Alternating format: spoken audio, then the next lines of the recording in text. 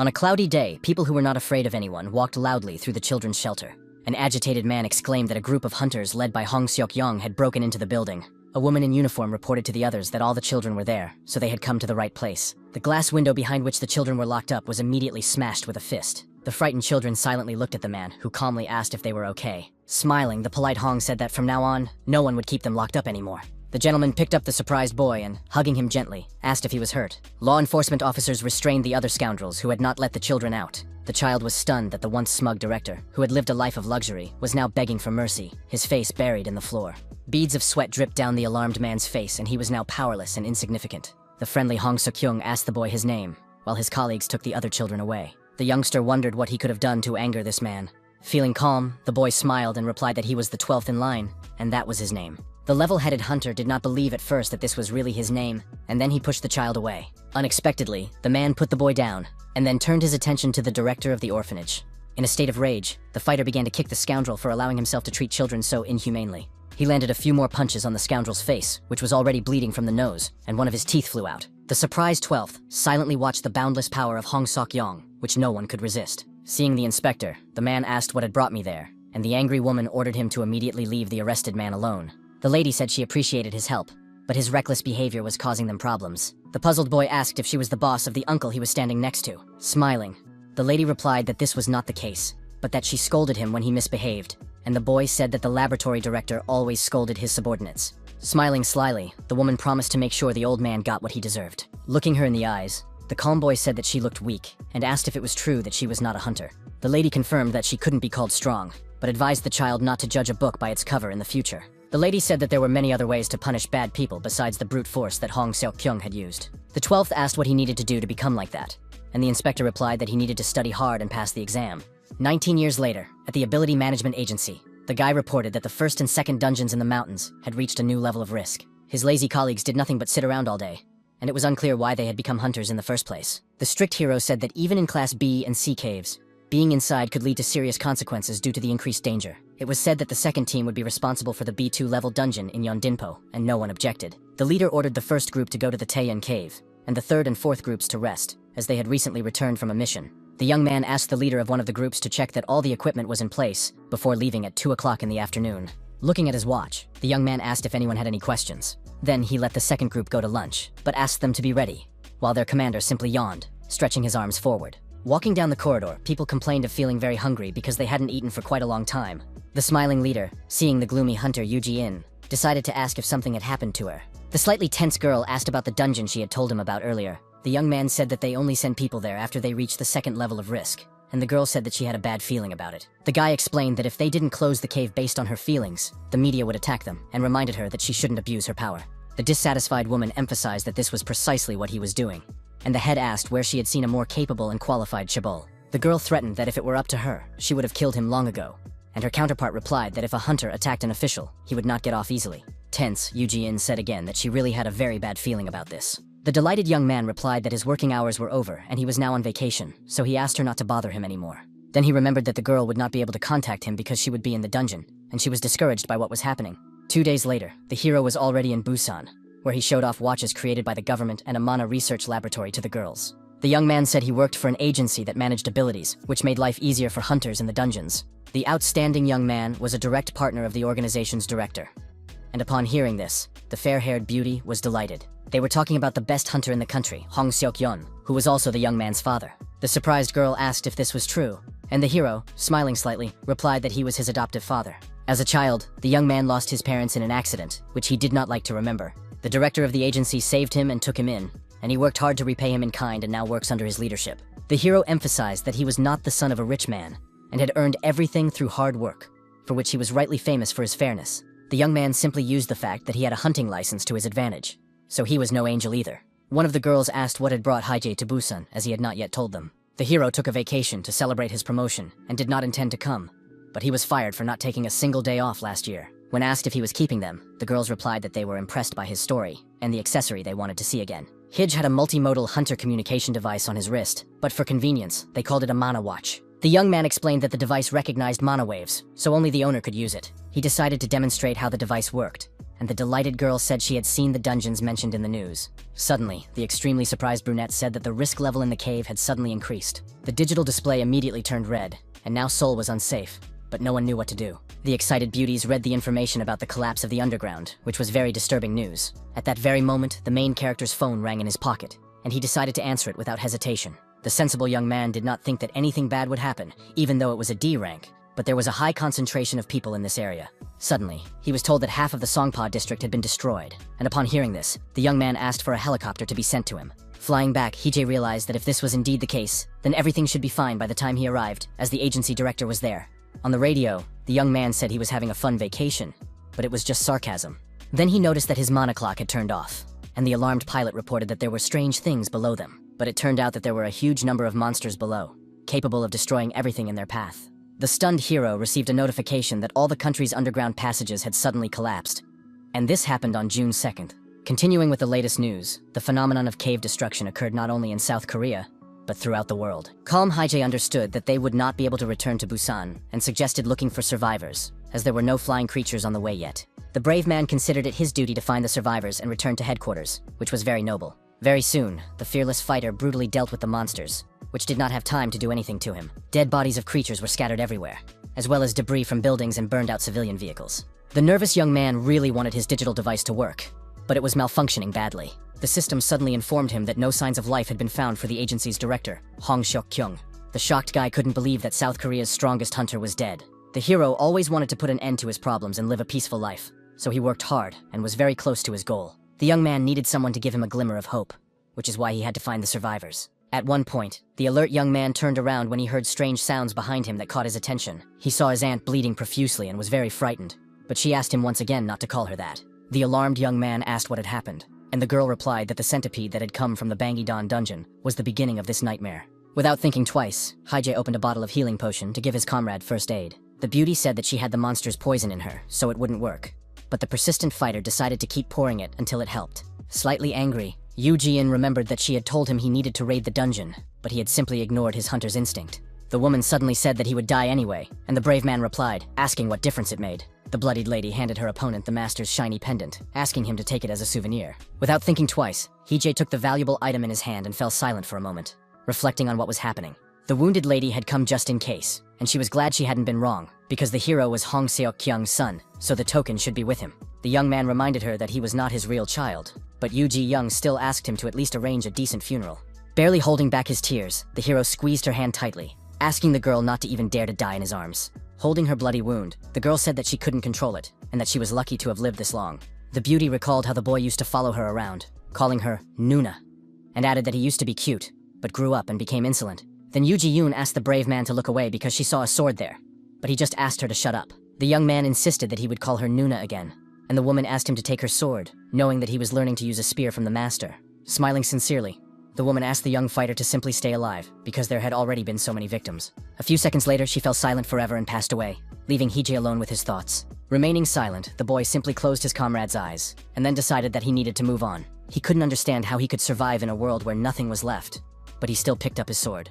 A huge centipede lay dead on the grounds of the Ability Management Agency. Hee-jae couldn't believe that even as a hunter, a job where even bodies don't remain, so many fighters had died to kill one monster. The hero didn't know what to do now and wondered what would happen if he went after at least one survivor. At that moment, it was completely unknown whether anyone was left alive and unharmed. Suddenly, the sword of the dead Yoo Ji-in began to be imbued with powerful energy, which was very difficult to control. The shockwave was directed at the remains of the huge centipede, which looked very impressive and even eerie. Looking around, a surprised Hee-jae noticed that the mutant's body had simply disappeared into thin air. Feeling tense, he wondered where it had gone, but no answer came to mind. Ahead, the alert young man saw a metal object with a bright yellow beam coming out of it. Picking up the object, the young man said that he had never heard of loot dropping from a monster before. Looking closely, the hero wondered what kind of watch it was, and suddenly a system check began. A voice said that the authorization procedure had been postponed, after which an emergency download began. The artificial intelligence continued to ask questions, but the bewildered young man could not understand anything. The system began loading an automatic sequence and asked if Hee-jae wanted to execute it. A while ago, the voice asked him to set a date, but now it was demanding that he do something, and that seemed suspicious. The tense hero asked what it wanted from him, but he never received a clear answer. Suddenly, a huge shadow loomed over him, and the system issued a critical warning. It said that a danger had been detected, but the brave man knew that it wasn't the centipede, because it didn't have anywhere near that much energy. It was this thing that had turned South Korea into a single entity, and the probability of surviving a battle with it was close to 0%. The excited young man asked the artificial intelligence to do something, and the identity was confirmed at that moment. Then an emergency protocol was initiated, but there weren't enough rights to identify the monster's identity.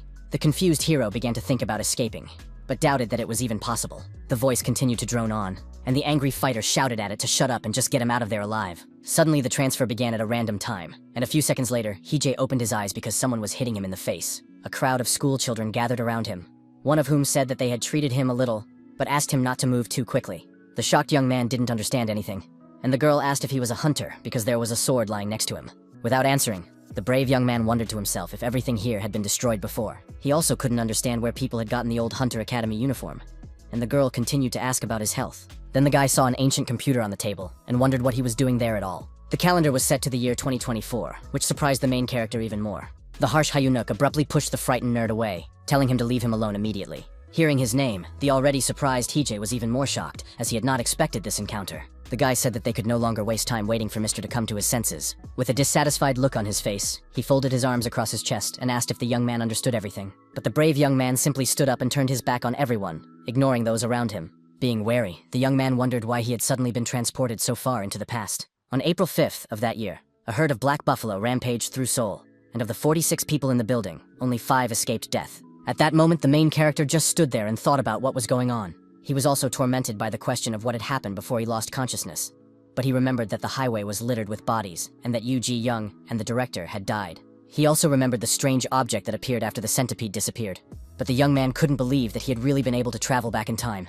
While still a student, Hee-jae had thoroughly studied the history of this incident, as he was writing a thesis on the destruction of underground passages. This happened back when all dungeons were managed manually, and it was right in the middle of Seoul, so it was being watched. The management of the governing guild, not wanting to miss out on a tasty morsel, announced that this dungeon was rank B, even though it was level 5. The high school students who were training to be hunters did their best to protect the civilians, but they were just kids.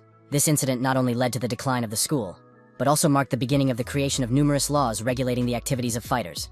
The brave man believed that he could handle all of this on his own, because he had the sword of the late Yoo Ji-in. He decided to ask the students how much time had passed since the cave was destroyed, but they didn't understand. The hero asked if they hadn't covered this topic in class, and an excited girl said that they were supposed to study it today. Hearing that the destruction had occurred about 4 hours ago, Hee-jae said he needed to know the exact time. The brown-haired girl said that they had lost contact 2 hours ago, but it was known that the hunters had gathered to fight the boss. The director was also on that team, and the young man remembered that his conscience tormented him because, focused on the monster attack, he had not noticed the death of the students. The hot-tempered eunuch interrupted the conversation.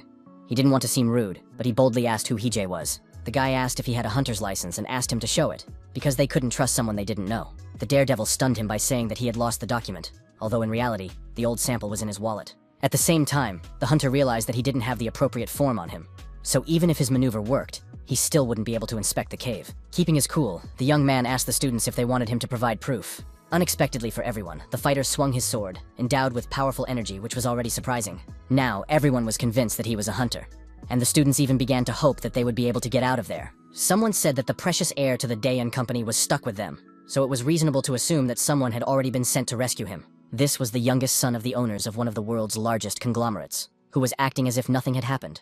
The Lee Sun-young family cherished him, and after his death, they helped preserve the hunter school and then founded an agency to manage abilities. The cunning Hee-jae decided to change the young man's unfortunate fate and create a new scenario for his life in which he would protect him from danger. Suddenly, the hero said that they were going to the city hall, and the dissatisfied old man shouted, asking if he had gone mad. The young man remembered that the survivors' testimony said that they were not listened to simply because they were considered too young and inexperienced. The brave man asked if they were tired of living, and the angry man asked how he dared to threaten him.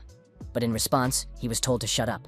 The young man said that it would be much easier to just save his own skin, but he couldn't leave the children to their fate. He added that if they wanted to act on their own, no one would stop them, and the agitated girl said that you couldn't abandon people. The brave young man said that he was trying to save even such nasty old men, after which the gentleman calmed down a little.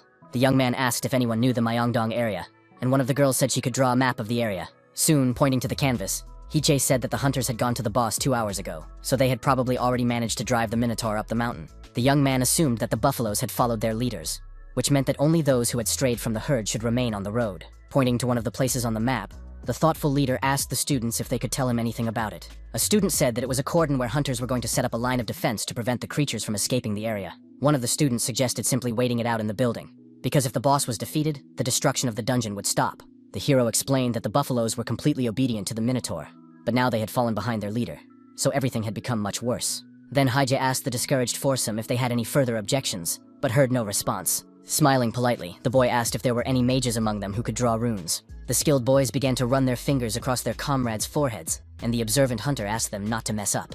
The young man said that monsters are very sensitive to the presence of mana, so the students had to try to draw them correctly. One of the surprised girls asked if these hieroglyphs really helped to hide life force. The experienced fighter explained that the symbols on their foreheads could hide energy, but they couldn't hide the magic that had been cast. Being completely calm, he asked if the young hunters knew how to activate the runes. The main character explained that they needed to concentrate their mana in their heads and then touch the runes, and asked them to do so when he left. The brave warrior said he would divert the creature's attention to himself and make them wander around the area, and asked the boys to run. Without a second thought, the daredevil rushed forward, immediately catching the attention of the huge buffaloes. He acted so quickly that the stupid brutes didn't even have time to understand what was happening.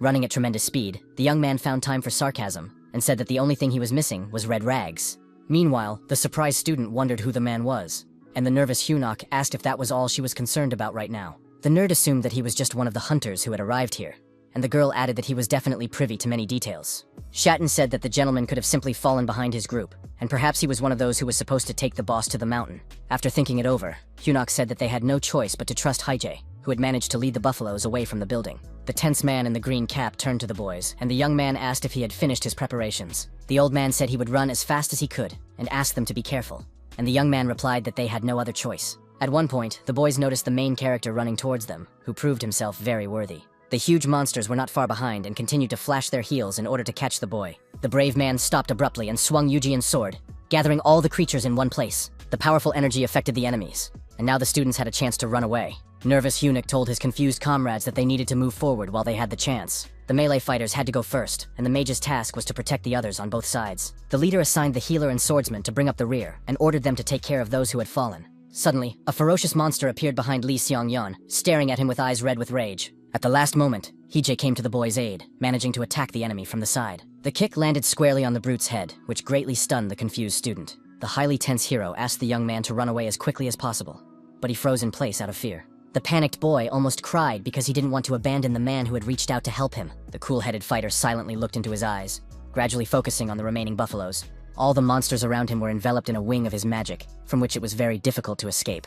In an instant, all the thugs remained below and began to look around in confusion, trying to find their target. Hyjay, who had climbed onto the building, could not understand where these vile freaks were coming from, but he knew he had to fight them. He had to work hard to break away from them, even though he himself had suggested gathering all the thugs in one place. First, the daredevil deliberately drained almost all of his mana reserves to lure the monsters to him, and then he lightly smeared the wound that concealed Li Sungyan's energy. When the horned creatures sense his life force and gather to attack the boy, Hyjay appears and, with a touch of drama, becomes the new hero of the world. The boy hoped that no one would die and wondered what his next step would be. He understood that he might meet his 10-year-old self here, but hoped that the continuum did not work the same way as in time travel movies. The young man remembered the magician's predictions that their world was doomed, and believed that all this was somehow connected with the Bangdan dungeon. Remembering the famous cave, the young man froze in place and thought deeply about what was happening. The young man decided to check the mana clock, knowing that as long as he had energy, it should function. With deft movements of his fingers, he typed something on the digital display keyboard, feeling slightly tense. Suddenly, the young man smiled pleasantly, as if his expectations had been justified. Reading the information, the hero wondered why it was April 6th, and assumed that someone had decided to entrust him with changing the fate of the world. Not far from him, Hyjay suddenly heard human screams that simply could not go unheard. A hunter running in panic shouted, asking why these huge cows were chasing them, while the monster swung his hammer. The fierce bull wanted to deal with everyone, and the fighters assumed that one of their opponents had called the others. The young observer realized that these were the warriors from Namsan and decided not to interfere, remembering that it was their team that had defeated the boss. With them was the fearless director of the agency, who, with a smile on his face, ordered his comrades to focus on the leader. A gathering of legendary modern Korean hunters was ahead, and Hyjay, like a special guest, watched what was happening.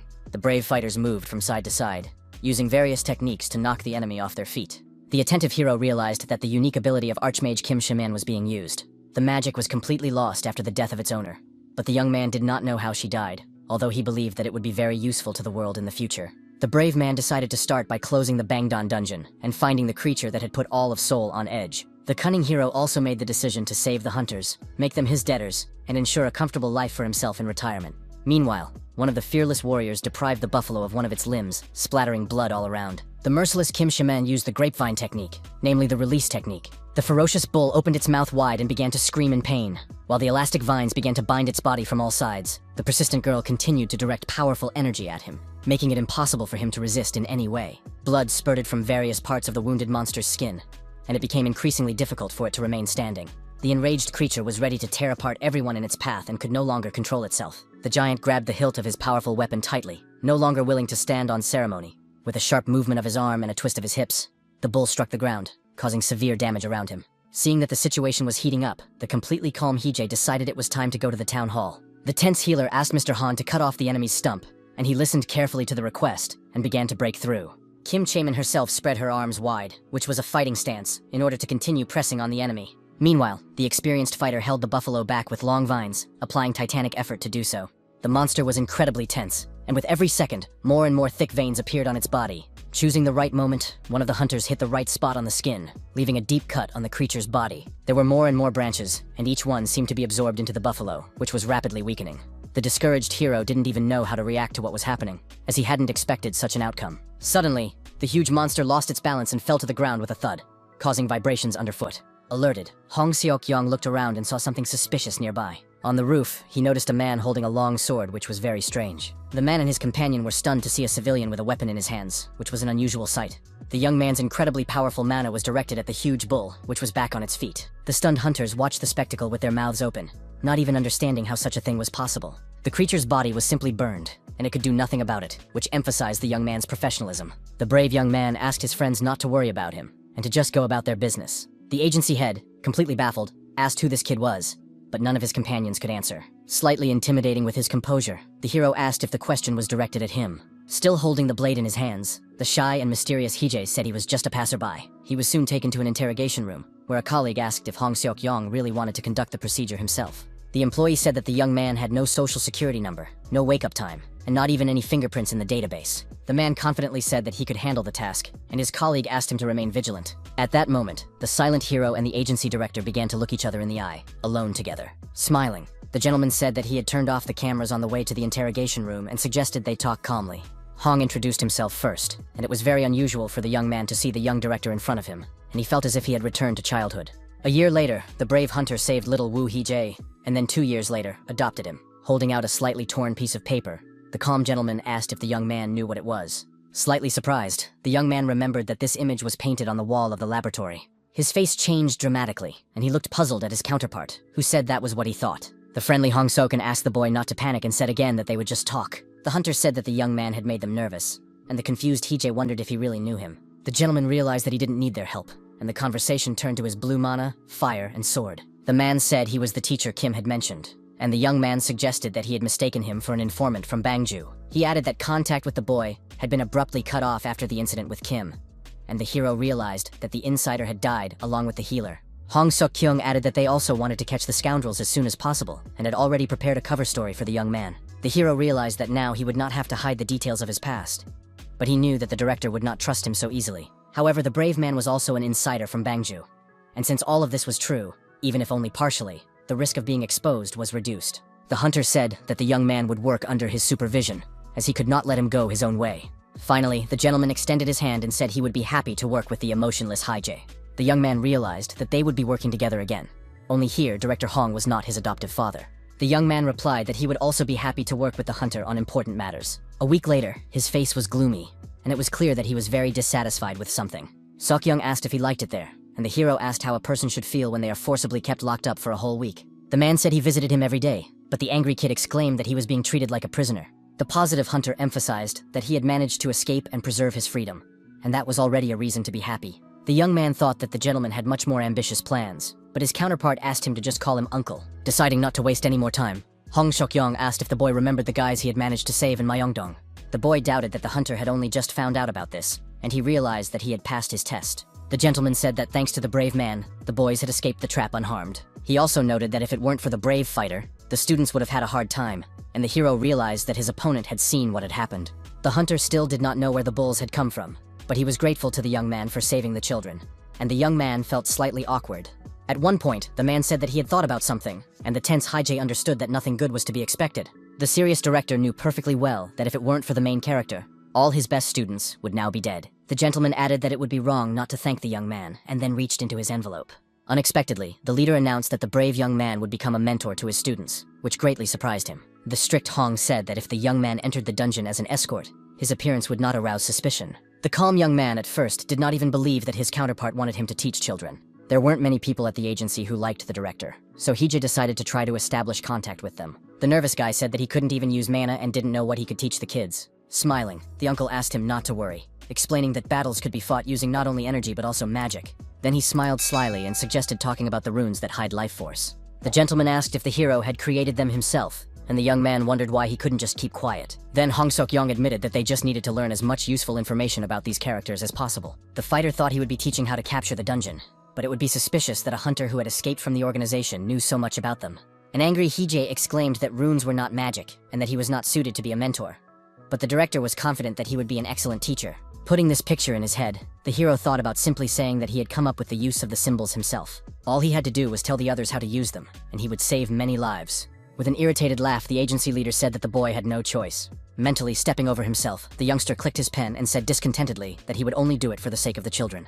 The uncle said that he had already taken care of the bank account and added that the school was fully funded by him, so Hije would be a member of the guild. The gentleman stunned the boy by saying that he had set a minimum salary for him, since he would not be going on raids as a hunter. Laughing, Hong added that during the probationary period over the next 3 months, the teacher would receive 90% of the amount. He also warned that sometimes they trained children even on non-working days, and the hero could barely contain his anger, realizing that he had been cheated. 2 days later, the young man was driving down the highway with the director, who emphasized that his sword was really cool. The man said that the weapon had sent many people to the hospital in its time, but the young man replied that it belonged to an acquaintance of his. The brave man felt that the blade hated him, but it seemed that he somehow understood that Yu Ji-young had given it to him before her death. While driving, Hong Seok-kyung suggested that the boy was angry that he had not returned the weapon to him. The hero said that this was not the case, because due to the mana limiter, he would not be able to use it anyway. But his uncle did not believe him. The principal said that swords were prohibited at school, and the young man understood that he simply did not want a guy with a sword hanging around children. The driver called him a pessimist, and Hije breathed a quiet sigh of relief, looking into the distance. Suddenly, the young man's expression changed dramatically, as if he had seen something very strange ahead. He asked if they were going the right way, as he was absolutely sure that the school was within the city limits, not in the middle of nowhere at... Positive Hong explained that there were several active underground passages not far from the area, so building houses there was prohibited. The director said that it was an ideal location for training future hunters, then stopped the car and turned off the engine. Getting out of the car, the curious hero asked if this was really the school, and the uncle agreed that it looked lousy. The guy was puzzled because there was nothing around, but the hunters said that they were going to build several more facilities next year. The emotionless Hije asked if he would be teaching children here for a whole year, and the enthusiastic gentleman said that you have to start somewhere. The cheerful man smiled incessantly, clenching his fist and thinking about his grand plans for the future. Soon, the director led the young mentor into the classroom, where he introduced him to the children, saying that he would teach them how to use runes. The gentleman asked the children to be gentle with him, knowing that some of them were already familiar with him, and Hyun-wook immediately raised his hand. Then the nerd asked if they would only study the characters that hide mana, or the new ones as well. The leader replied that they would study the unknown ones as well, noting that they would be especially useful for the two of them, so he asked them not to sleep during class. The boy hesitated, and Hong Seok-kyung asked if he really didn't want to learn more about runes, after which the student was thrilled. The girl sitting at the back desk asked if it meant that only magicians could attend Hije's classes. The leader explained that they only had 2 people who could draw hieroglyphs, but they never restricted anything. Raising his hand, an excited boy asked how the mentor was feeling after the last incident. The children said that they were very worried about him because he left quickly without saying anything. Everyone added something of their own, looking anxiously at the main character, who froze for a moment. In his mind, he called them naive ducklings, who were nothing like the serious hunters they would become in 20 years. The young man believed that the person who had been wounded by one of the members of the squad in the dungeon was here, among these guys. Looking away, the young mentor's face changed with tension, as if he had seen something unusual. His eyes fell on Park So-hyun, and Hije's inner voice told him that something had clearly happened while they were apart, because she was acting strangely. On April 5th, in the Myeongdong dungeon, one of the students asked So-hyun to evaluate the rune he had drawn. A classmate said that one of the lines should be shorter, and the nerd confirmed that she was right. The boy noticed that the girl found symbols easy to draw, and she said that her grandfather had taught her to draw them in early childhood. The beautiful Park said she would draw the rune for Lee Seong-yeon, and her counterpart asked her to do it on Hyun-wook's forehead. The girl also asked him not to overwork him, because it was quite possible that they would need his shield later. Her grandfather often told her not to look up, otherwise she might stumble, and she remembered the moment when Seong-yoon's rune didn't work. A close friend once asked her to remember that pride rarely leads to good.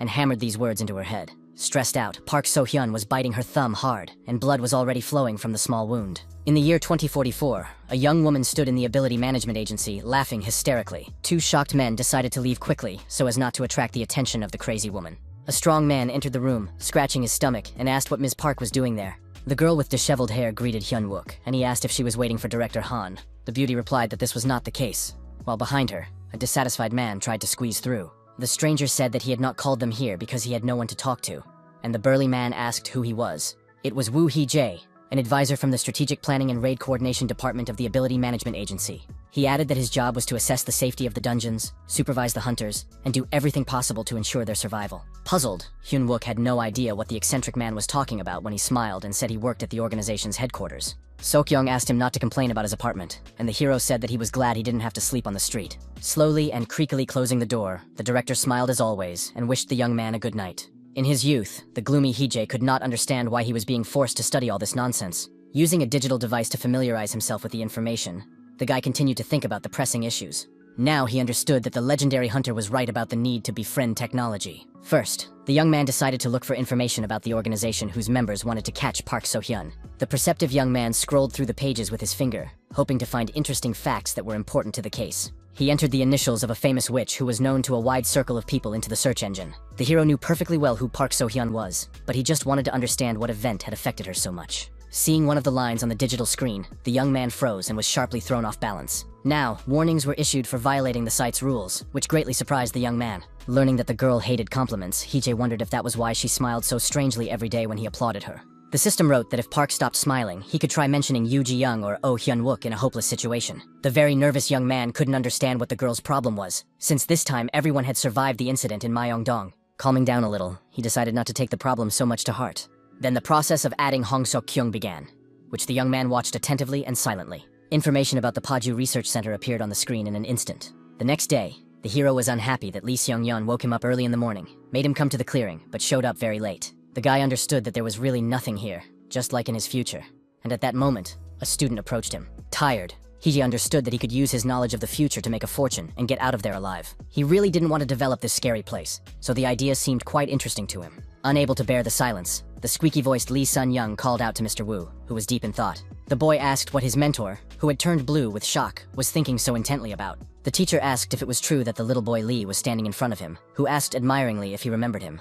The youngster asked where his mentor's sword was, and then said that his aunt was very interested in the hero's weapon when she heard about it. The polite young man did not want to brag, but his close relative was a well-known huntress. The teacher realized that he was probably referring to the youngest daughter of the chairman of Daeon Group, Guildmaster Lee Myson. The boy remembered that in his time, the girl adored Seung-yoon, and if nothing had changed, he would be rolling in money in the near future. Suddenly, Hong Seok-young called the teacher, which was very untimely, because he was missing a great opportunity. Entering the room, the hero asked if something had happened, and the man said that he had found a room for his classes. The gentleman added that they were using this room as a storage room and promised to clean it up, but a little later. With a dissatisfied sigh, the young man turned to his colleague, who was all ears. Calm Hee-jae said that something was wrong with Park So-hyun, but the agency director didn't quite understand what he was talking about. The hero said that she looked unhealthy, and the man agreed with him, and said that her style had suddenly changed. Smiling, the head said that every hunter has to face moral difficulties at some point. Turning his blue face away, the young man remained silent, and his counterpart asked if he was worried about his studies. The young man thought to himself that Hong Seok-kyung was overly confident, and that his health was not a concern, neither physical nor mental. He was unfamiliar with the concerns of ordinary people, and the fact that someone could not get up on their own after falling was completely incomprehensible to him. After the archmage from France discovered the rune that hides mana, all the sorcerers began to actively study them, and soon all the hunters learned how to draw them. In class, the teacher said that the students needed to create a path for the movement of life force. The principal and the other students sat at the entrance, deciding to just sit there, even though they couldn't use the hieroglyphs anyway. The polite instructor knew that the students already had experience in drawing, but today, he wanted to assess their level. Hovering over Chojin, Hee-jae said that he messed up in the same place every time, even though the crying boy didn't consider it a serious mistake. The hero asked if he could guess why runes were rarely used in the past, and the boy said that it was more convenient to use ordinary magic. The teacher realized that he might have asked too difficult a question.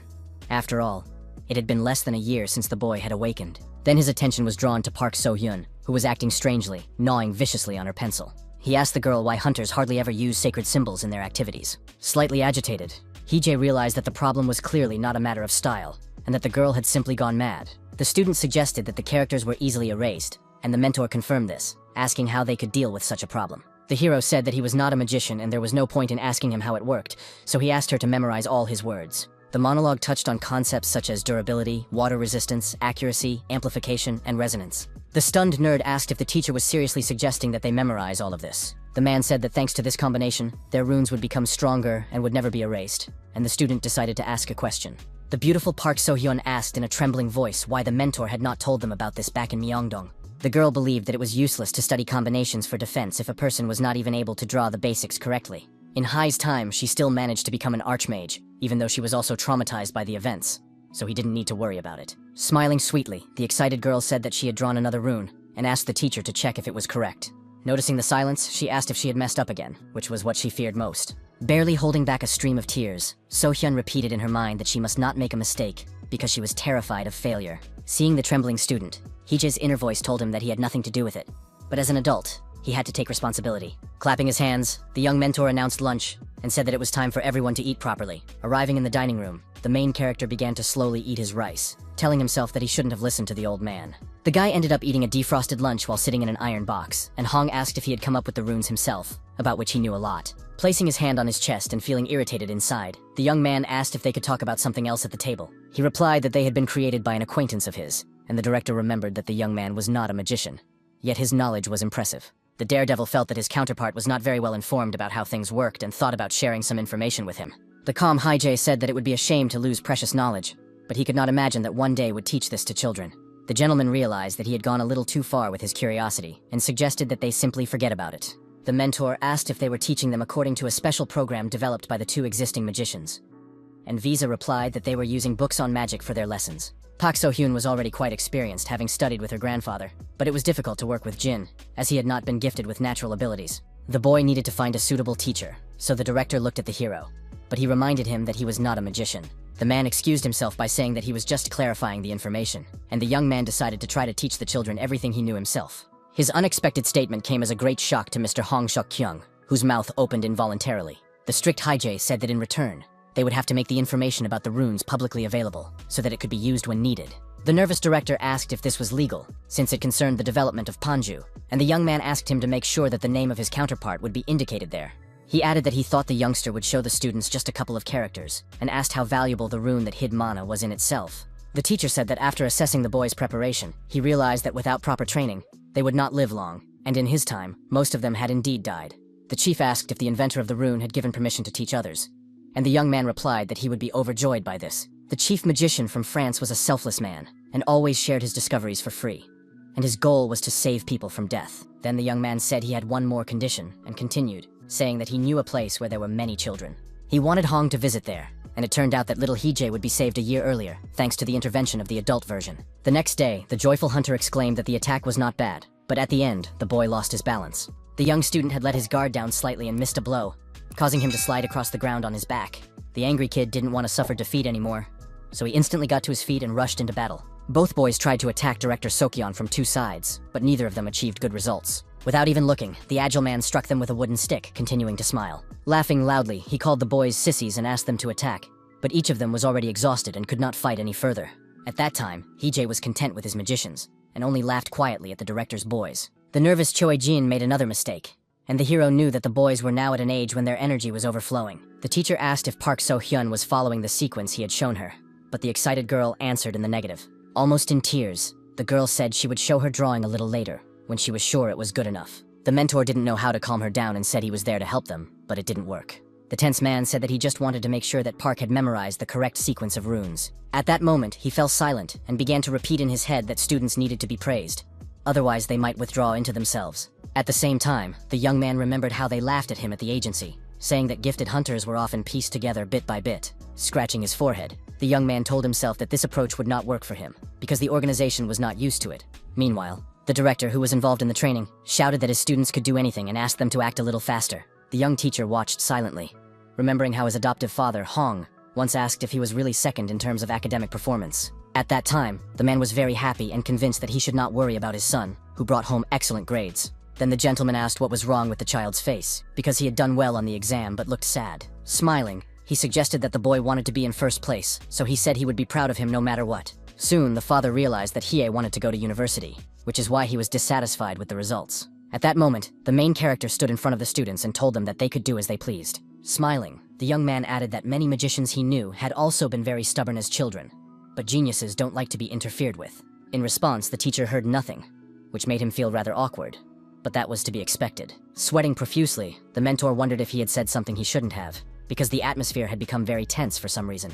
Suddenly, he noticed that Park So-hyun had started crying and was silently wiping away her tears. Holding out her drawing, the student asked him to check it, and the tense guy said that she could do as she saw fit, and no one was forcing her. The flustered beauty apologized, and the young man said she could take her time and work at her own pace. Still holding the sheet up, Park, who was looking at the floor, suddenly admitted that she was at fault. Hija, who was blue with shock, couldn't believe she had messed up again, but simply said, that was enough for today. The silent Choi Jin thanked his mentor, and the shy girl silently got up from her chair. The main character had no idea what kind of sketch had taken place, but he doubted that his words had moved her so much. Exhaling heavily, the exhausted young man couldn't figure out what he had done wrong. In the evening, Lee Seong-yeon got into the car, the door of which was opened for him by one of his subordinates, who called him young master.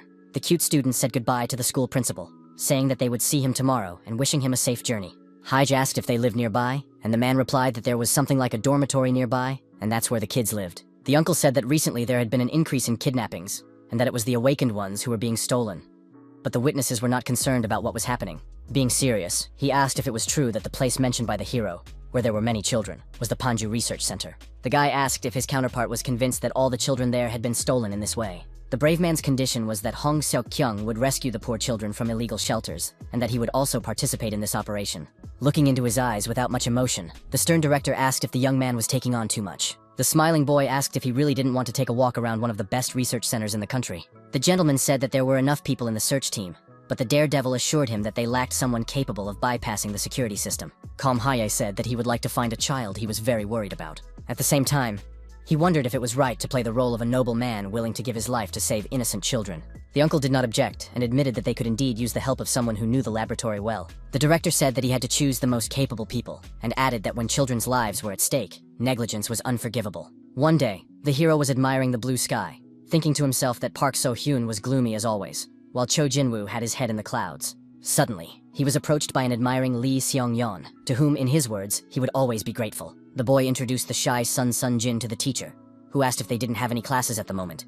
The boy asked why the kids didn't even go out for recess, and the mentor replied that they had decided to cut back on their breaks. The youngster suggested that it was because they were magicians, since he himself could not sit in one place for so long, and Hije asked if he was a swordsman. The boy confirmed this and asked where his teacher's sword was, to which he replied that the principal had forbidden him to carry it within the school grounds. The brave boy realized that there was a younger version of himself here, which meant that there was also a second sword belonging to Yu Ji-in.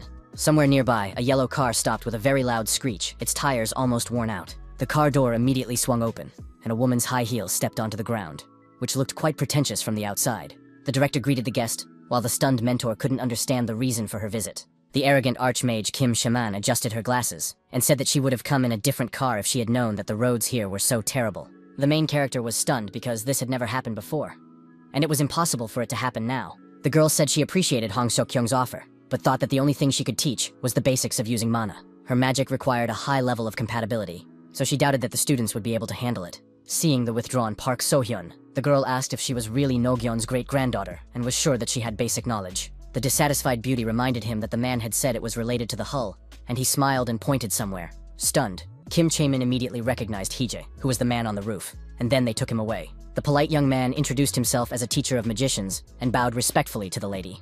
The stunned girl couldn't believe that the young man was a magician, as she remembered seeing him with a sword in Myeongdong. The sarcastic director said that he was not a sorcerer, but that he knew something better, and the girl asked if he was talking about a special kind of magic. The hero also couldn't believe that he would have the opportunity to meet Kim Chae-min, and he was very grateful for that. The excited brown-haired girl said that the young man and the hunter Hong were not wizards, so they couldn't know. The guy assumed that the beauty considered runes to be nonsense, and decided that it would be quicker to just show her. Outside, he said that Choi Jin needed to make one of the parts longer, and asked her not to let it become a habit. The shy Park So-hyun was getting faster, but as the teacher had said in the morning, she needed to draw the lines more confidently. Stressed Kim couldn't believe that this complicated thing was a rune, and the hero suggested testing the final versions. Placing a sheet of paper on the ground, the student put his outstretched hand on the characters, and then the reaction began.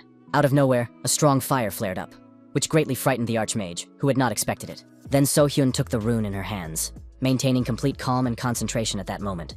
In an instant, the two elements merged, which looked very impressive and amazed the young spectator. Speechless with surprise, Kim Shaman was now convinced that it was magic. Angry, the girl exclaimed that she could not feel any mana, and asked how the boys had done it. Hai, laughing, was pleased with his students, because even the Archmage could not detect the life force. The young man explained that this was the power of the mana-concealing rune. The brown-haired girl began to study the symbols, and carefully examined the overlapping lines that gave them a different meaning. Clenching the paper in her hand, she smiled slightly menacingly and asked her mentor to accept a new student. Grabbing the shocked Hong Seok-yong by the collar, the girl asked if it was true that she could also learn this rune. Kim Chaemin simply asked to be allowed to study as well, and the delighted headmaster asked if he could really do that. Then the Archmage suggested that Haijay simply draw the runes for her, and the hunter did not refuse her, which surprised the boy. With a sweet smile, the delicate beauty said that she would be under the teacher's care. But this was no cause for joy. Barely holding back tears, the young man turned away, very unwillingly, but he had no choice. A few days later, the trio approached one of the buildings where there were people who, judging by their movements, were hunters. Alerted, Hong said that they were trusted members of the staff, and when it came to such matters, they did their job very thoroughly. The man said that they would block the exit, and if they managed to get important information and make sure that the children were there, that would be good too. The bewildered Hee-jae asked if that meant they had to do everything, and the gentleman replied that it was improvisation. One of the team reported that his abilities could not detect anything, and there were no surveillance cameras around. The hero watching this became very alarmed and muttered quietly that this was impossible. The guy suggested that his comrades go inside, but the head of Hong Seok-kyung did not quite understand his intention. With a powerful blow of his sword, the brave man cut through the steel chains, rendering them useless. The excited director asked what he was doing, because he was wearing a mana limiter, but that did not stop the fighter. The daredevil said that special conditions were needed for the experiments, and the opponents created a sterile environment that would not allow any intrusion. Approaching the digital console, the young man began to type in various numbers, while his comrade stood behind him. Most often, his finger pressed the numbers 6 and 9, and each time it was accompanied by a sound, and soon the authorization was complete. The boss said that he could have told him the code earlier, but the young man replied that he also needed to have some tricks up his sleeve. Seeing that the young man had selected the 5th floor in the elevator, the gentleman said that it was quite high, but his counterpart noted that it was quite the opposite. It was said that they were going to the lowest 5th basement level, and it sounded mysterious. Soon the door opened, but it was empty again, which was alarming, because the enemies couldn't have known that the hero would come here. Hee-jae said that they had initiated an emergency protocol, and since they had left the room, they were ready for an invasion, calling it the Pompey Project. The guy added that the rivals had drawn runes that reacted to magic in hidden places, and made it so that the place would explode when forces were detected. Judging by the lack of dust, it could be concluded that the opponents had left not long ago, and were gathering, because the place had definitely been used for 2 years.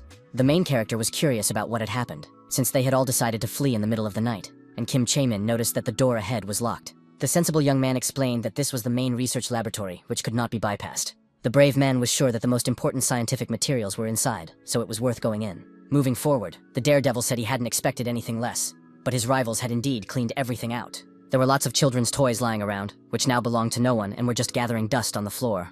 Mr. Hong asked if there were any runes that would activate when the object was destroyed, and the teacher replied that there shouldn't be any. At that moment, the fearless man swung at the glass with all his might, sending shards flying in all directions. Most of the panorama was cracked, which greatly frightened Kim Chaemin, who had not expected this. The cool-headed Hee-jae, remembering himself as a child in the same orphanage, thought to himself that this place was as impressive as ever.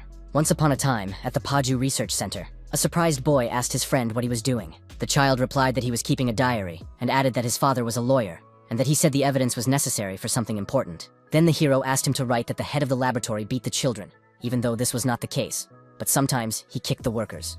The boy decided to join his friend and, picking up a blue pencil, began to scribble something on the paper. At that moment, the dissatisfied blonde looked around, her long earrings jingling behind her ear. The guildmaster of Daseon, the youngest daughter of the leader and also Lee Seong-yeon's aunt, asked if it was true that all this was a waste of time. Hee-jae noted that Lee Myson looked the same as she did in the future, and Hong Seok-yong replied that it was still a research center, so it wasn't all that bad. The woman said that she would not call it pointless if they had found important data. But that was not what they had promised her. One of the subordinates reported that he had removed all the explosive devices, and the beautiful woman noted that it was a good job. Smiling, the woman emphasized that her counterpart was being as vague as possible and was sure that he was hiding something. Looking at the smirking man, she decided to ask what it was, while Hee-jae and Kim Shaman stood silently behind her. Silently, but somewhat slyly, Hong Seok-kyung looked at the emotionless young man. Tense, Lee Meeson exhaled heavily at that moment, as if she was dissatisfied with something again. She ordered her subordinates to check if there was anything important left inside, and added that she needed to talk in private.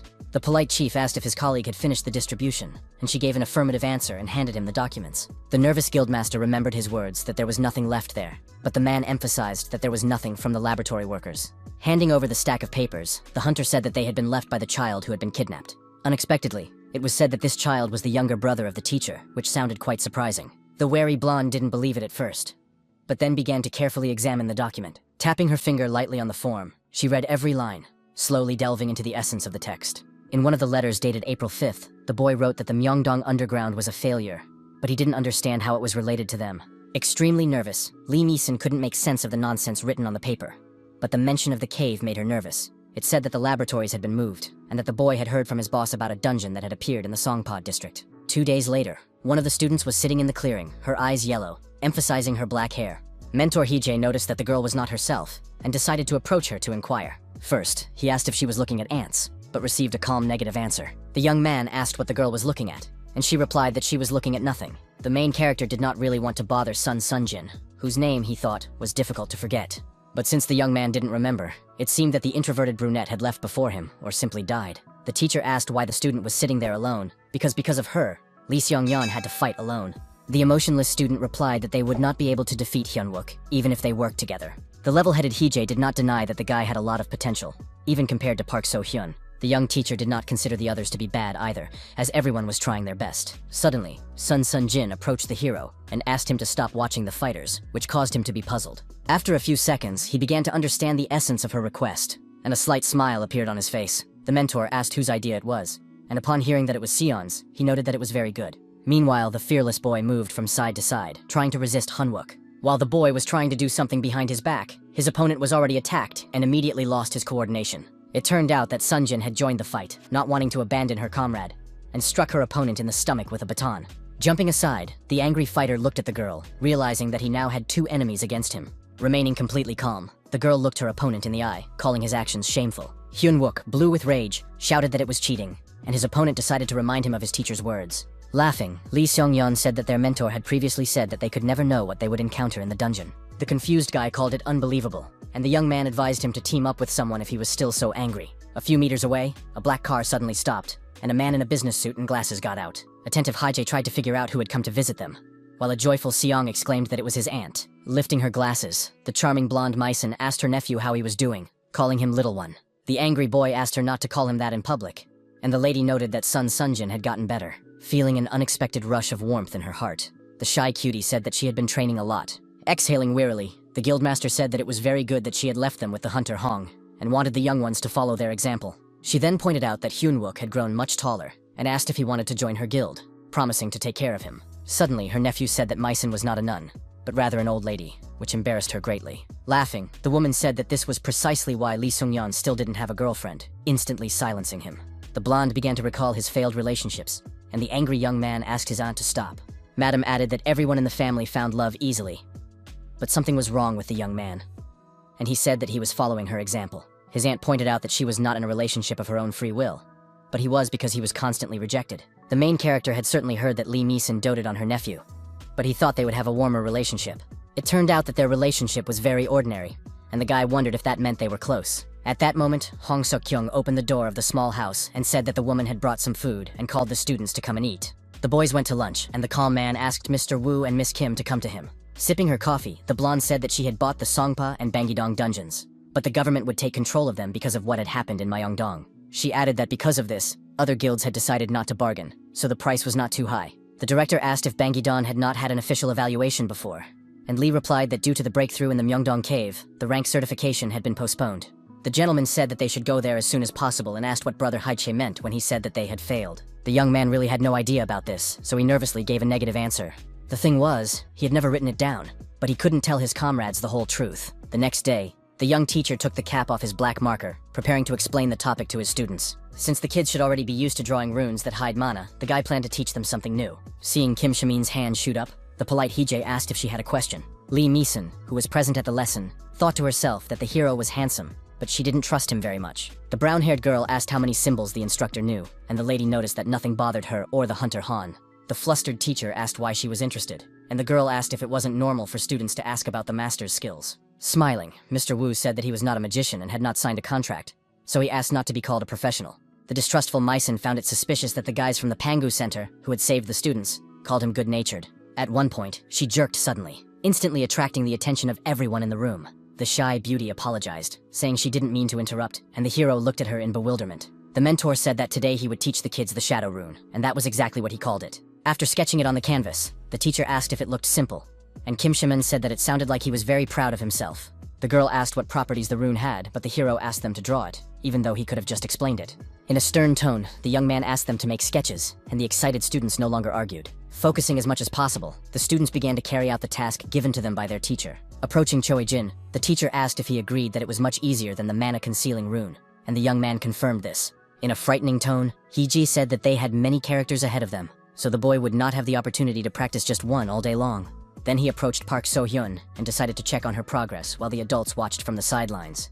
The man called it excellent work and asked the student to activate the rune to test it. Stunned, Lee Meeson couldn't believe her eyes, and her vision seemed to deteriorate in an instant. The picture around her began to blur, and the main character smiled as if nothing had happened. The mentor explained that the symbol allowed the person who drew it to blend in with the shadows, but it didn't seem useful in daylight. However, when it was dark, the consequences could be very unexpected, which greatly surprised little Park. The teacher asked if she could use this rune, and the excited girl replied uncertainly that she didn't know. The hero added that he wasn't going to pressure the little girl in any way, and added that they could find out today without any worries. He continued to grumble reassuringly that everything was indeed fine, but suddenly the guildmaster addressed him with a question. The completely calm blonde asked if the young man could tell her about the mana-concealing rune. The unperturbed young man began by saying that the name already revealed half of the symbol's essence. The guy added that he had used it to save the students in Myeongdong, and a surprised Lee Meeson said she had never heard of such a thing. The lady said that Hong and Kim had changed the subject, and she hadn't asked about what had happened, worried that Sin Young might have suffered psychological trauma. Turning her head to the left, the woman looked sternly at director Sok-young, who was a little confused. Grabbing him fiercely by the shirt, she asked if the scoundrel had managed to silence her nephew, and began to question him about what had happened. The shaman family had archmages with the same abilities for 3 generations, which was rare on an international level. Despite the fact that this family lacked experience in magic, the girl's reputation was very good. Mr. Hong asked if Heejay understood what was being discussed, and he in turn asked how it related to what had happened. The young man said he couldn't understand what all this talk was about, and his counterpart was briefly confused. This meant that the hero's rune was what the archmage of such a prestigious family had been looking for all this time, which meant that the magicians and people of Paju would come for him. The young man advised the director to simply assign the authorship to Kim Chae-min and be done with it, but it didn't work that way. The serious Hong Seok-kyung said that one cannot live like that, but the young man could not understand what he was talking about. The gentleman added that this achievement belonged only to the brave man and sorcerer he had mentioned, but the young man really didn't understand what was wrong. His counterpart asked if the young man thought he had silenced the students, and Heejay responded with curiosity, asking if that wasn't the case. The hunter said that the children also understood that the main character's runes would be forever engraved in history, and this impressed him. The man promised to make sure that Mr.'s name appeared in textbooks, and the young man wondered what that made him. The young man realized that he was appropriating the achievements of the Archmage from France and the Shadow Rune of Pak So-hyun, and he also remembered the other wizards. He was also troubled by the incredible amount of money that these scoundrels had taken for themselves without a moment's hesitation. Clutching his head in his hands, the young man thought deeply, staring at the floor, while the director continued to stand opposite him. The Frenchman and Pa only wanted to save as many people as possible. But as for the rest, it was interesting how much the management agency had paid them. With such sums, it would be possible to buy new equipment for the hunters, and the brave man would not have to beg Myson for donations. Beaming with happiness, the young man agreed to Han's request, who was a little puzzled by his emotions. The gentleman invited his comrade to have lunch, but when they went outside, they saw a whole crowd of people doing various things. Stunned into speechlessness, the director grabbed his neck, wondering what was going on around him. A blonde woman lying on a deck chair asked if they had eaten, and an angry man shouted that this was sacred school grounds. The lady warned that he could be reported if he called this place an educational institution. She added that it was harmful for Sun Sunjin's skin to be here, and Lee Seong-yeon asked what his aunt would say about him. Looking at the sparkling eyes of her beloved nephew, the woman paused for a moment to think of something to say. The beauty stunned him by asking him to remind her if he was a friend to the shy girl. Meanwhile, the guildmaster's subordinates continued to unload boxes from the car, following clear instructions. Madam asked if this was the last item and asked the man to put them all in their places. Standing aside, Woo Haijay wondered to himself where Lee Meeson got all this stuff. Approaching him, the confident blonde nudged the guy slightly, saying that the subspace had been established. The director had not yet introduced this term, but since it was their company's development, she was the first to use it. The beauty asked if the mentor needed it, but he politely declined, thanking her for the offer. The cunning hero already had one thing for the subspace, even with a lock, and besides, it would be invented by Daseon in the future. At one point, the girl held out her delicate hand, introducing herself by name, as she remembered that they had not yet properly met. She added that she was a guildmaster and was currently helping the hunter Hong Seok-kyun with a lot of work. Giggling, the beauty whispered that from now on, they also planned to help Mr. Wu. Smiling in response, the young man said he was looking forward to working with her, and rejoiced inwardly because the head of the faction had spoken to him. Sometime later, the young teacher sat in his room and drew characters on paper. The curious Lee Seong-yeon entered the room accompanied by Sung Sung-jin, who asked if it was true that the mentor's main weapon was a sword. The boy understood that if he used a spear, the students would notice that he and the director had similar techniques. The enthusiastic boy asked if he could teach them, and the hero replied that they had the best hunter in South Korea at their disposal. The boy replied that the director uses a completely different weapon, so they would not be able to learn anything from him. He added that the man had sent them to train with Hee-jae, because he was often absent from school, which was not good news for the fighter. After a short while, the young man was standing in front of the positive Hong, who was about to tell him something. The gentleman said that since there were now more teachers at the school, he no longer needed to be there all the time. The hunter added that they could not involve anyone else in this matter until they officially showed the rune to the public. It was said that Lee Myson would not give them her employees, plus her people were outsiders, so the task could only be entrusted to Hee-jae.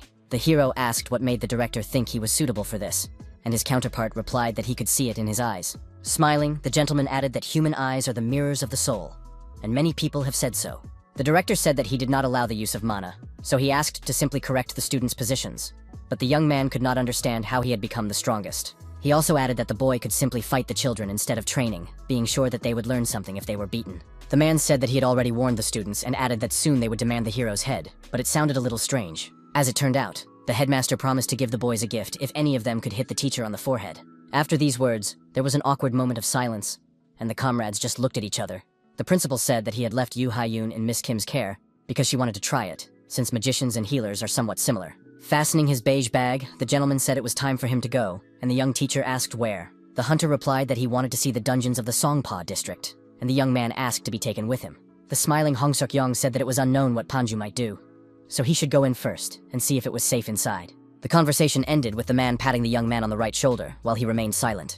With a heavy sigh, Woo Hee-jae resigned himself to the fact that he would not be able to go with his friend, so he stopped arguing. The next morning, there was a large white truck parked near the house, filled with all sorts of things. The surprised mentor wondered when the coffee truck would arrive, but decided not to dwell on it. Coughing into his fist, the young man sternly asked his students to remember one important thing. It was said that the one who survives is the strongest, and Lee Seong-yeon noted that it didn't sound cool when a teacher said that. Maintaining his seriousness, the experienced man asked if any of the kids had ever been to the dungeon.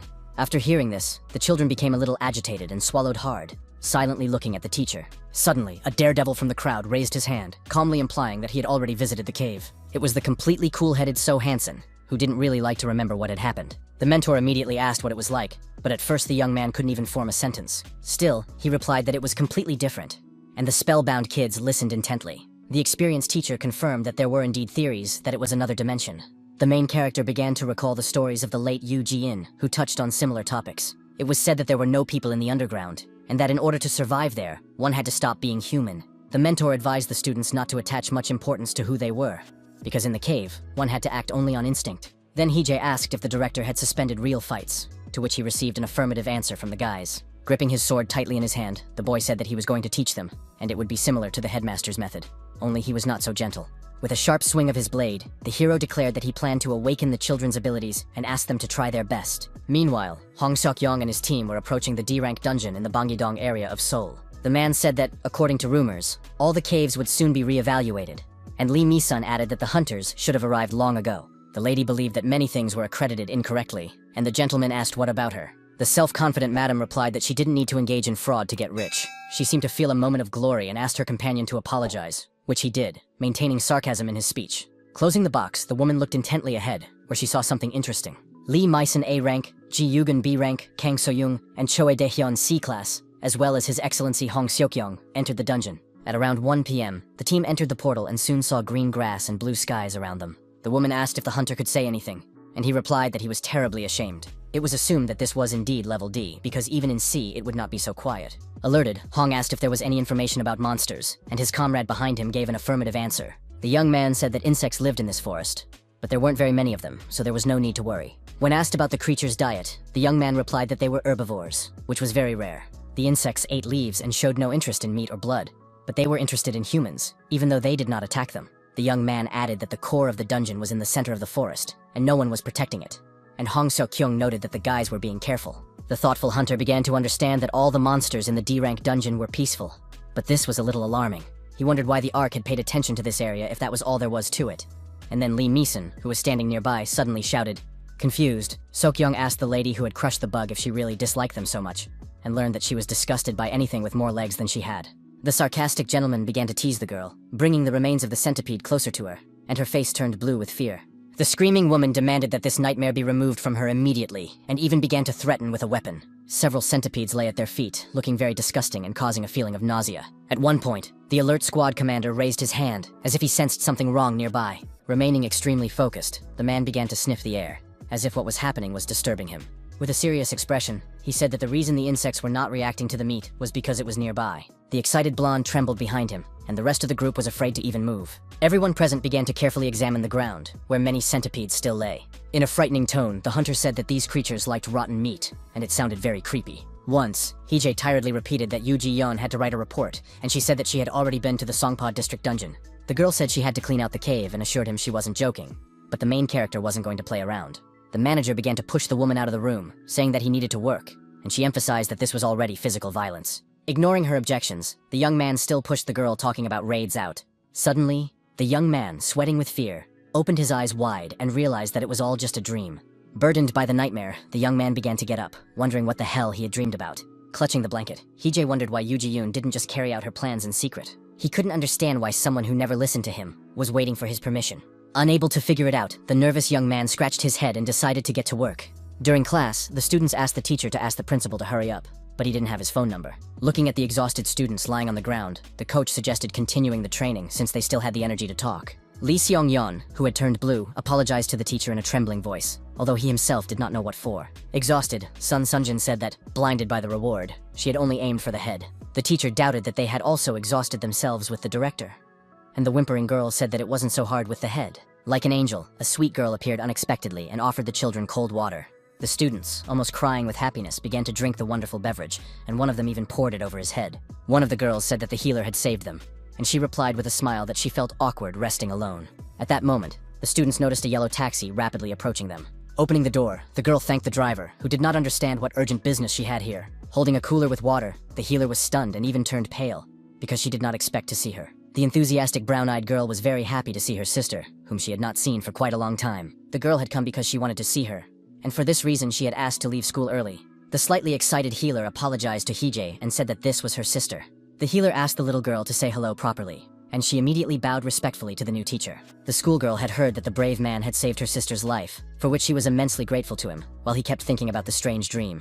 The enthusiastic girl introduced herself as Yoo Ji-in and was incredibly happy to meet the hero. The hero had a bad feeling, because in his time she had never treated him with respect, and there was no sparkle in her eyes. The guy asked the girl if it was true that she had come to see her sister, but she wanted to know if Hee-jae could go with her to the district office. The girl added that the organization had told her that she needed a guarantor with a C rank or higher. Unexpectedly confident, Yoo Ji-in firmly exclaimed that she had awakened, which came as a huge shock to her sister. She said that today, during gym class, she tore a soccer ball to shreds, and it sounded astonishing. Her relative asked if that was why she had been let go, and the girl replied that she had been told to talk to her senior and register. Then the girl turned to Hyung-wook, who was standing aside, and asked him how he woke up, which shocked Hee-jae. He was struck by the fact that Ji-in addressed the guy appropriately, without even insulting him, and he replied that it was nothing special. The main character wondered if the girl's death in Myeongdong was a turning point. The excited student warned that the little girl would be fined if she didn't go and register within a week. The older sister said she did it much later, when she woke up, but never heard about any punishments. Visavi added that the director took care of it and helped her too, and he also didn't leave so Hansong and helped him get compensation. Meanwhile, teacher Hee-jae whispered to Miss Kim to register Yoo Ji-young. The stunned woman replied that she was only S rank, and her partner asked if she was bragging. The lady said that the press loves to stick its nose into such things, so she offered to go to Mr. Yu as a guarantor. The young man replied that he couldn't do that, and the inquisitive girl began to ask why. The cool-headed hero said that he didn't have his phone with him, which shocked the blue-eyed girl a little. The brown-haired girl emphasized that Yoo Ji-young had chosen the young teacher, so he should go with her. Impressed by the brave man, the girl asked to be allowed to become his student, as it would be a great honor.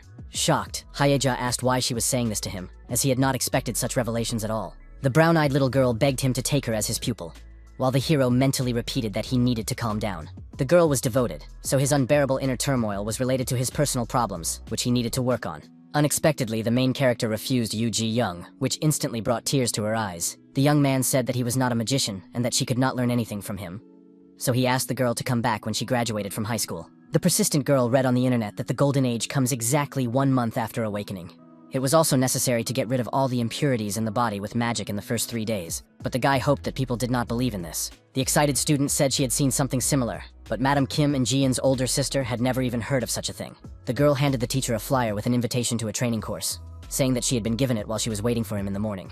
She added that she had kept it only because she couldn't find a trash can anywhere, and asked him not to misunderstand her. After briefly reviewing the material, the calm Hee-jae turned to the girl, who was eagerly waiting to hear even a few words from him. Not wanting to upset her, the hero called it all nonsense and asked her not to worry about it and wait for the director.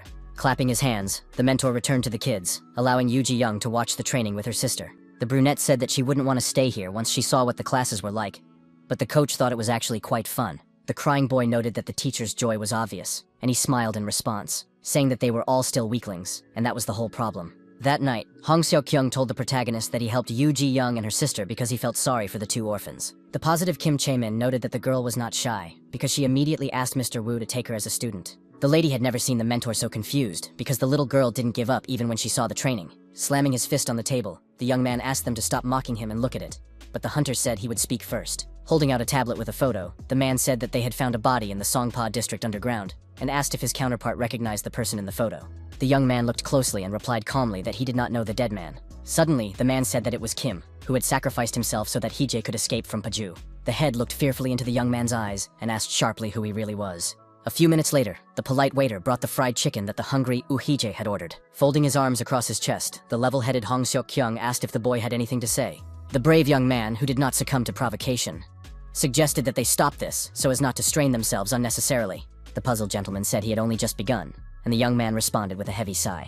Smiling, the hero asked not to be associated with some unknown guy, because Kim was a girl. He wasn't stupid enough to borrow the identity of a random stranger and rely on luck to hope that everything would work out. Mortality rates were expected to decline over the next few years, so the young man had to use the Kim surname and choose those associated with it. Since Mr. was such an elderly man, he simply indicated the surname without specifying the gender. One man lived abroad, and the other died while attempting to block the entrance to the Gyeongsang-do underground. The latter was a police officer before his awakening, and reports indicated that he had been working on several cases. The records disappeared because of his undercover work, and in the end, the gentleman never returned, leaving behind unsuccessful hunters who dreamed of righteousness. At that moment, the brave Hee-jae sat in front of Hong Seok-young and Kim Chae-min, who were waiting for an explanation, preparing to explain everything to them.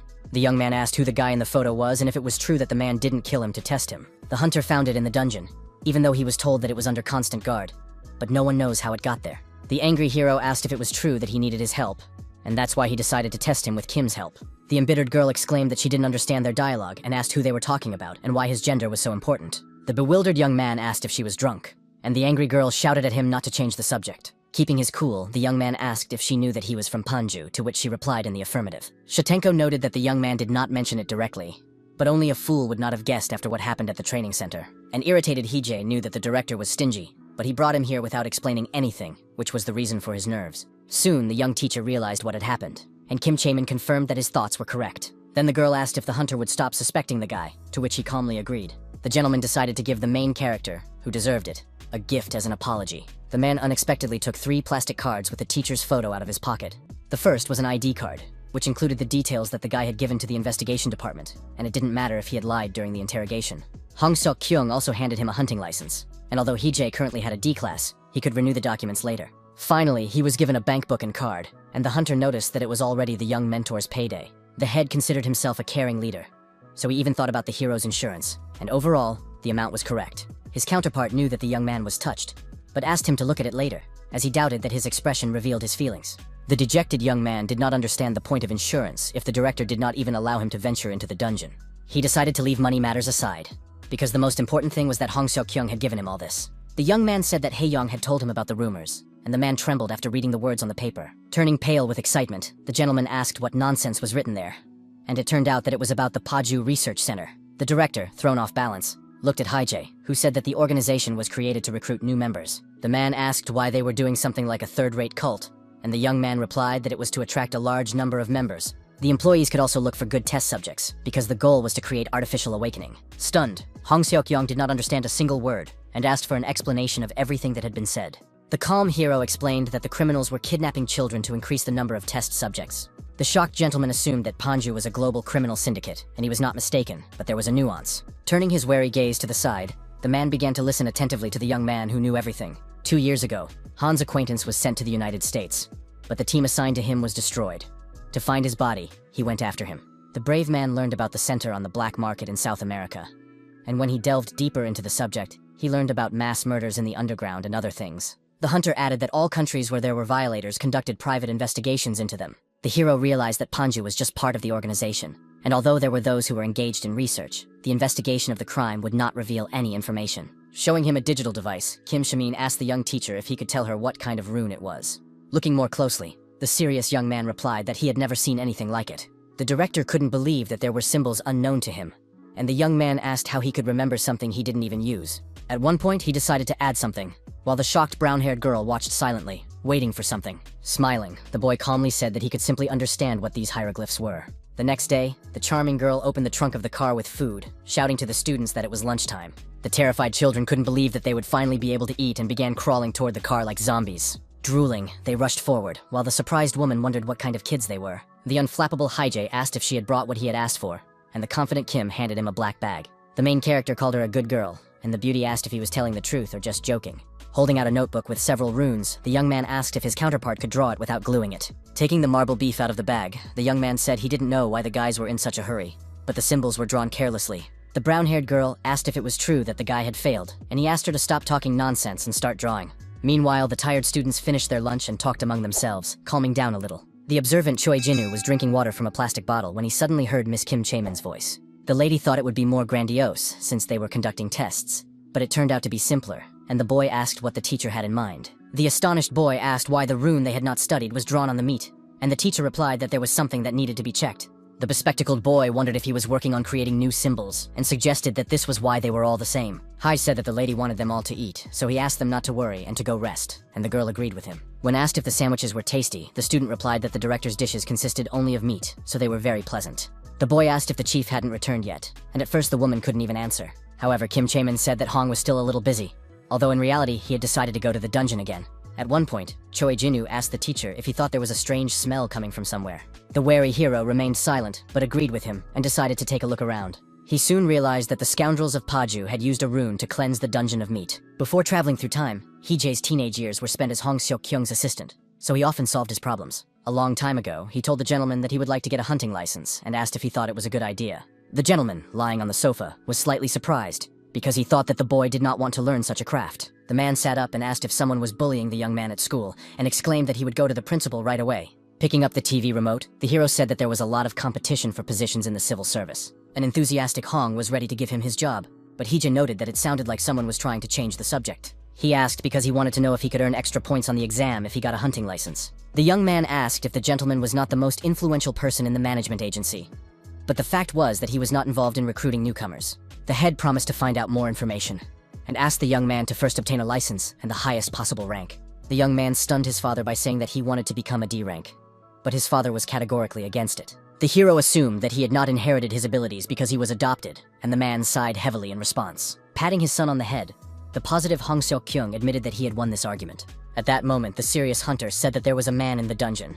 The wary Hiei did not quite understand him, and the gentleman added that besides the dead man, there was definitely another person in the cave. Daseon told the director that they would not be investigating the case, so all that remained was to wait for the results, but this caused the young man some concern. The chief suggested preparing for a field trip to the dungeon, and the hero asked if he was really going there. The young man noted that, given the hunter's abilities, even a B-rank cave would be a piece of cake for him, and asked where it was located. The polite comrade stunned the guy by saying that he would be the one going there and handed him a training plan for field preparation. The daredevil immediately said that the director should raise his salary if he wanted him to work so hard. Mr. emphasized that running a school was very expensive, but Heejae reminded him that there were very few students here. Snapping his fingers, the cheerful Hong Seok-kyung added that they needed to build a building, and his counterpart asked when that would happen. The hunter said that because there were many caves around this place, construction companies avoided working there unless they were offered a lot of money. The hero advised him to simply clear out the dungeons, and his counterpart pointed to the preparation plan, saying that this was why he was needed. The young man asked if it wouldn't be faster for him to do it himself, but his friend replied that it wasn't. Leaning his hands on the table, Hong said that in the end, they would need the results of their work.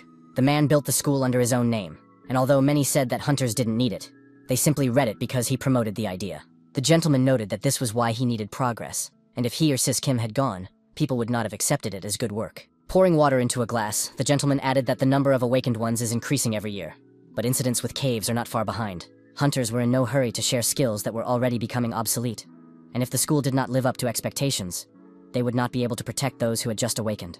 Taking a sip of hot coffee, the man paused briefly while a surprised Hije stared intently at him. The head said that there was an easier way to do it, and the young man with sparkling eyes asked what it was. According to the director, they could say that they teach runes that are only known at their school, and the hero promised to do everything in his power. Upon learning about the upcoming test in class, all the students were surprised. Principal Hong said that it was time to test their skills, and added that Mr. Wu would go to the cave with them. The hero said that they would go to the C-rank zone right behind the school, and added that he would accompany the students to evaluate them. From that moment on, the students had to form groups that would clear the dungeon, as well as understand 4 things. Only after they learned the rank, environment, monsters, and core location could they begin to make a plan and form teams. The ecosystem in the place where the students would go was similar to that on Earth, but due to the distortion of space, there were some oddities. The mentor asked them to think about the caves they had seen on the internet, or even visited, and the alarmed Park So-hyun began to hesitate. At one point, the girl remembered herself as a very small child in her grandfather's arms, rejoicing in every little thing around her. The cheerful man smiled as he held the baby in his arms and turned to her to say something.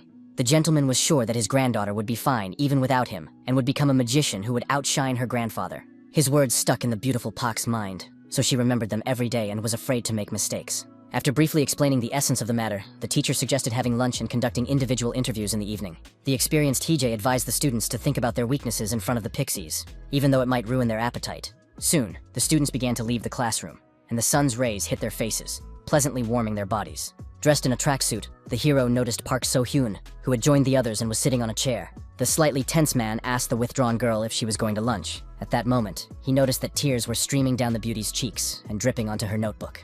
The alarmed mentor asked if his lecture had been so difficult and offered to call the principal. Wiping her eyes with a trembling hand, the student tried to say something, and her counterpart listened attentively. Suddenly, the crying girl said she wanted to leave school, which was a shocking statement. Discouraged, Hije was speechless at that moment, while the beautiful Park tried to explain the situation to him. She considered herself untalented and said that she did not have what it takes to become a magician, and before she became a burden, she decided to leave the school. The hero, who was experiencing a headache, asked if someone had put this idea in her head, but the embittered girl replied that this was not the case at all. The girl couldn't even use magic properly, and her mentor asked if she didn't know that she cast spells faster than many agents on missions. Tears were still streaming down the charming beauty's cheeks, but she listened attentively to her teacher's soothing words. The young man asked if she thought Choi Jin also couldn't do magic, but the shocked Park exclaimed that he had nothing to do with it. The saddened student said that the boy had awakened less than 6 months ago, while she had awakened more than 10 years ago. The beauty even knew a special spell, and it wasn't about the formula, which she also fully understood. Nervous So-hyun couldn't understand how he could call himself a magician when he couldn't even use the rules she knew perfectly well. Her hands trembled violently with anger and self-hatred, and her fists clenched involuntarily, which looked frightening. Calm Hije asked where she had learned the special magic, which caused a little surprise in her opponent. The charmer replied that it happened before her grandfather's death, not understanding why her mentor was interested. The young man asked what her relative's attribute was, and Pak replied that he usually used guiding magic. Upon learning that light was his main weapon, the protagonist smiled slightly, which was a little strange. Smiling sweetly, the guy gently grabbed his student by the shoulder and sincerely told her that she was very talented. Looking into the eyes of the wary So-hyun, the confident Hije promised to make her an archmage. Going to the principal, who wanted to have lunch, the teacher reported that Park wanted to drop out of school, which greatly surprised him. The young man said that he had spoken with her, and the tense man immediately asked why she had made such a decision. The hero replied that the girl considered herself incapable of anything, and the gentleman calmed down and smiled slightly in response. Breaking the chopsticks, the headmaster said that the charmer had set the bar too high, because her grandfather was incredibly great. The old man always got straight to the point, so the dungeons were defended very quickly. But this was very dangerous for the mind. The boy asked if Hong Seok-kyung knew him, and he replied that he knew his son, the father of the beautiful Park. The last time the gentleman saw her grandfather was right after her father's death, and then he left the guild to take care of his granddaughter. The headman couldn't put into words how strict the old man was with his son, but it seemed that he was kinder to Seok-kyung. It was about the father who wanted his child to achieve such success, and the child who did not inherit his ancestors' talents at all. The man wanted to pass on the secret of a special magic to his son, but he ended up dying during a risky raid on a dungeon. Only after the death of his heir did Nok-young regret his parenting methods, and his granddaughter grew up in peace and tranquility in her family home. After the death of the hero who helped evacuate civilians during the destruction of the cave, Park was cared for by another guardian until she began her studies. The imperturbable Hije asked when the old gentleman had died, and his counterpart replied that it had happened when the child was 10 years old. Hunter Hong Seok-young heard that the guardian was a lawyer from the Nogyo Guild, who was prepared for something like this, since the girl had no other relatives. The young man asked if it was true that So-young had learned magic only from her grandfather, and as far as the director knew, that was indeed the case. The man asked if something was bothering him, and the young man felt that the old man was no less strict with her. It was common among magicians to force children to follow in their parents' footsteps, even after losing one child. The main character asked his comrade to take good care of the girl, and he began to silently wipe his mouth with a napkin. Looking at the gentleman clearing the table, the slightly angry teacher asked what kind of answer that was. Smiling, Hong replied that he simply felt that the young man would look after Park So-hyun anyway, even if he didn't. Finally, lunch came to an end, and before leaving, the principal wanted to say something to his young colleague. He said that he expected nothing less from the homeroom teacher, and the surprised Hae-jae asked why he would have such status. Smiling, the calm head said that in the eyes of others, the guy was a leader, so it was impossible to argue with that. The brave man asked for a raise, but the hunter changed the subject, reminding him that he needed to give a lecture to the children. The shocked teacher mentioned the money again, but his counterpart turned away and wished him luck in his work.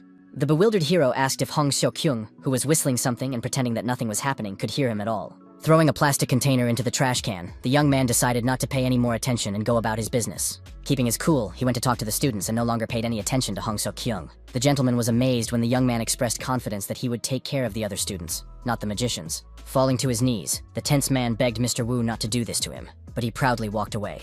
In the classroom, the calm mentor asked Cho-jin and Park So-hyun if they had thought about the upcoming task. He asked if they thought they could survive in the dungeon, and the nerd asked if there was any need to worry about it. The hero did not expect them to come up with something ingenious in less than an hour, so he suggested skipping the topic, which stunned the youngster. The youngster said that all the intense thinking had given him indigestion, and the teacher replied that this way, they would be able to understand how useless they were. The serious mentor added that if they had thought everything through seriously, then that was great, because at first, each of them was clueless. According to him, a hunter must find all his weaknesses and understand how he can compensate for them. An attentive student asked where they should start in order to avoid mistakes. Picking up a white feather, the young teacher asked if the students knew what their elemental magic was. Mages were valuable people, but when runes that concealed mana were invented, their value decreased, but it was unclear how they adapted to this. A huge number of research centers closed, and everyone began to resort to various methods to pass on their elemental magic to their offspring. A French scientist began to study how the power worked and published his findings, which helped sorcerers determine their nature. The magicians listened to him and sent him to the Academy of Hunters, who had different elements. And this was the method that Hae-jae adhered to. Thoughtful Kim Shiman asked if there were any ways to understand one's destiny other than feeling it oneself. After thinking for a moment, the young mentor wondered how best to explain the situation. The young man said that this method was developed by the same mage who taught him the runes, so it could be trusted. The delighted brown-haired girl asked if it would be better to try it out as soon as possible, while those around her looked at her in bewilderment. First, they had to dissolve the gnome's golden powder, then dip the swan feathers that protected the Erd source into it. And the last step was to fill the brush with mana from the awakened mage who wanted to learn his element. Miss Kim followed the instructions carefully, staying focused so as not to make any mistakes. Suddenly, hard and twisted tree branches appeared, which greatly surprised the girl. Calm Hae-jae asked if the stunned students agreed that the method was not difficult at all. A shocked Shemen asked who this magnificent magician was, and the imperturbable mentor asked which of the students wanted to go first. The angry blue-eyed girl asked him not to play the fool and to tell her who the brilliant sorcerer was. The main character noticed that she was starting to get angry, so a conversation was inevitable at that moment. Deciding not to drag it out, he coolly replied that the archmage was dead, which threw his opponent off balance. Holding out a white feather to the surprised Park So-hyun, the young man suggested she try it, and Kim Chaemin, in turn, became dejected. A few seconds later, a faint blue light began to emanate from the excited girl's hands, indicating that the process was successful. She said that nothing was happening, but the teacher asked her to simply continue filling the object with her mana.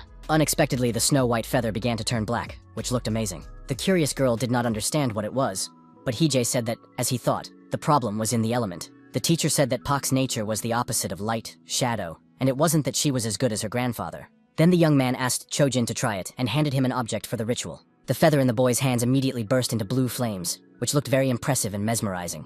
The alarmed hero exclaimed that it was real flame and asked the confused student to drop it immediately. The nerd couldn't believe that it was really fire, because it wasn't hot at all and posed no danger. He asked what kind of element he had, and his mentor just stood there silently for a few seconds, looking into his eyes. Soon it was revealed that his nature was light, the complete opposite of Park So-hyun standing behind him. After a while, the main character and the student were standing on the street, where she said she had thought about something. The girl realized that, unlike Jin-woo, she really couldn't use her grandfather's magic, and the teacher listened to her attentively. Now everything was falling into place, so she decided to look at the situation from a different angle. The young man saw that the beauty had thought about it a lot, and she confirmed this with a slight smile. The charmer was sorry that she couldn't use her grandfather's power, but she didn't want this knowledge to be lost. Mrs. Shamin talked about the many spells that had been lost in this way, and Hae-jae asked what Park So-hyun wanted. Unexpectedly, the enthusiastic student declared that she wanted to teach Jinwoo, who clearly needed it. The surprised young man couldn't believe that the introverted girl had come to him with such a wonderful offer. He asked if she was ready to pass on her grandfather's knowledge of spells, and Park confirmed this, as she did not want her relative's experience to be lost. The mentor asked if she was sure she wanted to teach someone she had only known for a short time, and the charming girl firmly expressed her willingness. The teacher noted that she might change her mind when she saw how Jin used magic. Thoughtful Park. So-hyun agreed that she would need to observe and assess the situation in any case. Noticing that she was not particularly mentally exhausted, the guy suggested that this was either one of the advantages of youth or that her psyche had grown stronger. Running his fingers over his chin, he also considered the possibility that he was simply a brilliant teacher and had helped her. He couldn't understand how the old man had managed to cope with her when her mood changed with the wind. The teacher was sure that Jinwoo would play along, but soon the nerd rejected the offer. He stunned Hyeja and Kim Chaemin by saying that he had nothing against Park So-hyun, but he did not want to become her student. The angry woman immediately shouted, asking why he was backing out and didn't want to study. The lady thought that the guy did not fully understand the situation, but he realized that this was a good opportunity for him as a magician. Keeping his cool, the young man said that he really didn't want to learn from his classmate. Mr. Wu didn't want to pressure the boy and simply asked him why he didn't want to learn. Scratching the back of his head and smiling, the young man said that he couldn't treat his friend as a teacher. After these words, an awkward silence fell over the room, but the elders continued to look into the student's eyes. The blushing hero thought this was a silly reason, and wondered if that was why the boy was giving up the chance to become an archmage. Jinwoo assured them that he knew perfectly well that such an opportunity only came once in a lifetime. But he realized how much magic meant to So-hyun. Most mages awoke at a young age, and some even at the moment they first stood on their feet. The nerd, however, did it too late, so he didn't consider himself smart enough to master the new power. It was assumed that this was why he was so naive and did not want to see Park So-hyun become disappointed in him or herself. It is very rare for wizards who spend their childhood away from everyone else to develop emotional intelligence. The boy said he had no ambition to become an archmage, so he was content to be an ordinary wizard. Deciding not to waste any more time, the imperturbable Hee-jae let Jinwoo go, which made Kim Shaman a little nervous. The excited girl couldn't believe that her comrade would give up so easily and let the student go. She exclaimed that he should understand the value of Mr. Park's unique magic. But the young man did not succumb to her provocation. The mentor asked if it was true that Jin was as untalented as he considered himself to be, but the woman couldn't say.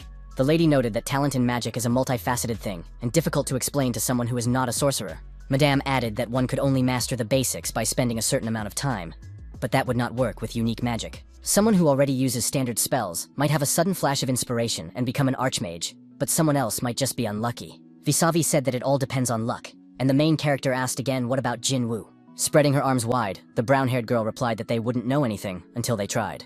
The young man put up barriers and limitations within himself, because the thought of mastering the magical legacy was very difficult. This became a huge burden for the boy, and Kim Chaemin understood him perfectly. The blue-eyed lady asked if Park So-hyun herself had chosen her shy and insecure friend. The pensive Hee-jae himself did not know what to do when he was a teenager, so he had no advice for Jinwoo. Once upon a time, his father held the small hands of his beloved son, with whom he loved to spend time. Smiling, Hong Seok-hyun promised that he would support his child no matter what, so there was nothing to worry about. The man said that the boy could go to college and work for a company, or become a world-famous hunter. Seeing the unhappy face of the child sitting on the chair, the loving father asked if he really hated him. Taking the child by the hand, the gentleman asked him to understand that he was also a human being, and that he also had feelings. Pulling the boy toward him, Hong, still smiling, said that the boy could hit him if he wanted to. Turning abruptly, the boy asked them to stop the charade and leave him alone at last. His father asked if he still loved him, but an angry Hee-jae exclaimed that he hated him with all his heart. The hero was the one who crossed the line to find out if it would work, so he had nothing to complain about. It didn't seem like the brave man would be able to pull off the same trick, but it was quite possible to resist the children's temper. Going out into the street, the young man approached Park So-hyun, who was sitting on a deck chair relaxing. The teacher said that Jinwoo had refused to learn the craft from her, which was surprising. The girl, who was sweating profusely, was a little confused and didn't even know how to react to his words. The unperturbed mentor said that the boy considered himself unworthy of learning from her. The boy also thought he lacked talent and couldn't communicate with So-hyun as a teacher. The beauty asked if the teacher had tried to convince him, but he replied that he couldn't pressure the boy. The girl reminded him that he had pressured her, promising to make her an archmage, but that was different, even though she didn't understand it. Remembering his words, the young man felt warmth in his heart and smiled slightly, realizing that there was no arguing with that. Coughing into his fist, the young man explained that the thing was that she was his student, and Jinwoo was her student. These words touched the charmer and surprised her greatly, causing her to fall silent for a moment. The first task for Pak as a teacher was to remain honest with his student and convince him otherwise. Unexpectedly, the enchantress tore a sheet of paper out of her notebook, which looked quite aggressive. Even more striking was the fact that she crumpled it up and put it in her mouth, stunning those around her. Miss Kim Chaemin and Hee-jae froze in place and lost their speech, watching So-hyun chew the paper with pleasure. Smiling, the enthusiastic girl confidently declared that she would do everything as her mentor had asked. In the past, Hong So-hyun went into the child's room and offered to talk, but he replied that they had nothing to talk about. The rude boy then said that he was not his son, which stunned the loving man. Unexpectedly, the previously calm gentleman shouted his name, which instantly caught the boy's attention. Slightly frightened, the hero turned his gaze to him, and a small drop of sweat began to run down his cheek. The father, who was behaving very strangely, froze in place, realizing that he had raised his voice at his beloved child. In an instant, Hong bent his knees, moving closer to the young man sitting in the chair. Grabbing the arm of the chair, the completely calm gentleman said that Hee-jae was his only son. The trembling boy understood that it was all because of the adoption, and assured him that he would grow up and leave on his own. His adoptive father addressed him again, but the boy asked him not to call him by name, as he did not want to hear it from his lips. Keeping his cool, he added that he was different from Hong Seok-kyung's son, and asked him not to be mistaken.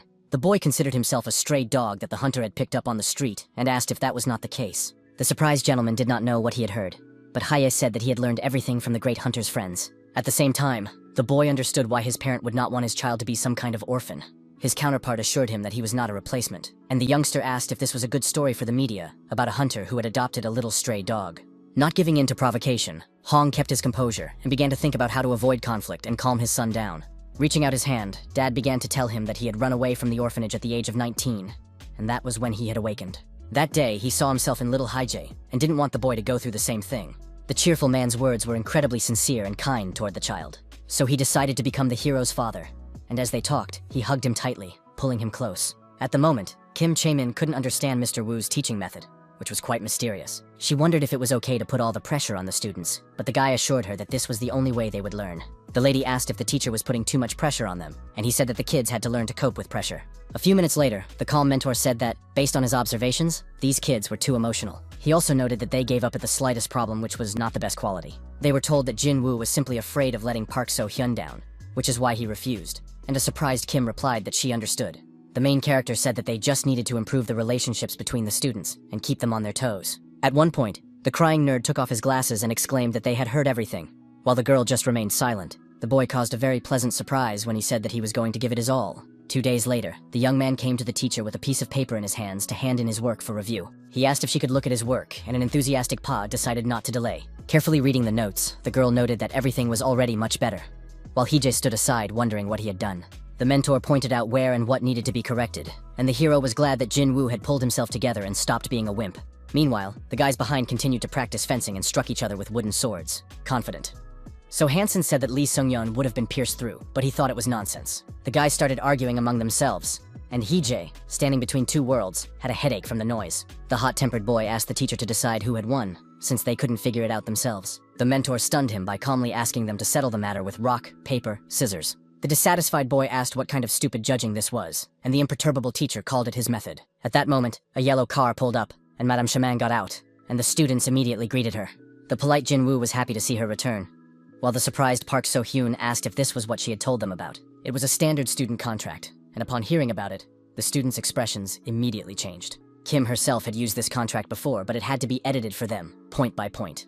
The lady apologized for the document being short, and justified herself by saying that she had studied with her father, although there were 2 thick books. The hero said that the relationship between a student and a teacher often goes beyond blood ties, which usually ends up in court. A colleague said that there had recently been a knife fight, but she didn't find it surprising, while the kids were frightened. One woman forced her niece to obey her orders for 10 years in exchange for an education, but she got tired of it. The perceptive Hee-jae was sure that the girl would be acquitted, while the shocked Jin Woo didn't even know what to say. Polite So-hyun asked the student to use words instead of a knife if he had any questions, and they would try to fix the problem together. The boy read and understood nothing, just like the girl, whose grandfather never told her about contracts. The nerd could have told her that there was nothing to be afraid of if he had understood something himself, but Kim asked if they were going to write down the terms of the contract. The charmer replied that they would, but without unnecessary complications, and the student watched her closely. The first clause stated that Pa would teach Jin the magic he had inherited from his grandfather, including a unique navigator for everyone. She also had to acknowledge his ownership of the spells, and the choice of successor would be made through discussion between them. In the event of the mentor's death, the young man could choose the heir himself, and vice versa. After writing everything down in paragraphs, the girl broke the marker in 2 to use the red ink inside. Then she pressed her thumb against the paper to leave a kind of seal and confirm the conclusion of the contract. Surprised, Kim Shamin watched intently as Park So-hyun concentrated as hard as she could. At one point, the charmer said that everything was ready, and the stunned lady asked if this was really her contract. The assistant asked if that was all, and the girl replied that nothing more was needed, and said that Jin Woo could add anything else. After reviewing the document, the young man asked if it was true that he could choose his successors, and received an affirmative answer. The young man hoped that there would be no complications, and promised that if a more talented person appeared, he would train them. Sheman asked if they understood that this was a legally binding document and that it should contain more details. The polite Park So-hyun recalled that the lady could certify the contract, and with the Archmage's approval, there should be no problems. The main character realized that if any of the guys decided to betray him, it would be a good experience for them. Neither he nor Mrs. Kim could live the lives of the students and decide what would be best to do, so it was not worth interfering. The enthusiastic young lady had heard that 3 was a lucky number, and said that she would later ask the director to sign the document as well. The imperturbable Haye did not refuse her and signed the paper without a moment's hesitation. Now the document was legally binding, so the contract had already come into force and had to be complied with. No one could disregard the agreement with the signatures obtained, and everything was also reinforced with seals. On a beautiful sunny day, the young teacher stood in the schoolyard watching white birds flying in the sky. Sipping hot coffee, the young man enjoyed every minute, thinking to himself that he was very happy. In an instant, the alert hero thought to himself that peace reigned in the world, despite the fact that in 2 decades the end of the world would come. In his office, the cheerful director Hong Seok-kyung said that Hunter Lee was investigating the matter. He asked how the children were doing, since the practical test was coming up soon, and the teacher said that he was only responsible for the magic class. The man asked why the young man was so cold, and reminded him that his job as a mentor was to look after all the students. The gentleman noted that the young man was not overloaded with anything, and the young man asked if he had not shifted all the preparation of the children onto him. The headmaster said that Park So-hyun was still the only one who taught magic, but that was why the hero helped look after them when the opportunity arose. Smiling broadly, the director, dressed in a black turtleneck, asked sarcastically if that was really the case. His counterpart asked Teacher Wu to try harder, because he had a great responsibility for their education. Even if the young man's hunting instinct was nonsense, he still didn't understand why he was so upset. The serious young man assumed that it was because there was no work here, but that was not the answer to the question. The holidays were approaching, and Hije wondered if it was normal for people to forget about them when they were so focused on work. Suddenly, a joyful Jin Woo exclaimed that he had succeeded, and the teacher immediately opened the door leading to the street. The excited boy asked if his mentor had seen his success, but at first he heard no response. An equally happy Park So-hyun said that this was the magic of her late grandfather, and green leaves began to fall around them. Surprised, Mr. Wu couldn't believe that the unique magic had come to the botanist so quickly, and it seemed that he was a genius. The girl replied that this was not the case at all, after which the teacher thought to himself that he might be wrong. Her grandfather used his granddaughter's power to bring light to dark places, but it was also useful for revealing traps. Lowering his head, the main character saw a white light near his feet that took the form of a ring. The beauty said that the magic was simply incredible and asked if the teacher agreed. Now the charmer was no longer a gloomy girl closed off in herself, but smiled sincerely, being on cloud 9. At that moment, Director Hong arrived, who was very pleased and gave a thumbs up in approval. Hija, who remained calm, decided to turn to the sorceress to ask her something. He asked how the mana analysis was progressing, but the girl just clutched her notebook, not knowing what to say. She replied uncertainly that she was working on it, and the mentor asked if Teacher Kim had taught her this. Lowering her head, Park So-hyun, sad again, replied that Shaman had indeed not shared her knowledge about this with her.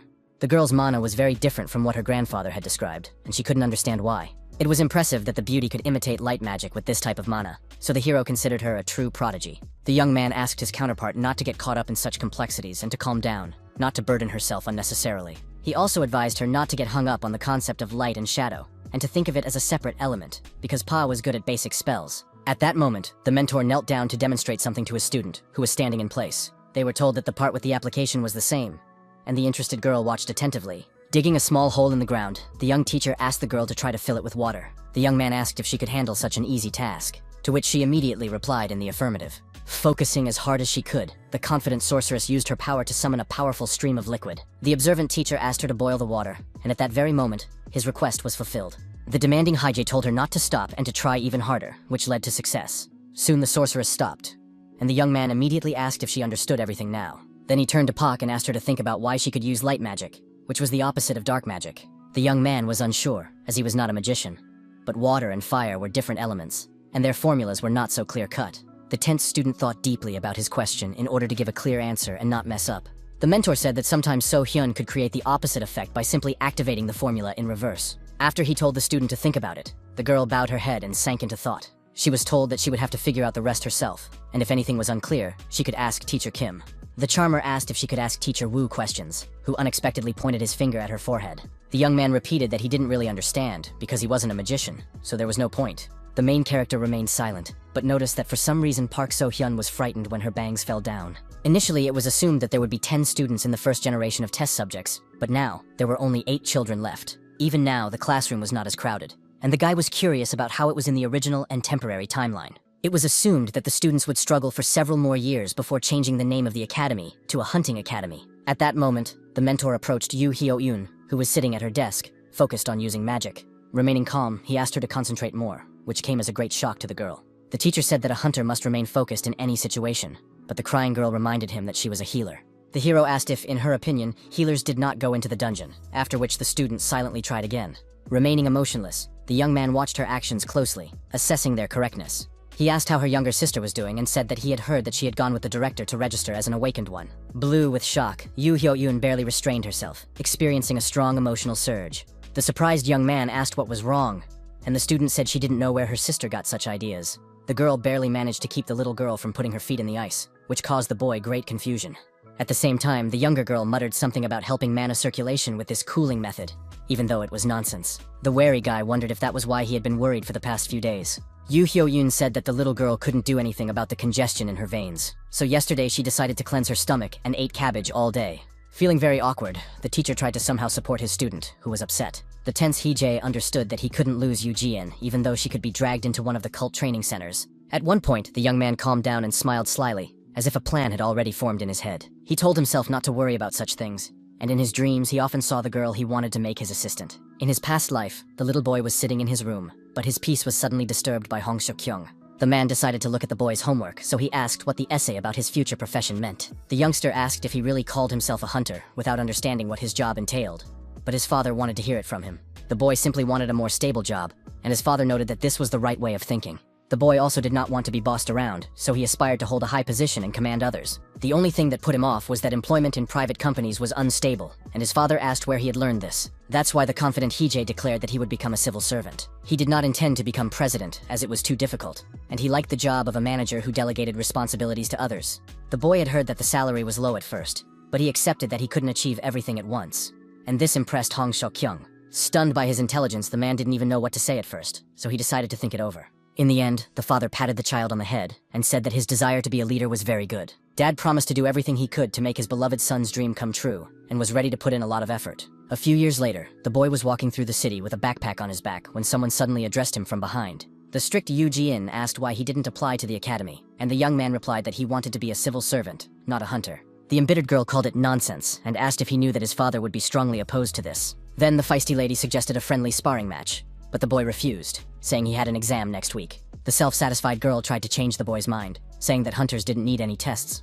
The quick-witted Hee-jae said he would be as stupid as her, and his opponent called him a petty bastard. Years later, the boy became a civil servant and praised his subordinates for clearing the dungeon, albeit with difficulty. He believed that they should become professional hunters, but asked why they wanted to develop in this direction. The leader asked his colleagues to ask themselves this question and think about it very carefully. Suddenly, he was asked why he hadn't become one of them, but the answer didn't come right away. Smiling, Haya replied that he didn't like fighting, so he didn't want to burden himself with it. He was also not ready to work for pennies, but that was another topic of conversation. At that moment, the main character was standing on the sidewalk, waiting for the green light at the traffic lights. On impulse, the guy came to school to see Yu Ji-in, but he didn't even know what to do next. The traffic light was still red, so pedestrians were not allowed to cross. The observant young man saw something strange ahead, and decided to take a closer look to understand what was going on. On the other side of the road stood Yu Ji-in, who was looking at a leaflet in her hand with interest. The boy realized that the girl was still fascinated by that nonsense, and had no intention of getting it out of her head.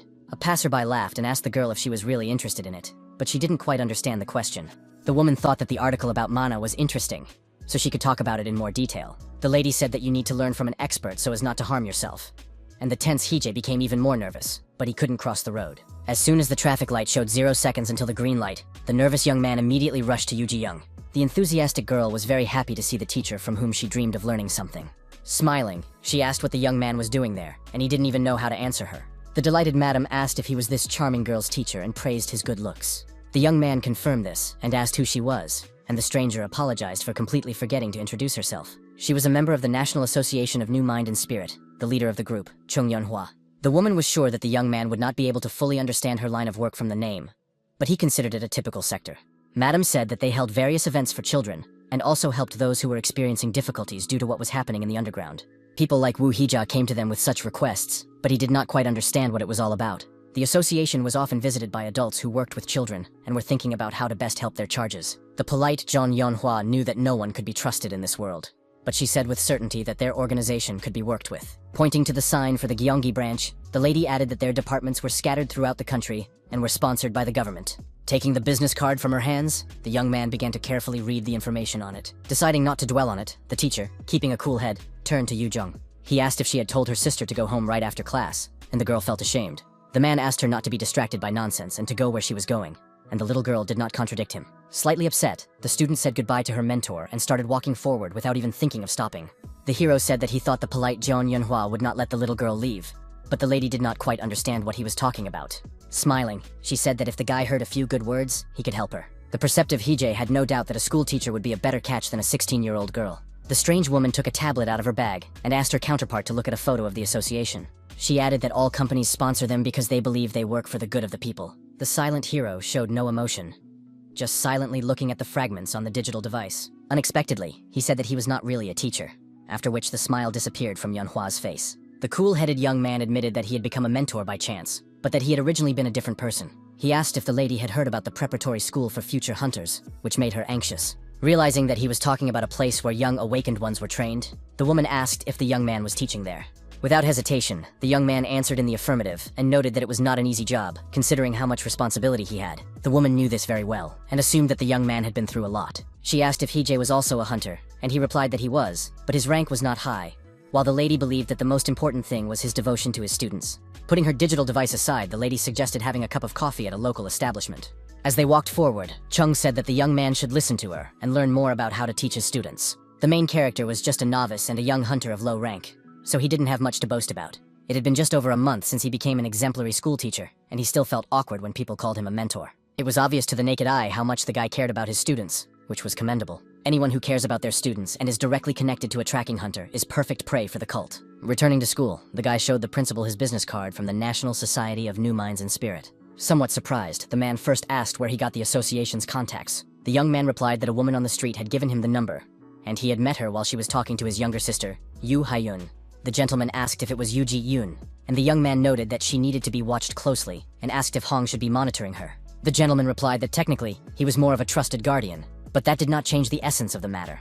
The teacher said that the woman was pleased to hear that he was concerned about the children's mental state, and even gave him a lecture plan. His colleague asked if it was true that the young man wanted to contact a national society, the name of which he couldn't even remember. The young man wanted to talk to them, and since he had already spoken to this lady, someone else could probably go. It could have been a teacher like Hee-jae, but his words only elicited a smile from his counterpart. The brave young man remembered that he was currently on probation, and the director had said that if he left without warning, there would be problems. The wary young man wondered if the headmaster trusted him too much. Noticing the teacher's rather strange look, the director asked if something was wrong. Smiling, the teacher replied that he simply did not consider himself good at such things. The gentleman did not quite understand what he was talking about, and the young man replied that gathering information, searching, and the like were not his forte. Puzzled, Hong Seok-kyung asked why he thought so, and the hero replied that he had no talent for it. Hearing this nonsense, the man's expression changed, and he stared silently at his companion, who had his hands in his pockets. Pointing his finger at the young man and puffing out his cheeks, the man could barely contain his laughter.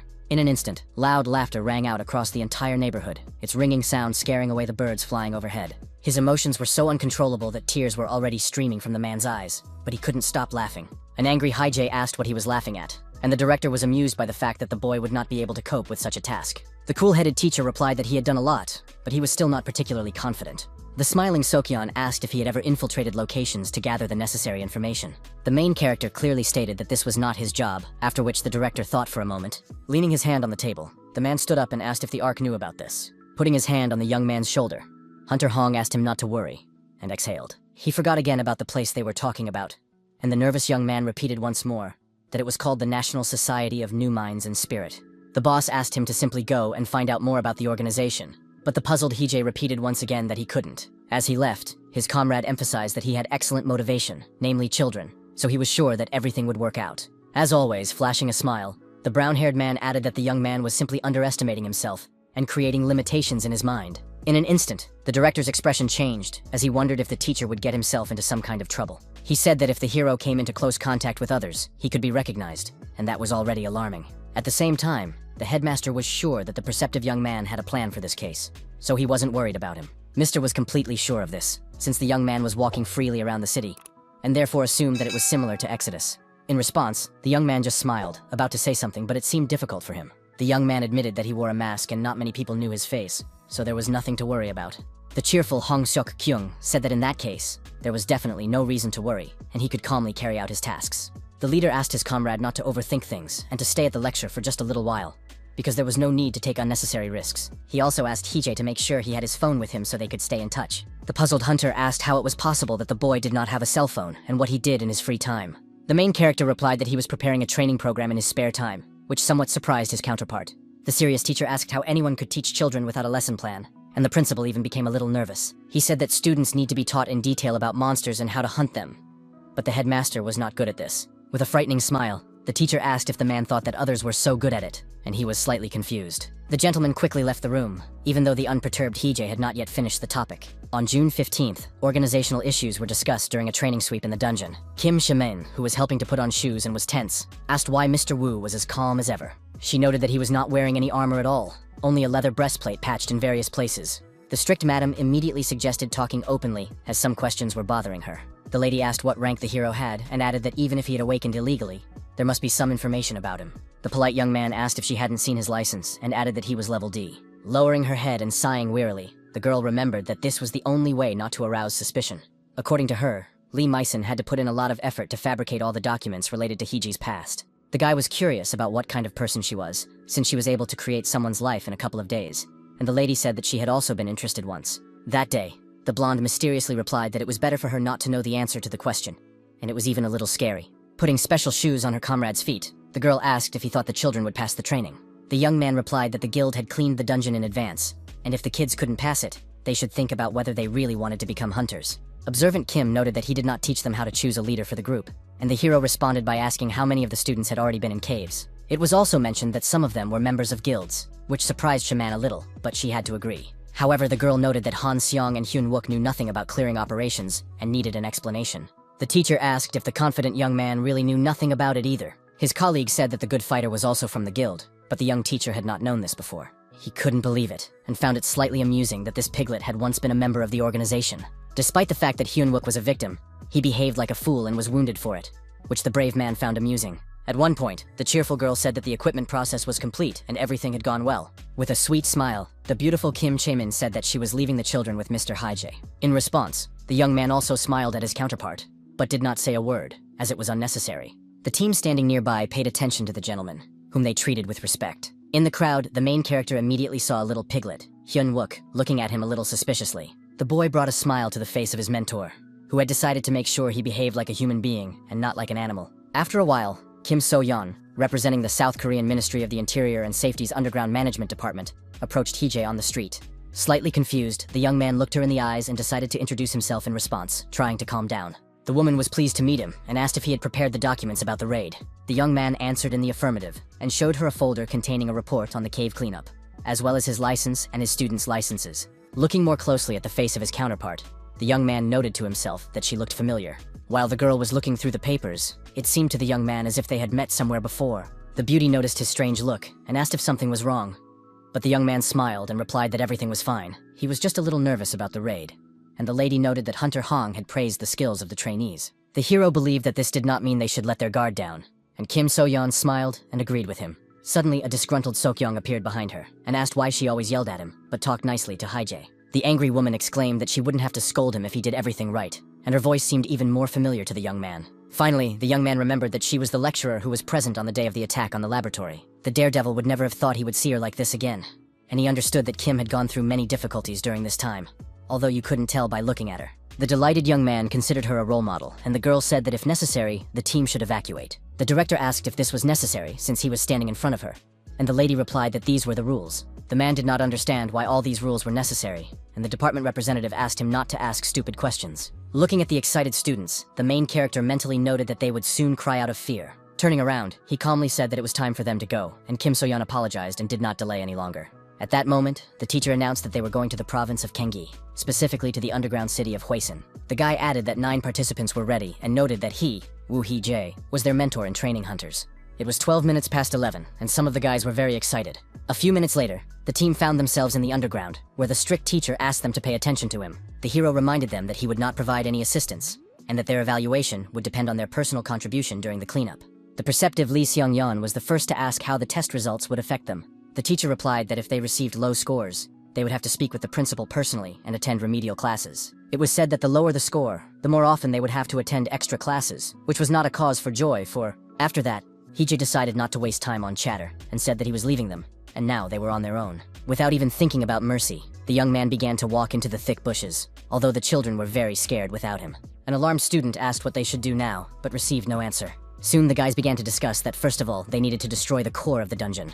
The brave Hyun-wook said that according to the scout's information, the target was in the eastern part of the forest. The boy noted that they would have to pass by the pixies to get there, and asked if everyone remembered what he was talking about. The young man also inquired about the runes hiding mana, and Park So-hyun and Jin-woo immediately showed them. After that, a decision was made to move forward, and the group began to advance, carefully looking around. Meanwhile, Hee-jae, who was hiding behind a tree, felt a little uncomfortable just standing on the sidelines and watching. The students were in a forest-like dungeon, so there were many plants around, but in an instant, they saw a strange creature. The pixies living here were only smart enough to put out the fire, but there was no source of water in the dimension. The fighters were restless to build a fire and use it, but the brave Hyun-wook rushed into the attack first. The teacher said in his inner voice that if the guys caught this detail, they would succeed 100%. But at the same time, the young man understood that none of them would get the highest score, since the guys had little experience. A large number of winged monsters began to attack the team, approaching from different sides and surrounding them. The cool-headed Han Seong did not let the vile creatures get close to him, swinging his sword. Tense Hyun-wook exclaimed that they were surrounded, but the swordsman tried not to panic. Grabbing a flying pixie with his hand, the stern fighter ordered the mages to use their shields as soon as possible. Confused Jin-woo couldn't collect his thoughts, while Park So-hyun seemed calmer at that moment. Focusing as hard as she could, the girl took a deep breath and began to fill the surrounding environment with her mana. The ruthless young man ordered to finish off the pathetic bugs that stood in their way and blocked their passage. Coming up from behind, the nimble Han-sun aimed his sword at the pixies who had hit their heads on the barrier. The cold-blooded guy didn't even think about showing them mercy and soon killed the rest. Trying to catch his breath, Hyun-wook asked his comrades to double-check that all the creatures were dead. Then he noted that this was their third battle, and asked how the mages were doing with the rune papers. Smiling, Park So-hyun replied that they had already checked everything and found no problems, so the team would soon reach the core. At the same time, no one ruled out the possibility that the location of the targets in the C-rank dungeon could change at any moment. Moving forward, one of the team members noted that it was much easier here than in other locations. Yoo Hyo-eun asked if Park had been in caves before, and she replied that she had visited them with her grandfather, but they had only cleared A-rank caves. A gloomy Sunjin said that she had followed her teacher into a C-rank cave as training, but it was nothing special. She added that the place they were in now was much easier to pass through, and an enthusiastic Seong-yeon asked if that wasn't a sign of their superior skills. Hearing his words from behind the bushes, Hee-jae considered it to be overconfidence, but he only secretly observed and did not interfere. Serious Hyun-wook said that despite the man's words, the director would not have let them in if he had doubts about their abilities. The hero was struck by the fact that he never once called him a teacher, and the guy added that the mentor said that the nearest caves had been checked. That's why he thought they had been cleared in advance so that they could pass. And that was indeed the case. On the way, the fighter said that pixies always move in flocks, and asked if his comrades found it strange that they had only encountered 8 targets. The skeptical young man dismissed the hero's warning that he would not interfere as nothing more than a bluff to make them nervous. The brave man was willing to bet that the teacher was standing somewhere behind a tree, rolling his eyes because he could see right through him. The teacher, hiding in the bushes, heard every word he said, but remained calm and did not give in to his emotions. He wondered why he shouldn't increase the difficulty level of the dungeon since the kids thought it was easy. In a low voice, the mentor said that he would teach the ill-mannered children to watch their language. Unfortunately, most of the tragedies in the world began with dungeons that brought misfortune and chaos. Seeing a little boy in the middle of a ruined street, a stranger asked if he was all right. The blonde man asked if it was true that the boy had just woken up, but at first he heard no answer. Smiling slyly, the man decided to find out his name, since there was no one else around. Hearing explosions around them, the stranger learned that the boy's name was Hyun-wook, and said that from now on, they would be friends. The guild leader invited the youngster to his place, saying that it would be foolish to waste his ability without learning how to use it. The boy agreed, and his new acquaintance said that he would not charge him for his training. The gentleman explained that the child would simply learn new skills in their organization and could become a hunter in the future.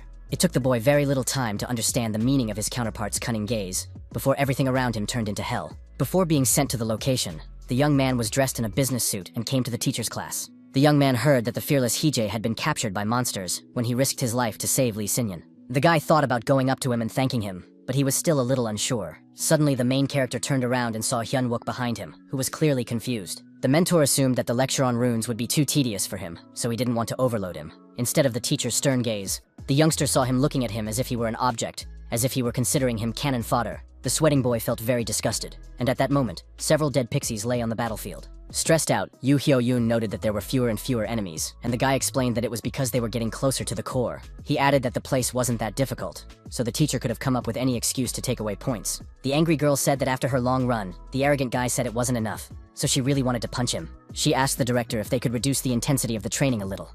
But Hyun assumed that he was listening. An extremely emotional Yu Hyun-yoon exclaimed that there was nowhere to even take a shower here, and the guy asked if she had said that too. The young man suggested that the headmaster had not replied that she was not going to the dungeon to live in luxury, and the girl confirmed this. Hong Seok-kyung also clearly said that the student would see worse things when she became a hunter, so there was no need to make a fuss about dust on her clothes. The girl, barely holding back her tears, cried out that this was indeed the case, and the alarmed Park Seok-hyun asked her to calm down. Noticing suspicious sounds nearby, the mage asked if the others had heard it. It turned out that an unexpected attack by pixies had begun, and there were now several times more of them. The squad leader covered Yu Hyo-eun with his back and ordered everyone to take up their positions in order to repel the attack as quickly as possible. A vile monster suddenly appeared behind the crying girl, eager to sink its teeth into her skin. Hyunwook, who was repelling the attacks, asked his comrades to help the defenseless girl, who was very confused at that moment. The tense young man did not understand how to get out of there and whether it was worth destroying the core of the dungeon or waiting for the monsters to leave on their own. He was sure that in his place, the faction leader would have made someone the main target of the pixies,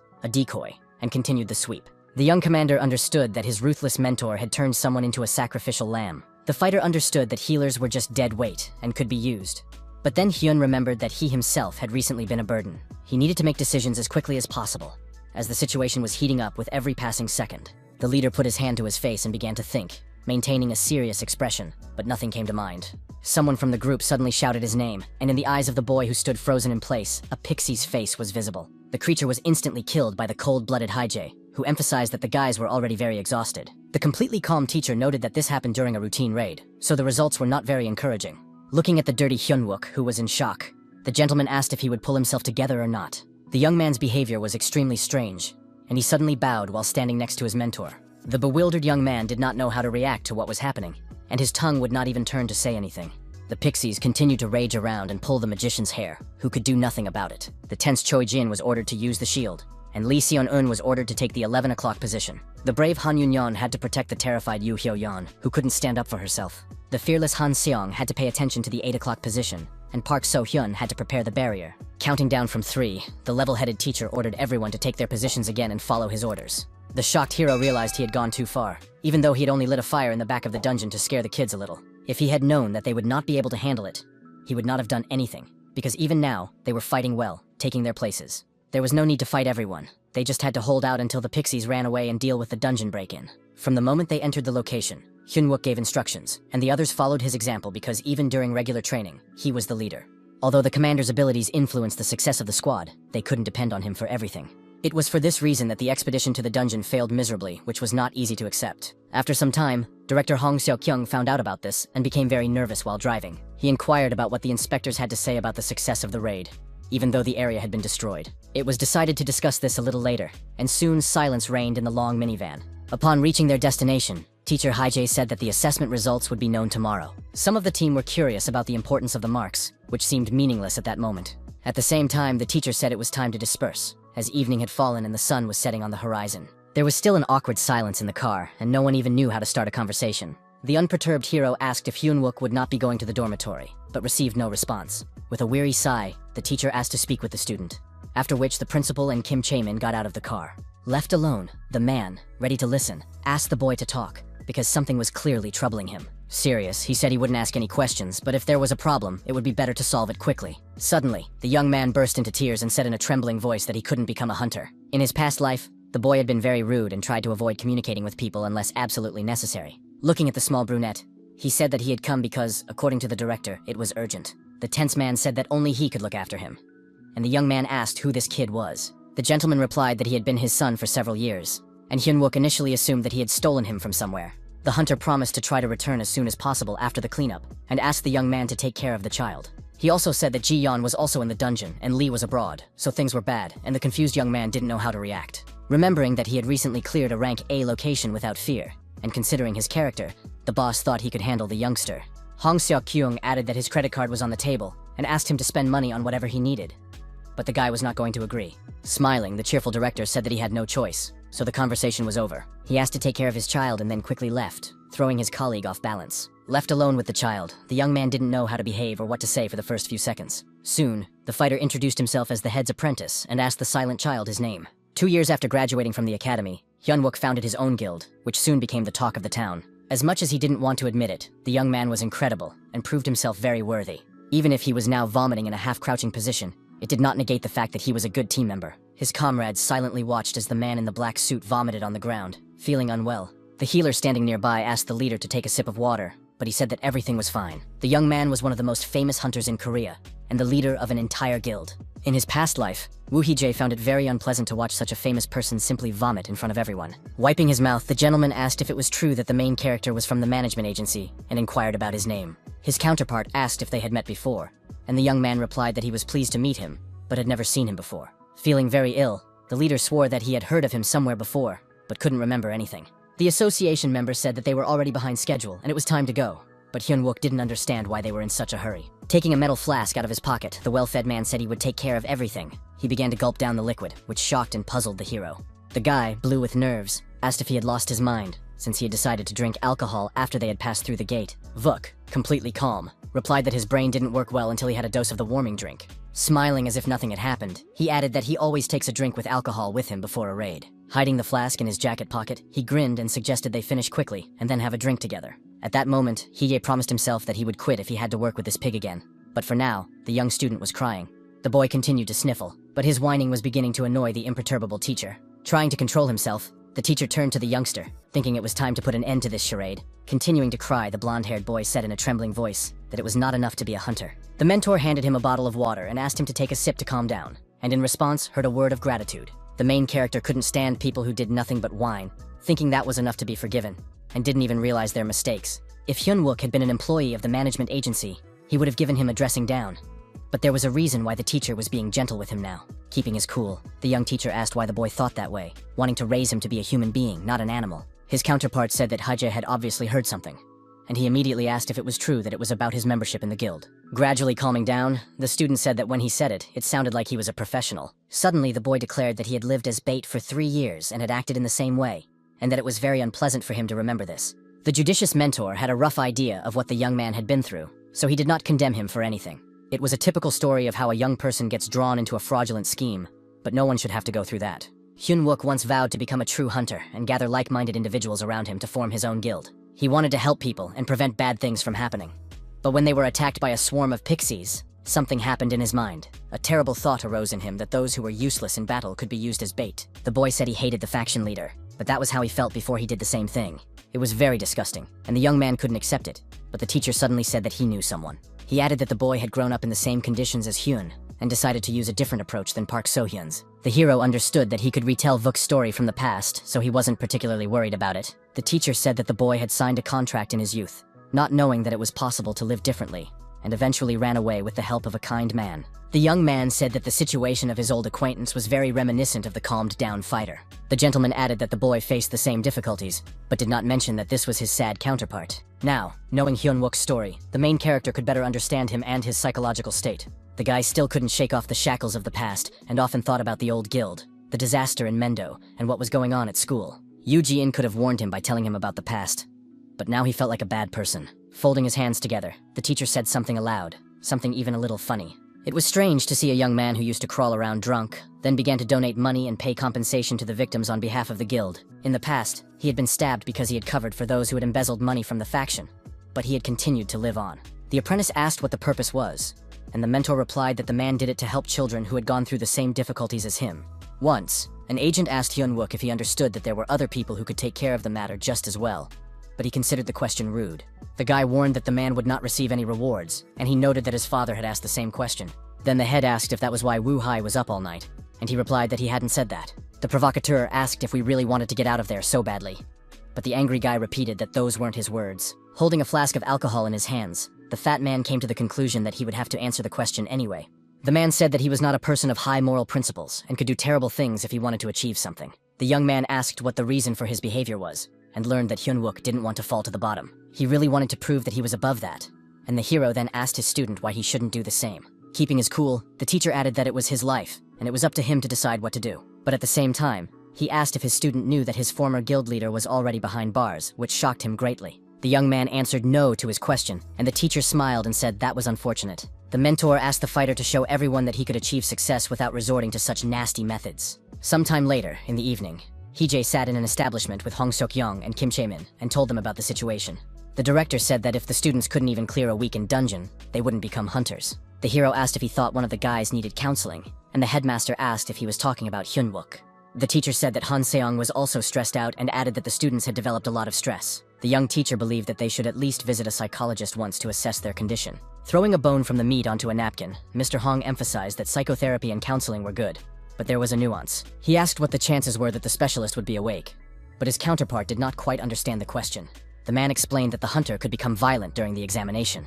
But it was unknown what the chances were that he could be subdued. The main character remained silent, and Kim Chae-min intervened in the conversation and decided to talk about an incident that had occurred a couple of years ago. She said that as a result of one incident, a doctor was killed by a fighter who had a panic attack during the session. Hong Seok-kyung, who was eating chicken legs, noted that it was not done intentionally. But after that, real problems began. The news of the psychiatrist's death spread through the newspapers on the same day and caused a great deal of commotion.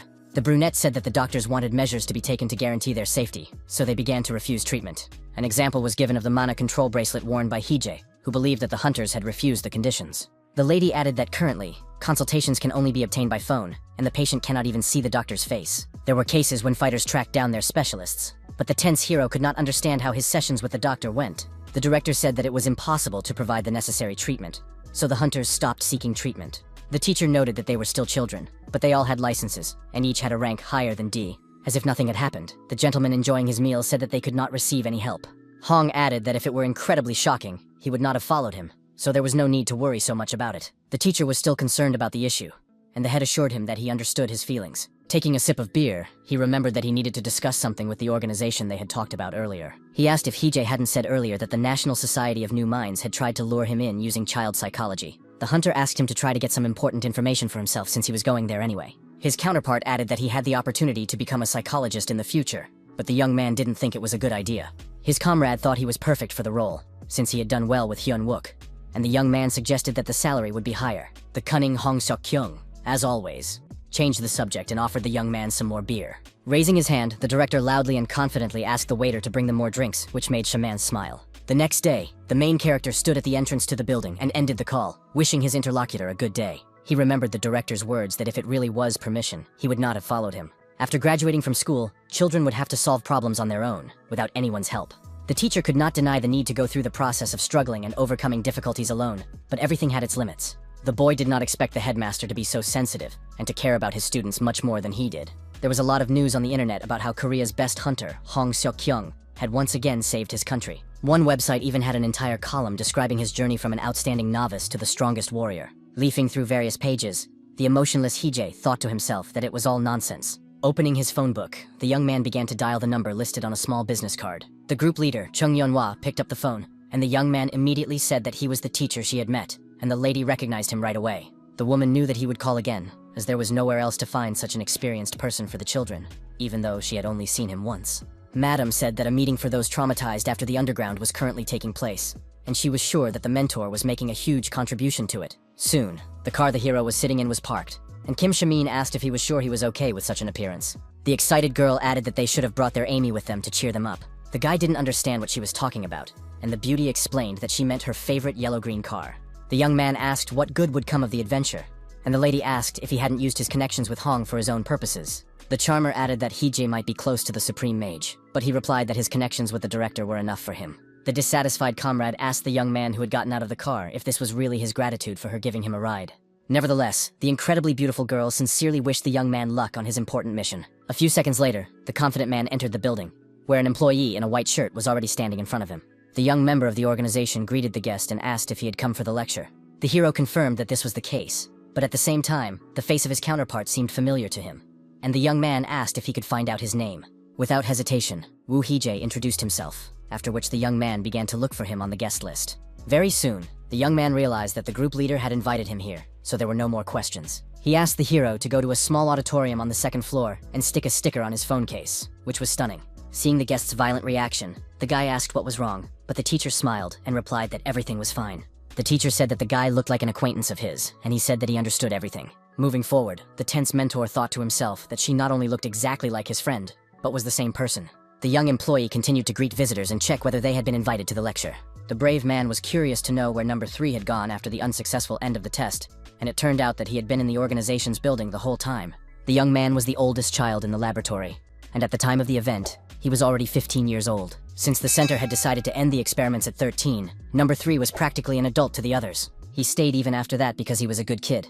Or perhaps because the director didn't like Hije and didn't want him to control the children. Being the oldest, the hero encouraged the younger ones to commit misdemeanors, and did so with pleasure. Shortly before his 16th birthday, number 3 disappeared without a trace, which was very strange and suspicious. This was an unfortunate turn of events, because with his departure, no one was left to restrain the violent brunette. They weren't on particularly good terms, but the boy had grown attached to him and even missed him. Now, looking around, the teacher said to himself that he never thought he would meet his old acquaintance again. During the lecture, the woman said that every child is a unique personality, so there is no single answer, and she urged everyone to remember this. The host asked what was important to talk about with children, and people began to suggest options such as love and patience. The sweet gray-haired lady smiled and emphasized the correctness of the guest's words. The lady suggested dividing into groups and holding a discussion. But the wary Hije did not understand why this would even be useful. He couldn't understand whether people would be confused if they started talking about the strangeness of the very beginning. One of the women told the teacher that she hadn't seen her in a long time, and she replied that she had been busy with work and didn't have a single free minute. The serious hero knew perfectly well that this was the method cults use to increase the number of believers. The lady sitting next to him suddenly noticed the stranger, whom she had not met before. She decided to ask if he was new here, and the young man immediately answered in the affirmative. The people noted that they had not noticed him at all, only communicating among themselves. And the young man smiled and replied that he was fine with that. The teacher sitting in front asked which classes Hije worked with and learned that he worked with older students. The enthusiastic beauty emphasized that she was also involved in this, adding that students are very sensitive at this age. Suddenly, the main character got up from his seat and apologized, saying that he needed to go to the restroom.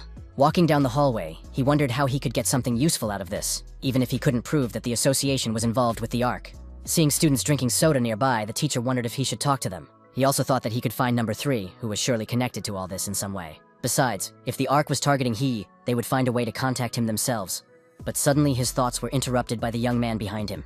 A very familiar young man asked if he could help the guest wandering the hallway. Slightly agitated, the guy asked if he didn't like the lecture, but the answer did not come immediately. The hero realized that the young man did not recognize him, even though they had spent a lot of time together in the laboratory, and that was a little sad. If he had known that the adult version of the youngster was traveling through time, the teacher would have gone to the ARC himself and begged for his life to be spared. Keeping a cool head, the man asked if he was a volunteer, and his counterpart confirmed this, and added that he was working off his hours. Smiling, the boy added that this was not the only reason, and the gentleman asked why else. Lowering his gaze to the floor, the slightly nervous young man tried to formulate a response. Feeling a slight tremor in his legs, the boy said that he had also suffered because of the underground. That was why he wanted to help the children who were going through the same horror he had experienced some time ago. The teacher noted that this was very kind of him and now finally understood what the shy number 3 was getting at. The man said that he was responsible for students with the same experience as him, and the boy asked if the other kids were just like him. The gentleman replied that outwardly the students were completely normal, but inside, they were in turmoil. After these words, there was a brief silence, but during this time the boy stared intently into his eyes. The main character apologized to the young man, who said that everything was fine and he didn't mind discussing the topic. At first, the boy was disgusted even to think about his experience, but now he spoke freely about it because he could help other children. The polite Hije hoped that his students would become just as strong, and learned that it had taken the young man a long time to get to this point. Looking at his watch, the teacher said that he should not rush in this case. It was already time for Mr. Wu to leave, and he thanked him for the information, even though he assumed it was difficult for the young man to talk about it. Making notes in his brown notebook, the mentor smiled and asked if it was useful for number 3. He was grateful to him for that, then tore a page out of his diary to hand it to the young man. The main character said that he was not an important figure, but was still considered a hunter.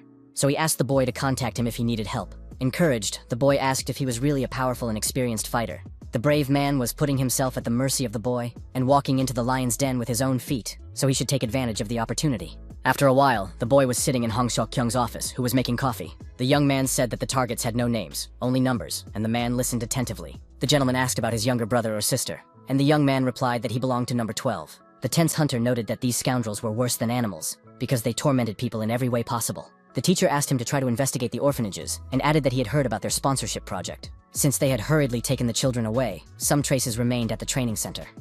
If they had been sent to different homes, it would have been easier to avoid attention. The director said that they and Ms. Kim should enter the underground in 2 days, because an urgent message had come from Saocho. He asked the teacher to take good care of the students, and the dissatisfied boy asked how long it would last. The hunter replied that if it was an A-rank location, he could guarantee that it would take a week, but he had no information. The head asked his colleague not to worry, and the hero wondered if it was true that Hong Soken was defending the S-level dungeon at the same time. Fighter Lee mentioned that they could no longer postpone the school repairs, and the teacher asked about the mana control bracelet. The principal asked if he was asking about it because he wanted to use it again, but the stern young man replied that this was not the case. His colleague assured him that a serious teacher who silently glanced at him did not need such items. Winking, the hunter asked if it was true that it was much easier to teach children that way, and the young man reluctantly agreed.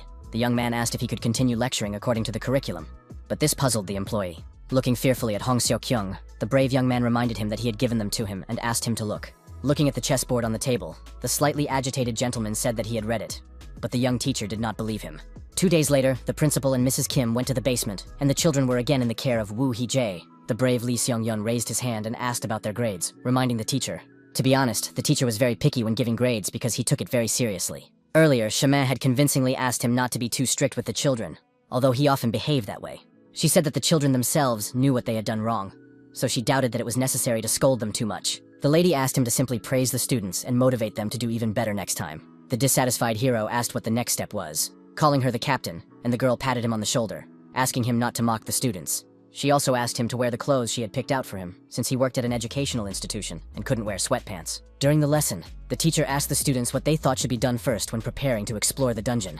Being calm, he asked them not to be afraid to make mistakes, promising that he would accept any answer. The very serious Hyun Wook immediately raised his hand and said that it was very important to gather ammunition. Han Yun Young suggested that they needed to train in combat. Yu Hyo Young mentioned gathering information, and Chae Jin Woo agreed with the boy. While the teacher was saying that everything they said was partly true, a black crossover parked near the school. Then the mentor asked who was in charge of gathering information about the location, strategy, and collecting the squad and supplies. The leader took responsibility for this, so the man said that the guys had made 2 terrible mistakes. He added that they didn't have a commander in the group during the mission, and at that moment, Lee Mi-sun entered the room.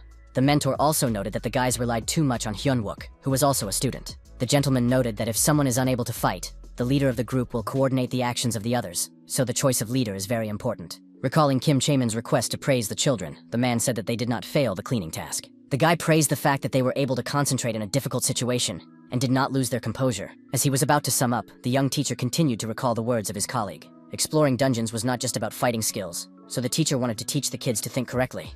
The unflappable Hye-jae asked everyone to think about how they would behave in a combat zone if they were the leader. Soon, he sent the students to lunch and remained alone with Lee Mi-sun, who said that they hadn't seen each other in a long time. The hero asked her straight out which dungeon Kim and Hong were in, and the lady replied that she was also glad to see him. The young man inquired if they had indeed gone to the cave of the Howling Sirens, but the answer was not forthcoming. Smiling calmly, the mysterious lady asked where he had gotten this information. At first, the young man didn't even believe it was true, but Lee, who was dragging her feet, continued to smile sweetly at him, looking him in the eyes. After fixing her hair, she finally replied that his comrades were now in the Sirens dungeon off the coast of Sokcho. The woman emphasized that many hunters had fallen in this dangerous place, where not everyone wanted to go. In 2027, with the help of Kim Chae-min, the rescue of trapped soldiers and civilians began. Only one person died during the mission.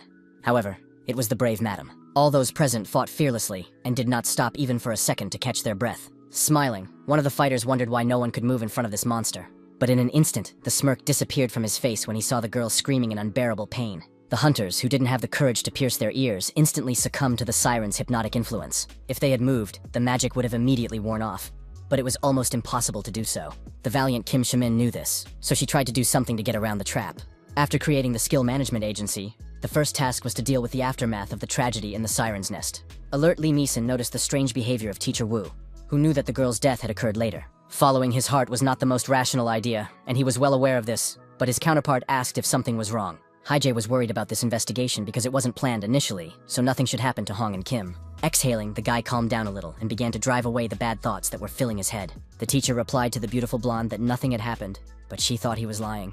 Nevertheless, the beauty also regained her composure and did not dwell on the subject any longer. Snapping her fingers, Lee Mi-sun remembered something and decided to tell Teacher Woo about it right away. She asked if the young man would like to join the guild, which was somewhat unexpected for him. At first, the lady wanted to talk about the runes, which have less impact. But if everything is in order, then the bar can be raised. The woman promised that in their faction, Hee-jae would be able to control information more easily, and they would also take care of solving problems. Shaking his head, the main character replied that he was not interested and did not want to listen any further. The blonde did not insist and said that she would not force him to join, because he was a human being and had the right to choose. Her calmness even surprised the young man a little, as he had already thought that Lee Mi-sun would cling to him with a death grip. The young man admitted that he thought she would insist, and when the lady asked him if he wanted to, he replied that he didn't really. The cunning and ingenious madam just smiled silently, as if she had her own plans for the young teacher. She said that something had to be done to preserve his reputation, because it was important. The girl added that as long as the teacher didn't kill anyone, they could decide anything, and the young man wondered if that was the right way to lure people to him. Meanwhile, Hong Seok-yong, Kim Che-min, and 2 other brave explorers were in the dangerous area of the dungeon. A fearless man walked ahead of them, his sturdy brown boots stepping on branches. His face was unusually serious, and a blue pearl glowed pleasantly in his right ear. 2 silver tokens rattled around his neck, reflecting rays of light in different directions. Meanwhile, Haijie was explaining in class that there was no correct way to raid the dungeon, so they had to think quickly to develop a strategy. Keeping his cool, the teacher asked which of the students wanted to go first and began to look around at everyone. Looking at the wall clock, the young mentor heard only silence in response and realized that no one wanted to. Remembering that the serious Hyunwook was the team captain, he asked who the guy would like to appoint as his deputy. The young man chose Han-san, as they had already worked together and he had some experience navigating dangerous locations. It was said that in this simulation, they would consider the white figures to be members of the raid and the black ones to be monsters. Assuming that the hunters had entered the area where the core was located in the eastern part of the forest, the leader said that they would move towards the center. According to him, the healer Yu Hyo-un would be in the middle, with the mages on either side of her, while he would stand in front with his deputy. The mentor warned that shortly after entering, they would encounter a fairy, and the captain immediately said that they would kill her. The hero asked why, and the young man replied that these were monsters that moved in groups, but some could patrol alone or in pairs. The leader decided to kill the creature quickly before it returned to its pack and brought someone else with it. The calm Haijie said that there were 3 trees growing between them, blocking the fairy's view, so she had not yet realized that she had been spotted. Hyun-wook replied that if the enemy showed no signs of retreat, they would move closer, and eventually he would attack and kill it. The mentor asked what the guy would do if he got closer to the core, but a huge group of angry fairies attacked his team. The tense young man looked very thoughtful, because he did not want to make any mistakes and was thinking everything through carefully. Reaching for one of the chess pieces, the young man continued to think in order to give a detailed answer.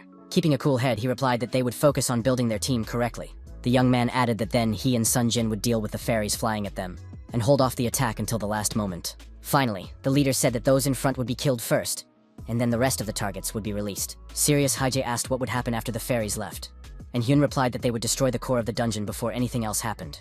The young man firmly stated that their goal was to clear the location, so there was no need to find out what the monsters were doing. Looking into his eyes without much emotion, the teacher remained silent, which made the young man a little nervous. In the end, the mentor smiled and noted that the young captain's strategy was quite good. Finally, it was announced that the raid had been successfully completed, after which Hyun-wook relaxed and exhaled.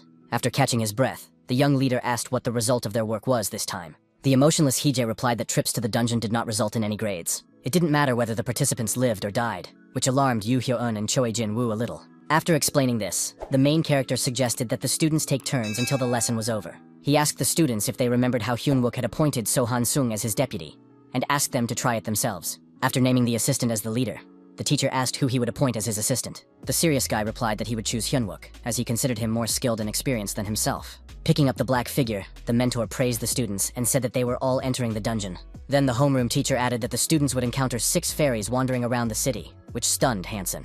The young man said that this had not happened in the previous cave, and the teacher asked when he had said that this was the same dungeon they had already visited. The gentleman added that no 2 locations in the world are the same, so they needed to prepare for the worst. The smiling Haijie reminded them that he had promised to teach them how to use their brains, but now said that there was no way to do so. Meanwhile, the brave Hong Seok-yong was in the thick of battle, where a winged harpy stood in his way. The strong man continued to stand on his feet, and moved in every way possible to avoid falling into the creature's trap. Feeling tense, he said to himself that, as expected, without Miss Kim, they would have a hard time. The frightening girl with elf ears began to sing a serenade, which served as a weapon. Many hunters underestimated this dungeon simply because the monsters here were sirens. Despite the fact that in 3 years, not a single survivor had emerged from this extremely dangerous location, people kept making the same mistake. As a result, the monster endlessly devoured the fighters who thought they could handle everyone. At the moment, the cold-blooded shaman acted professionally and helped her comrades. Hoon, who remained calm, was curious if there were any runes that could drown out the voices of sirens. At first, his goal was to observe Woo Hee-jae, but the perceptive guy helped make everything more convenient. Almost a year had passed since the director had been unable to go on raids due to the incident with the Ark and the school. At that moment, the gentleman could no longer ignore the pressure from the government and decided to take action. Once the Ark incident was resolved, the director wanted to devote time to the boy's upbringing. He believed that 30 years was the ideal time for the young man's talent as a hunter to blossom. But it was too early to relax, as the brave man was still in battle and was being attacked by a monster with chicken feet. The monster was very aggressive and began to extend its claws, trying to attack its opponent, but it was all in vain. The brave hunter struck with his spear, trying not to let the vile harpy get close to him, and remained calm in battle. The fearless Hong Seok-yong, in turn, walked along a shaky branch, carefully making his way to the creature's rear. Suddenly, he made a sharp and rather high jump to increase the force of the blow. The alarmed siren immediately turned her attention to the man who was swinging his spear at her in the air. At that very moment, the sharp weapon pierced the body of the winged monster, which did not even have time to react. One of the creatures began to fall freely, causing her companion to panic. The angry maiden turned her gaze to the vile scoundrel who dared to come to them and start killing. A shockwave suddenly appeared around them, provoked by the fearless Kim Shaman. The girl continued to hold the barrier with her staff, helping Hong Seok-kyun fight with all her might. The beauty was sure that everything was fine behind her, so she continued to focus on her task. Sensing something was wrong, she turned around and saw an open palm out of the corner of her eye. Feeling a shiver run down her spine, the tense lady saw the bloodied director in the clutches of the siren. During class, Woo Hee-jae asked the children if they had all gotten used to the simulations over the past few days. He said that today they would try a different approach and asked everyone not to be shy and to speak up if they had a suitable plan of action.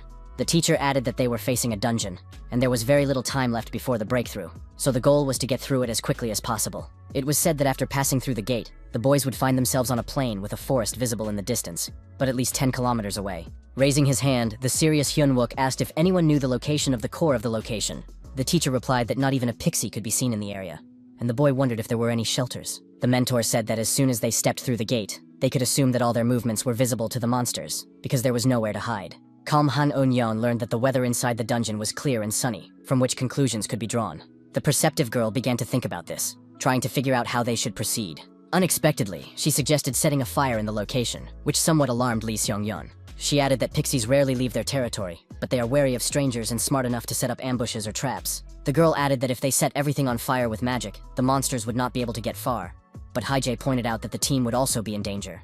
The clever student said that in that case, they could simply leave the gates temporarily. Her well-thought-out strategy seemed quite interesting, and even surprised the main character a little. Feeling awkward, the smiling Han Yun-yeon asked if she had said something strange, because her mentor's reaction was unusual. The young teacher took a small yellow sticker in his hand, and took a step toward his student. Remaining silent, he stuck the sticker on the forehead of the girl, who did not understand what was happening. The brown-eyed girl quickly realized what was going on, but couldn't figure out why he did it without saying anything. Showing his thumb and smiling, Hee-jae praised her, saying that she had done very well. Suddenly, the teacher asked what he would have to do for the student if she collected 10 such stickers. Everyone present listened to him silently and very attentively, but he kept them in suspense and remained completely unperturbed. After a while, the hero went out into the street, where the yellow car of teacher Kim Chi-min, who had suddenly returned, was parked. The dirty and crying woman said that they needed to go to the hospital urgently, which sounded very scary. The guy asked if they had failed the test, and the lady replied that it had gone well, but something terrible had happened. Barely holding back her tears, Kim mentioned director Hong Seok-kyung, and it was already clear that something had happened to him. The tense young man repeated to himself that this simply couldn't be true, and refused to believe it. The hero asked the hunter to make sure the students returned home safely, as he needed to leave. On the way, he wondered if his uncle could have been hurt by some sirens and what was going on. Chemin, who was driving the car, said she wanted to say something right away, and the young man listened to her attentively. Clutching the steering wheel with a tense hand, the girl said that she was definitely against it, but this did not clarify anything and sounded strange. Blushing with anger, she repeated her words again, but this time in a loud cry, tears streaming from her eyes. The girl shouted that she would rather die than work with Hong Seok-young again, which came as a great shock to Hee-jae. Banging her head against the steering wheel, the strange woman screamed that the director was completely unbearable. The extremely nervous hero asked in a raised voice what was going on and why they were going to the hospital. Putting her hand to her face, the teacher began to mutter something under her breath, trying to collect her thoughts. She said that this was only the beginning, and asked her colleague to turn on his phone and go to any news site. The broadcast reported that the underground siren nest in Socho, Gangwon Province, was completely closed. It was added that details would be disclosed through the Dasong Guild, that there were no casualties, and that the injured had been taken to the hospital. The journalist on the broadcast asked if the rumors that Hunter Hong Seok-young had been injured in the battle were true. Members of the faction asked to refrain from questions during the interview, so no answer was given. Reporters continued to ask questions about the school principal, but the man simply walked away from the cameras. After a while, Kim Chae-min and Hee-jae, who was stunned, arrived at the hospital, stained with blood and bandaged. Hong asked as if nothing had happened whether the boy was supposed to come the day after tomorrow. The hero noted that he knew it was another pretense, and the gentleman said that it was the blood of sirens, but he had really been beaten up. The guilty girl intervened in the conversation, quietly saying that it was all her fault. The lady hadn't participated in any quests for a long time, so she didn't notice how close the monsters had gotten, and the young man asked if she really couldn't put up a shield. Surprised, he asked if that was why the beauty was so angry, but the smiling Kim replied that that wasn't quite the case. The teacher told her that he was going to deceive even the children, and he also confessed his deception to her only when they had already arrived at the hospital. The master said that if he told everything haphazardly and the children found out the truth, it would be even more dangerous. Recently, Hong Seok-kyung deliberately attacked several branches, so the ark is now lying low, waiting and watching. Com Haijay asked if this meant that he had pretended to be injured in order to lull his opponents into a false sense of security and monitor their actions. Nervous shaman wondered how the director could be so unharmed, since she had clearly seen him get beaten up badly. The head replied that she was sitting in the front row, and the girl asked him to stop being sarcastic and answer normally. The angry hunter shouted that he was not injured and offered to show his stomach. But the lady asked why she should look at some old man's belly. The gentleman did not like how she addressed him, and they began to argue while the serious hero stood aside. The director finally stopped arguing and persuasively asked the girl not to tell anyone about it. She said she would listen first, and her counterpart added that you were his trump card, so the information should remain between them. 5 years ago, in the dungeons of Mongolia, Hong Seok-yong found an item that absorbs all the damage he takes. The hunter added that the item had a limit, and every time he took damage, part of his name was carved out depending on the strength of the blow. They were told that thanks to these universes, the first letter had finally appeared, and Hee-jae said he was going to the bathroom. Even after 20 years, after giving him one of his tokens, only one symbol was carved on the one remaining with Hong Seok-yong. The boy understood that if the man had held out a little longer and lived to see him arrive in Seoul, everything would have been different. Only 3 clearly engraved characters were the only proof that the young man's uncle had once existed, and it was these symbols that made him acutely aware that his father was dead, and that it was impossible to bring him back to life. Clutching the token in his hand, the hero could barely hold back his tears and felt intense emotional pain. In his inner voice, the young man said that if he had known how fate would turn out, he would have called the gentleman his father. Sometime later, the bewildered young man was sitting at home when he received a call from a stranger who called him Cheon-hoon. The discouraged young man said that he was not that person, but the man threatened that he would be finished if he did not repay the debt by the end of the month. The brave young man said once again that they had the wrong number, and the gangsters were furious because the scoundrel was also rude to them. A few seconds later, the phone call ended, and Hee-jae held the phone in his hands in bewilderment. The first thing he did was go to the log to look at recent calls, where he could listen to a recording of the conversation. At that moment, another call came in, but this time the young man was in no hurry to answer. Kim Shamin, who was sitting at the computer in front of him, was surprised and asked why he wasn't answering the phone. The hero assumed that the previous user was a debtor, and now he was being called from new numbers, demanding payment. The confident girl snatched the phone from his hands and answered the call, saying that the teacher had stepped away for a moment. In an instant, the blue-eyed girl was greatly surprised and seemed to be speechless at what she heard. It turned out that the teacher had received a call from his student Kang Tae-woo, whose case was important. The tense mentor asked why his colleague had hung up, but she remained silent. The curious Kim Chaemin asked if it was true that this was the same person from the arc, and the brave man confirmed that it was number 3. Handing over the phone, the lady noted that in such cases, the person who needs it more should be the one to pursue it. The main character asked if Teacher Hong's pretense had worked, and the beauty replied that it had. But there was one thing. She said that it had also had too much of an effect on their boys, and it was unclear what to do with him now. Not wanting to take on someone else's responsibilities, Hee-jae replied that it was the principal's concern. Calling his student Tae-woo, the young teacher said he had heard him call him earlier. The sweating young man said he knew how rude it was, but all he could think about was his mentor. Unexpectedly, the boy said that he had awakened, which instantly confused the teacher. Now everything she touched broke, and even her younger brothers suffered, and the hero listened warily. After the third one left the lab, there were no more visitors, but the brave boy clearly remembered that he was an unsuccessful experiment. The calm gentleman asked where he was now, and the boy replied that he would send him the address in a message. The excited boy expressed his immense gratitude, and the mentor asked him to calm down and promised that it would be soon. Very surprised by her awakening, Kim Shaman emphasized that the timing of what had happened was simply amazing. The main character assumed that the boy had simply been hiding his powers since long ago. The blue-eyed girl asked how the teacher would get there if he didn't have a driver's license. The young man looked at her with wide eyes, but silence reigned. The lady asked if this was a hint that she should drive him there, and he just smiled sweetly in response. The angry lady advised him to ask the hunters from Dasong, but the young man said that he needed to show how the great magician would personally take them there. The woman was very unhappy with what was happening, and her words were irritating, but soon silence fell again. At one point, Kim Chaemin smiled slyly and said she had a great idea.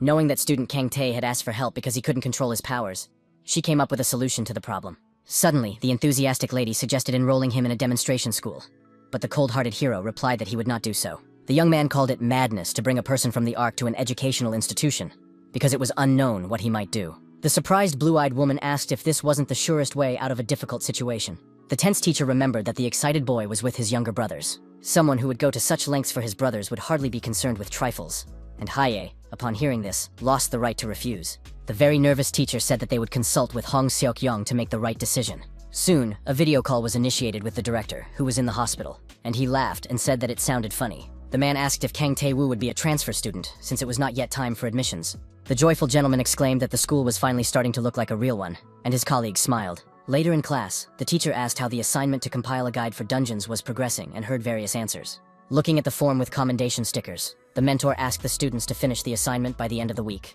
The young man said that he and teacher Kim would leave first, and hunters from the Dasong group would watch over the children's return home.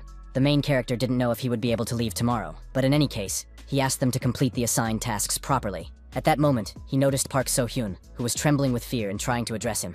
The young man had no idea what she was talking about, and the distraught girl muttered something about her condition. The guy replied that everything was fine with the director, and added that he was going there on his own business, so they had nothing to worry about. The skeptical Hyun-wook asked why Kim Chae-min was going with him if it was a personal matter for the teacher, and his counterpart replied that it just happened that way. Delighted, Yoo Hyo-won raised her hand and asked if she could also go out all week.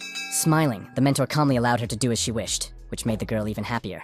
At that very moment, somewhere in South Korea, the weather was sunny and tree branches were falling to the ground. A little boy was walking through the forest, crouching down and drawing something on the grass with a stick. The boy was very interested and concentrated while he was writing, and there was no one else around. At that very moment, his mother, who was worried about her child, called him, and he immediately turned his attention to her. Standing up, the boy realized that it was time to go, because he needed to have a snack. Throwing away the stick, he started to walk away as if nothing had happened, thinking about his own business and enjoying the good weather. Turning his head back, the boy saw the hieroglyphs he had drawn on the ground, which together spelled the name Woo Hee-jie. However, the child began to rub out the inscriptions with his foot so that no one could read them and suspect anything.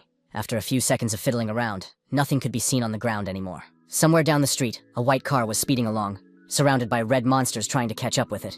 A very nervous Hye-jae asked Kim Chae-min to just crash into a pole, and she cried out that she understood everything. Kang Tae, who was praying, promised that from that day on, he would live honestly and decently, as well as take care of his younger brothers and sisters. At that moment, the car crashed into the iron fence ahead, causing severe damage to the bodywork. The excited young man assumed that all this happened because he had too boldly declared that he wanted to become a mid-level hunter. The worried girl exclaimed that there was a huge herd of dinosaurs ahead that had already spotted them. The panicked lady did not understand what this monster was, and the nervous Hee-jae ordered her to immediately get her pink vines. Unexpectedly, the daredevil kicked out the windshield to get out and be useful there. Grabbing hold of an elastic branch, he exclaimed that now was their best chance to do something and survive. Keeping a cool head, the young teacher wondered how they had gotten into this situation. 2 hours ago, they were at the service center, where an employee said that all of Kang Tae-woo's necessary documents had been filled out. The main character asked if he still had trouble controlling himself, and the guy replied that it was much better than at the beginning.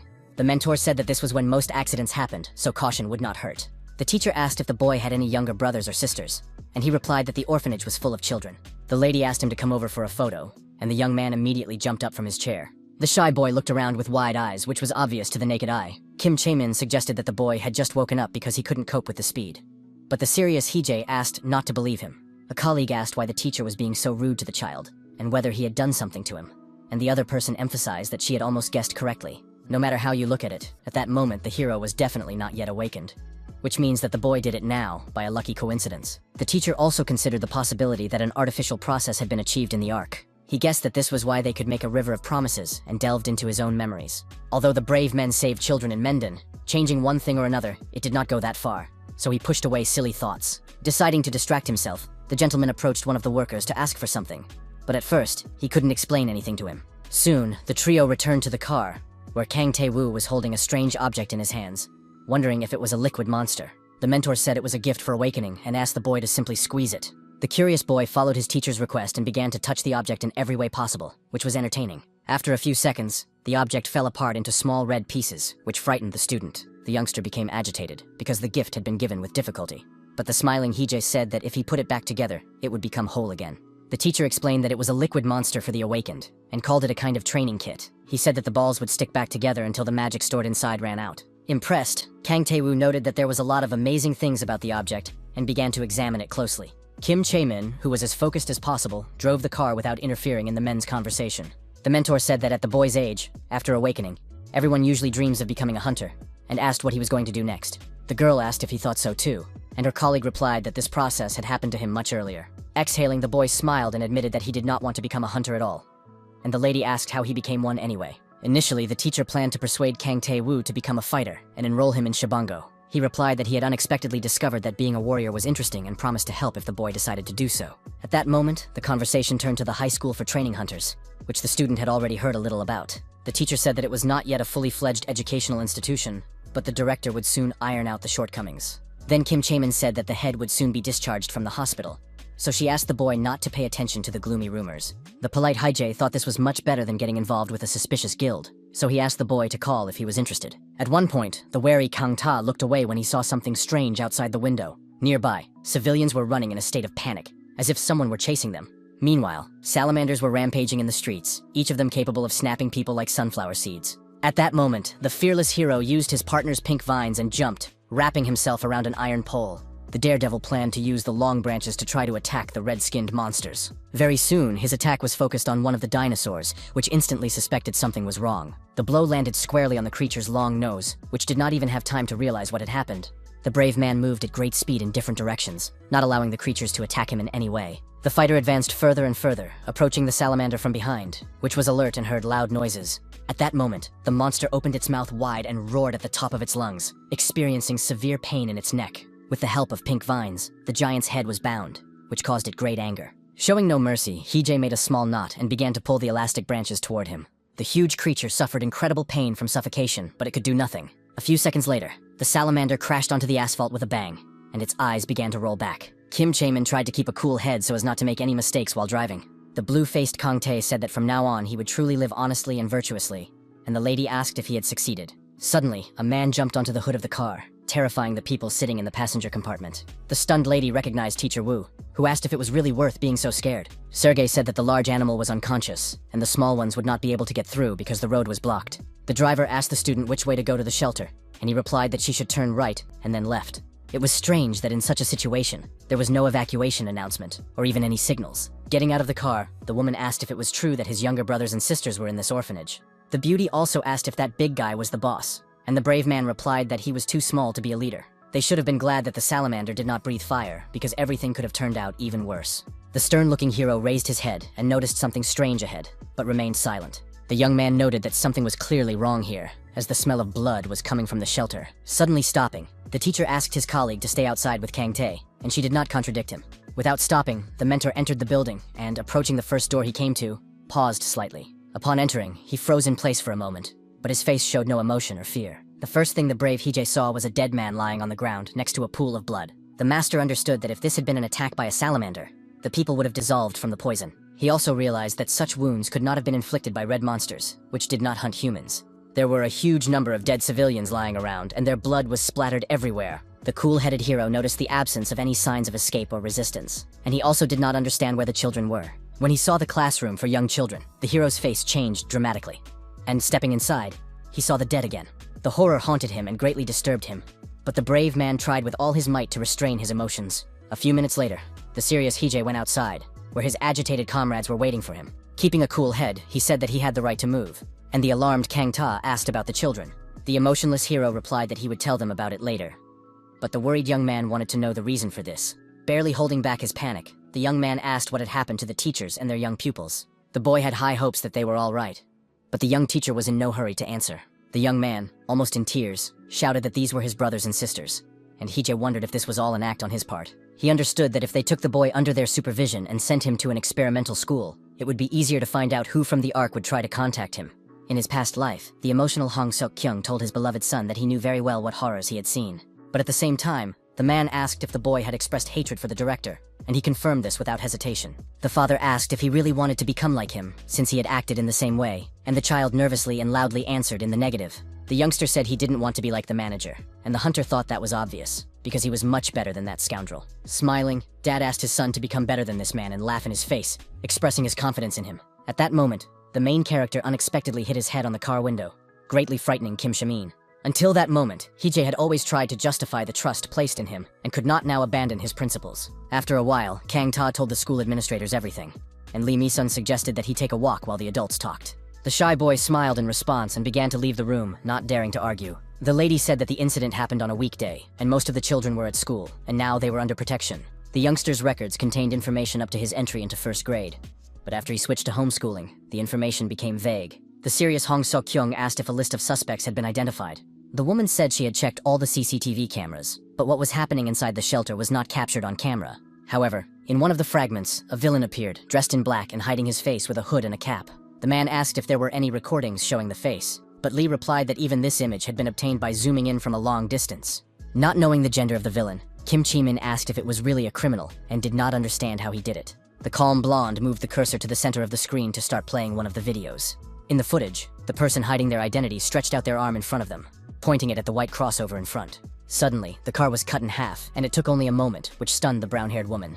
A few seconds later, the vehicle began to break down, and the unknown man simply waved his arms. In the end, the car was deformed and crumpled like paper, which looked very frightening. After that, the video recording became unclear, and the scoundrel entered the shelter, where he continued his rampage. Very soon, he came back out onto the street and continued on his way as if nothing had happened, adjusting his black jacket. When he returned, the scoundrel was covered in blood and left red marks behind him, but he enjoyed it. Zooming in, you could see a smirk on his face and long red hair. The recording ended there, and Shaman assumed that this was a serial killer who had taken advantage of the situation in the dungeon. Sirius Hije was sure that the criminal had deliberately revealed himself, because with such abilities, it was quite possible to get away without leaving any clues. The excited blue-eyed girl wondered how the scoundrel could have known about the orphanage's connection to the Ark. And Teacher Hong was very stern at that moment. Suddenly, the man said that it was a guy he had been tracking down in South America for a long time. Surprised, Li Mi-sun asked if he had been pursuing him, and her counterpart replied that they could have heard about it on the black market. The director had never seen the villain's face, and in the end, he disappeared. And upon learning this, the hero asked how his colleague could be so sure. There were rumors about the existence of a madman who could turn anything he didn't like into a small ball and make it his trophy. The stern hunter said he was pursuing him because he had heard that the scoundrel was the boss of the Ark. Concerned, Kim Chaemin asked if it was a child, and the gentleman replied that it was only a rumor, and he did not know the details. The judicious teacher said that, if you think about it, it explains why there were no signs of resistance at the scene of the murder. The calm Myson said that both the items and the information at the scene pointed to this, and that so far, it was the best version. The leader suggested setting a trap, and the puzzled woman asked what he meant. Visavi explained that her director was in trouble, and even though the children were under protection, it would be difficult to join them because he had been awakened. He suggested that the woman go to the school, saying that if the Ark came to pick up or eliminate numbers 3, it would play into their hands. Smiling, the blonde noted that she liked this plan, especially because they wouldn't have to lie. She asked whether it was worth gathering information about the Ark's boss, and the man replied in the negative. The man added that if this person was going around killing everyone connected to the organization, then the other places were also in danger. It was said that first they had to find Mr. Wu's brother, who was puzzled at that moment, knew he was being cautious. But if the villain was killing everyone connected to the research center, his brother must be in danger. Laughing, his counterpart asked for more information about the young man, and Li Mi-sun supported him, making the hero very nervous. Keeping his cool, the director asked the name of Hija's loved one, who was very confused. 4 years ago, a small group of scientists gathered on the lowest floor of the training center in Gyeonggi-do. A woman's voice greeted number 3 and wished him a happy birthday, saying that they had prepared his favorite cake. The boy thanked her, calling her mom, but the woman reminded him that she had asked him not to address her that way. She asked how long he planned to behave like a child, and the boy apologized to the researcher. The lady did not dwell on the matter, and the youngster silently gazed at the glass panorama ahead. At the same time, the child was given a vaccination in the elbow area and held cotton wool to prevent infection. The research center employee emphasized that the boy had behaved very well and shown himself to be worthy. The lady added that he would have visitors in the afternoon, but the youngster did not understand this, and she realized that she had not expressed herself clearly. It was said that a new director would be coming to visit them, and this was more understandable to the boy chewing candy. The first head, whom number 3 met in the laboratory, had a bad reputation among the children of the employees, so he did not last long. After a short period of time, the man was found dead in his room, with documents scattered around him. The next manager, despite being frequently absent due to his busy schedule, cared for the children, adding breaks for naps and afternoon snacks to the schedule. Maltz was very curious about what the new director would be like, but his thoughts were interrupted by a girl who called him her older brother. Whispering, number 8 said that she had heard from the researcher that today was the young man's birthday. The boy confirmed this and added that they would soon be eating cake together, but the little girl had hidden something for him and was holding it in her hands. Unfolding the parchment paper, she held out 2 chocolate cookies, saying that they were his gift. The sweet girl said she had saved them yesterday to give to Kangtae because she thought he deserved it. The young man was very pleased and moved his mouth close to Sohee's ear to whisper his thanks, which made her smile. He immediately gave half of the cookie to his sister, who found it amusing since she had just given them to him. Suddenly, a loud ringing sounded from behind the panorama, which instantly attracted the attention of the people in the room. The boy realized that the researcher was calling him and asked the little girl to try to be quiet. Brave Kang. Ta calmly headed toward the door, not even suspecting what would happen next. A mysterious man in a business suit entered the room and behaved casually. The voice said that he liked the current atmosphere, where you could see happy children. Before that, he had checked on Ocean, and things weren't going very well there, so he had to get rid of everything, which is why the gentleman had already started to worry. The polite researcher asked not to compare them with their competitors, and number 3 realized that this was the new director. Between them, the boy saw a strange figure who even frightened him with his appearance. The executioner, or observer, was the very man who had killed the first director and always wore the mask of a plague doctor. The merciless man held a child in his arms, who had fallen asleep for a short time due to exhaustion. Finally, the boy woke up and began to stretch his arms and yawn, but he was still in the arms of the strange man. The first thing the youngster did was ask his mother where they were, and he was completely calm. The lady replied that they were at a research center, and his father reminded him that he would be staying there for a long time. The delighted boy saw it and asked if he could play with it, and his mother allowed him to entertain himself while they looked around. A slightly cheeky woman asked Kang Tae if it was true that he was the oldest here and what his number was. The slightly nervous boy replied that he was the third and tried his best to remain calm. The woman asked him to watch their son for a moment, whom the executioner had put down on the floor and allowed to walk ahead. The boy, who loved children, did not refuse and agreed, because the little boy seemed very cute to him. The observer, wearing a plague doctor's mask, stepped aside and simply watched the situation unfold. The older man approached the child playing with the construction set and greeted him to get acquainted. Number 3 immediately introduced himself with a smile on his face and asked the little brunette his name. The delighted boy asked if he wanted to know his name, holding the Lego in his hands. He reminded him that it was forbidden to ask for initials here and threatened to tell his mother everything, which discouraged his counterpart. But soon the boy said he was just joking, and Kang Tae saw something interesting in his hands. The cheeky youngster immediately smelled cookies and asked for them, and the older boy was even a little confused. The brunette grabbed the treat without warning, promising not to tell anyone if he shared it with him. Then the child began to think about his name and tried to remember what number his father had called him. After a few seconds, the boy replied that he was listed as number 12, and his counterpart looked at him emotionlessly. Since the new director arrived, life had not changed, and the youngster only came to the playroom at the beginning of afternoon snack time and left during dinner. The other children shunned the newcomer, and he often noticed this and was very surprised. But when the 12th brought lots of toys and treats, the stunned kids started to befriend him. The cheeky brunette turned to his older brother and said that the cookies in his hands looked very tasty. The young man now had to share with the newcomer because he had no right to refuse him. On one sunny day, Kang Tae opened his eyes with difficulty and tried to get up, even though he didn't want to. The guy felt very unwell, and his head was already tired from the constant influx of obsessive thoughts. With a careful movement, he touched his sweaty hand, down which small drops of sweat were running. The sad and tired young man said to himself that everything has a tendency to change. When the third director died, more children came to them, and after the sudden death of the fourth leader, the father of the 12th, something fell into the abyss. The child, who had lost both parents, began to live in a room with everyone else, and that was when the changes began. One day, the boy was sitting at home and noticed a newspaper with a simulator for the awakened lying on top of it. Reading the news about the tragedy at the orphanage, the emotionless young man wondered what would happen to him now. When he saw little Sohee again at the orphanage, he was sure that God was on his side. Surprised, Kang Tae did not even think that he would see her after escaping from the terrible laboratory. Even though the girl had grown up and was harder to lift, she was still as cute as ever. She was the boy's younger sister, who had been taken by heaven, as if they were laughing at the concept of happily ever after. At that moment, the gloomy young man was standing in his living room when he suddenly heard a knock on the door. The calm teacher Haejae was the first to enter the room and asked if his student was awake. The mentor wanted to discuss something with the young man and asked his permission to enter. Smiling, the young man invited them in, thinking to himself that the director was happy that he had received the hero's number. But he was also dead. The cheerful and friendly Hong Seok-kyung also came to visit, immediately introducing himself and saying hello. The surprised boy asked if it was true that he was one of the hunters, because he clearly looked like him. The main character noted that today the man was here as the director of the experimental school, not as a fighter. Putting on a serious face, the gentleman said that he thought he could tell the boy about the situation. First, he said that an unknown person had attacked the orphanage and had not shown even a shred of compassion.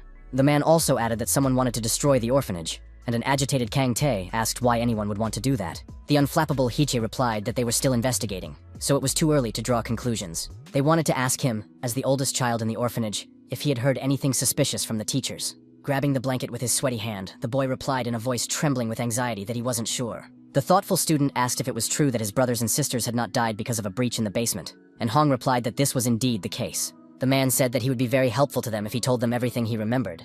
And now number 3 had 2 options. The boy could wait for the ARC to contact him again, but Teacher Yu pointed out that he now had nowhere to stay. Smiling, the young gentleman asked if Kang Ta wanted to visit their school, because he might like it there. The boy also had the choice of confessing everything and hiding from the organization, which would find him anyway. 2 days later, on July 7th, Haejae was teaching a class at the Hunter School in Hwasun, Gyeonggi Province. The teacher collected the students' homework sheets, carefully reviewing each one.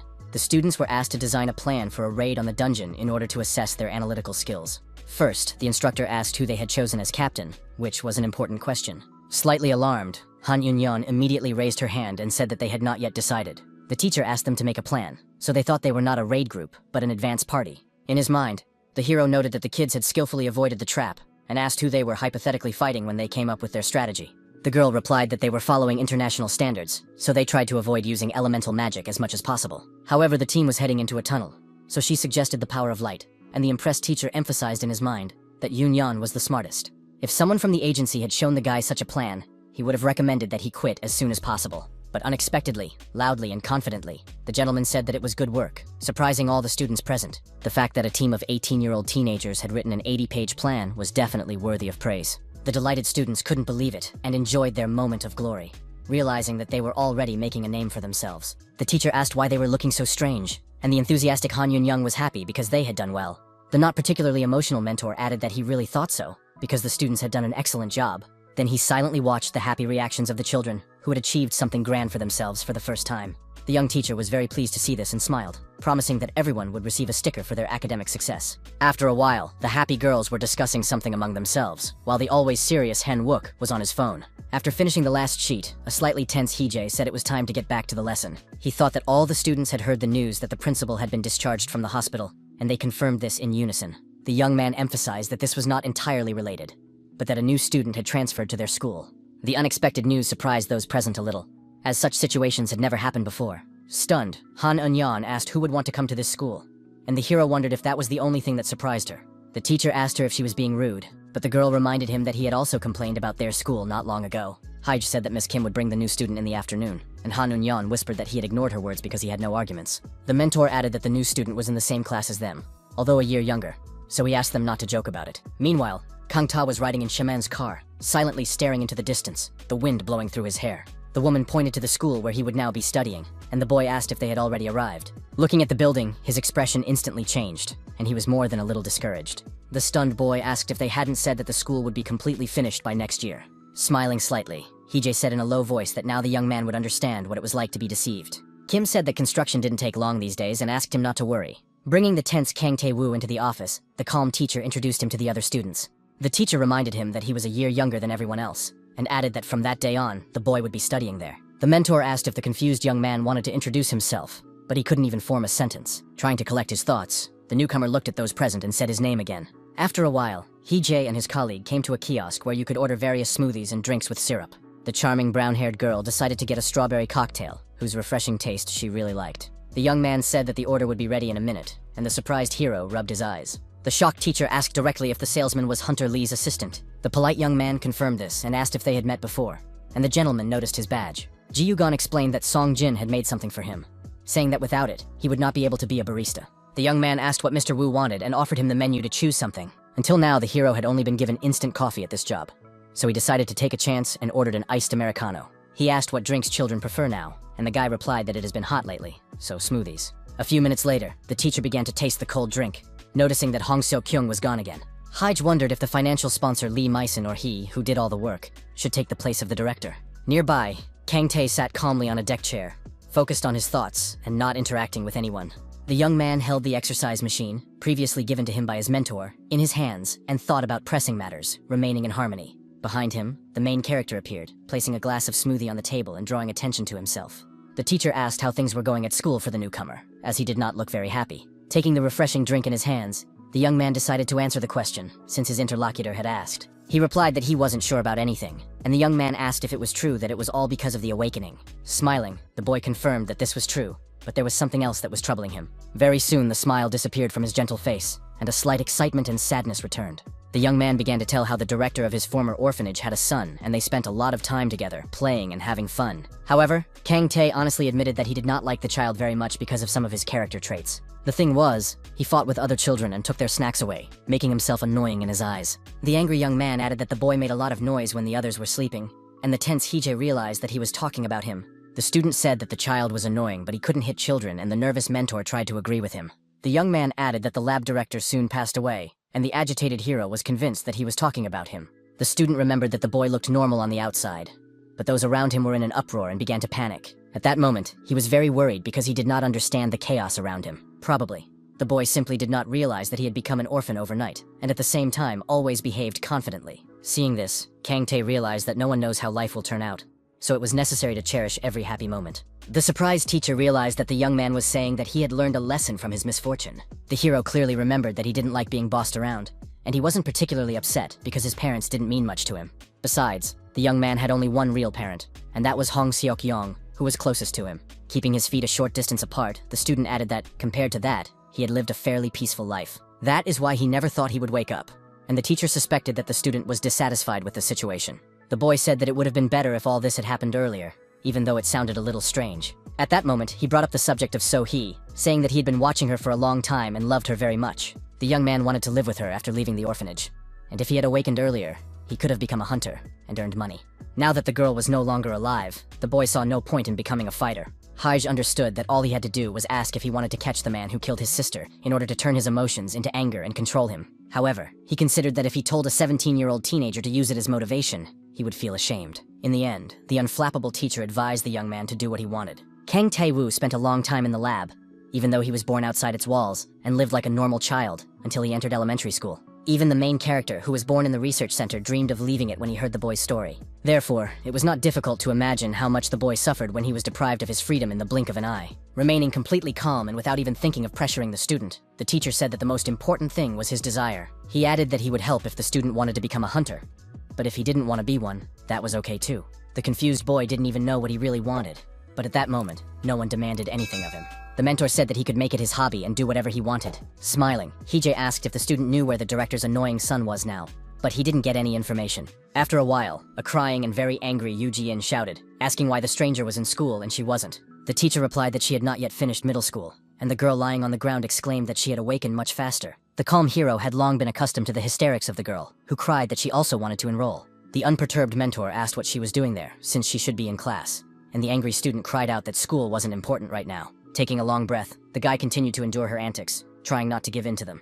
Still, he called out to Yoo Hyo-eun and asked her to take her younger sister, who was already getting on his nerves. Hearing this, the girl immediately jumped out of the window to grab the little brat. Landing professionally on her knees, she rushed forward at tremendous speed, which looked very impressive. The enraged older sister was eager to catch up with her sister and grab her by the hair to finally teach her some manners. Grabbing the little girl by the cheeks, she asked in a raised voice if she hadn't told her not to skip school.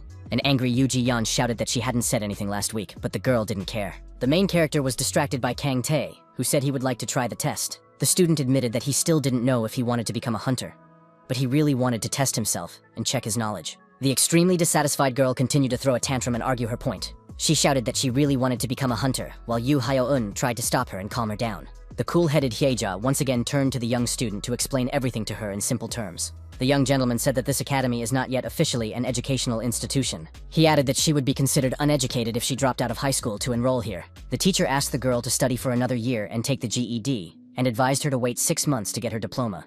After explaining everything convincingly, the mentor asked if Yoo Ji-young, who was discouraged and silent, understood now. Excited, Yoo Hyo-eun apologized to the man, who asked her to treat the little girl to something tasty from the coffee truck.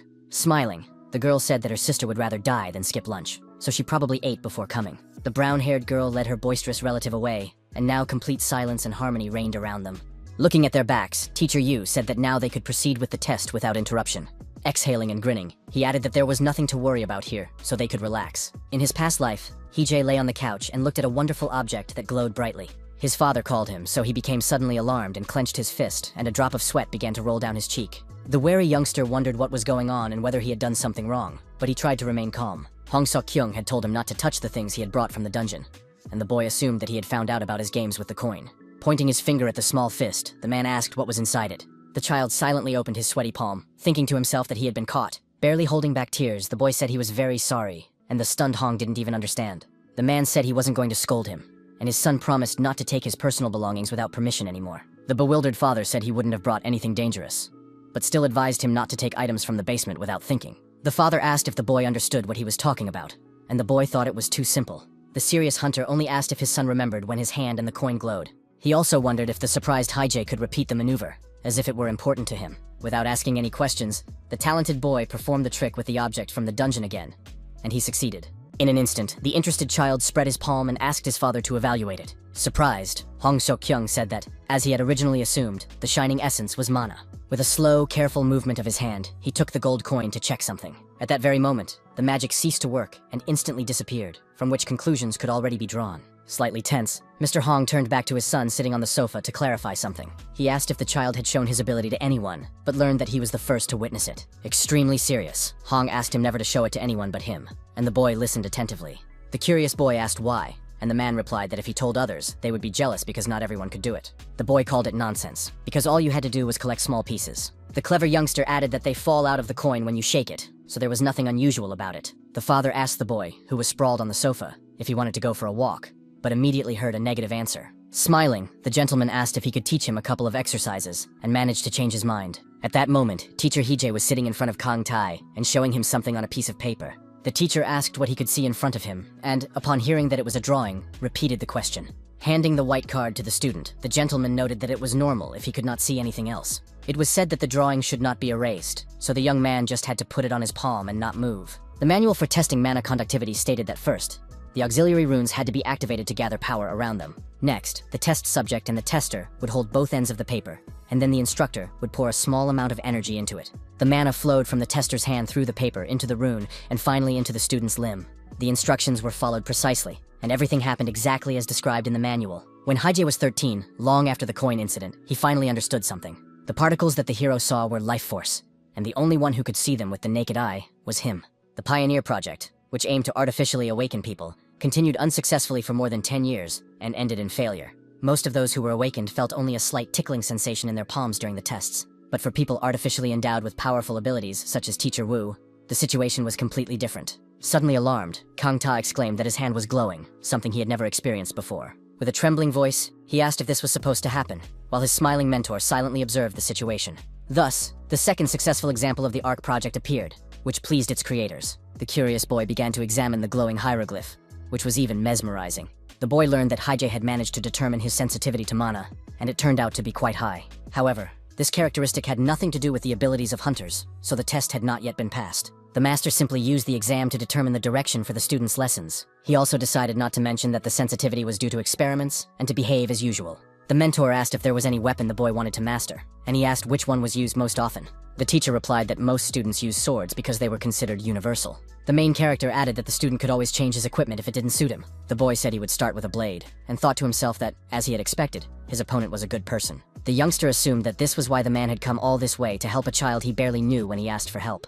At one point, the emotionless mentor looked away when he heard loud noises. Other students were already training nearby, swinging wooden swords in all directions. The curious Haijie turned again to the calm Kang Tae to ask him an important question. Watching the boy's actions, the hero asked the young man if he knew what skill was most essential for a hunter. The new student answered in the negative, while a battle was taking place behind him. Shocked, he turned around abruptly and saw a man falling, something he had rarely encountered before. Looking at the focused Sun Sunjin, the mentor said that the most important skill is the ability to fall. Unexpectedly, the teacher grabbed the confused boy by the scruff of his neck and pulled him along, which he did not expect. Hong Sok-young once said that if your heart is heavy, you need to make your body work, so the master pushed the youngster out of the room. In his inner voice, the boy said that he took back his words about Haijie being a good person, and 3 stern fighters were already standing in front of him.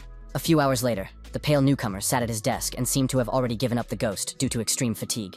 The teacher said that in the morning, Kim Shamin would be teaching the mages, while the rest would be training with the hunters from Daesun. It was also said that in the evening, the students would learn how to clear dungeons with him. The confused Sheng asked if the transferred student would follow the same schedule, and the teacher confirmed that this was the case. Nervous Chui Jin asked about the new runes, and the mentor replied that they still had a lot to learn about magic. Then he asked how Park So-hyun's classes were going, but the tense girl didn't even answer. The main character calmly asked the student not to be arrogant and to review his work. Holding a stack of papers in his hand, the teacher suggested talking about the raid guide they had provided earlier. Smiling, the mentor recalled that last time he had praised his favorite students enough. The gentleman said that now was the time for criticism, which made the silent students a little nervous. Making corrections on the sheet, Haijie said that the students had written that it was recommended to destroy the goblin guards first. It was said that the mistake was made because they did not understand the habits of these extremely cautious creatures well enough. Kang Tae thought to himself that he would consider the hero a security guard if he wore a suit, and decided that he could trust him. For some reason, the young man did not tell his mentor everything, but something about him seemed vaguely familiar. The teacher explained that the goblins would regroup into a defensive formation, and the boys would not even reach the core. He also added that retreating to the gate would be very difficult, and asked what they would do next. The focused Hyun-wook knew that the terrible monsters were sensitive to sound and smell, and this could be used against them. Since starting a fire was dangerous, as the fire could block the retreat route, it was decided to use smoke to dull their sense of smell. The young man added that after that, as captain, he would run in the opposite direction to eliminate the combat units. Trying to understand his words, the teacher asked what the commander's purpose was in doing so.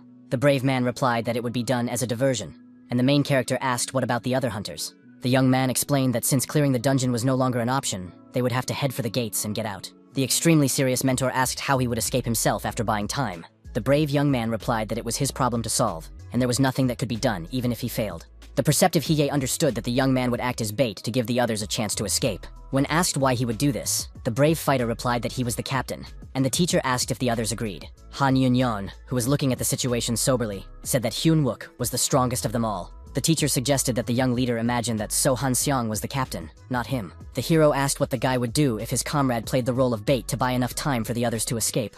The tough and determined fighter replied without hesitation that he would stop his comrade and take on that role himself. His confident words even alarmed Teacher Wu, who rarely encountered such a courageous position. Taking 2 steps forward, the cool-headed Hee-jae noted that this was rather foolish, which surprised the students a little. He was very patient because he knew about the students' lack of experience. And since Kang Tae was there, he really didn't want to do it. After these words, the gentleman asked Hyun-wook to get up from his seat, and his request was immediately fulfilled. The mentor remembered the day when the captain said he wanted to leave, and that was when they tried to pass through the dungeon with the fairies. The man regretted that he had stopped him then, and now he asked him to leave, saying that the young man was not one who should go on missions. The brave man led enough troops that had been destroyed by people like the inexperienced commander, so it was difficult to surprise him with anything. The merciless teacher asked if the boy, whose face had turned pale, knew about this. The hero noted that it didn't matter whether the leader sacrificed himself or others. He turned lives into expendable material in any case. Once at school, Hee-jae was seized with a desire to grow beans and tried everything he could to do so. Every morning, the boy checked for sprouts, but was constantly disappointed when he did not find any in the pot. After a while, the bud sprouted, and the curious child realized that watching something grow is a difficult task. Even beans took a long time, not to mention people who were even more difficult to raise. Hong Seok-young was able to grow it, so he also decided to patiently watch over the children, who would surely grow up to be adults and independent people. The young man thought this way for a long time, but he couldn't understand what kind of regression had occurred in his absence. He couldn't understand why the students couldn't just do everything right if he had taught them the basics, step by step. Nevertheless, the teacher exhaled to calm down and gather his strength to continue the lesson. One of the students asked if the dungeon would disappear if the raid failed, while Hyun-wook stood there, still looking dejected.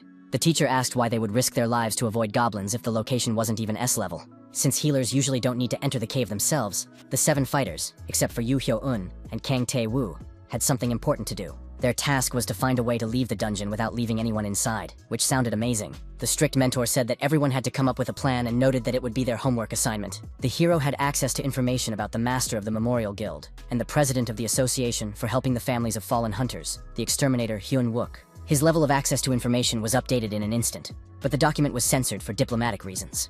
A few days later, a serious-minded Sun Sunjin approached the mentor and said that they would set off fireworks. The man did not quite understand her, but the girl said that the fireworks should be heard throughout the area to dull the goblin's senses. The teacher asked how she was going to make the fireworks, and the student replied that there were 2 magicians in the group, so it was possible. Brown Eyes asked if it was a good idea, and the young man really liked her confidence. It was much better than Hyun-wook's behavior, who seemed to have turned into a zombie and was catching puzzled glances. The young teacher asked who the girl got the idea from, and suggested that it was from the hunter Im from Dasong. In response, Sunjin smiled slightly, but did not give a direct answer to the question, as if it were a little secret. Deciding not to dwell on it, the hero wrote on the board that the beauty had passed the test. Lee Seong-yeon was stunned to learn that it was possible to ask for help, but Hee-jae said that they were only learning, so it was perfectly normal. The boy immediately ran out of the classroom and headed for a professional who could help him with advice. But unexpectedly, the strict teacher stopped him and asked him to return to his seat immediately. The gentleman said that since asking the hunter for help was Sunjin's idea, he couldn't repeat it. At that moment, a tense Choi Jin raised his hand, and Hee-jae immediately turned his attention to him. The enthusiastic young man confidently said that they could use fireworks for the task. Without hesitation, the hero replied that the task was complete, which finally threw Lee Seong-yeon, who was sitting in front, off balance. The satisfied boy asked how the bespectacled boy had passed if he had literally copied Sunjin's brilliant idea. The boy explained that Mr. Wu had mentioned that her idea was to ask a professional for help, which meant that the use of fireworks was not mentioned. The teacher said that class was over for the day, but he had a separate conversation with Hyun-wook and Sung-yeon. He asked them to take their time and think about it some more, and promised to give each of them a sticker if they passed the test. The next day, the news showed a video featuring the brave Hong Seok-kyung. It was reported that, together with 9 hunters, he had successfully cleared the dungeon in Kaewon, Gangwon province. Hearing Hee-jae's heavy sigh, he asked if that was how a colleague greeted the principal who had returned to school. The young man replied that the man had been away for too long, and when asked if he had missed him, he replied that he had hoped he would not return. Pressing the button to turn on the electric kettle, the man muttered something under his breath, but did not show any particular emotion.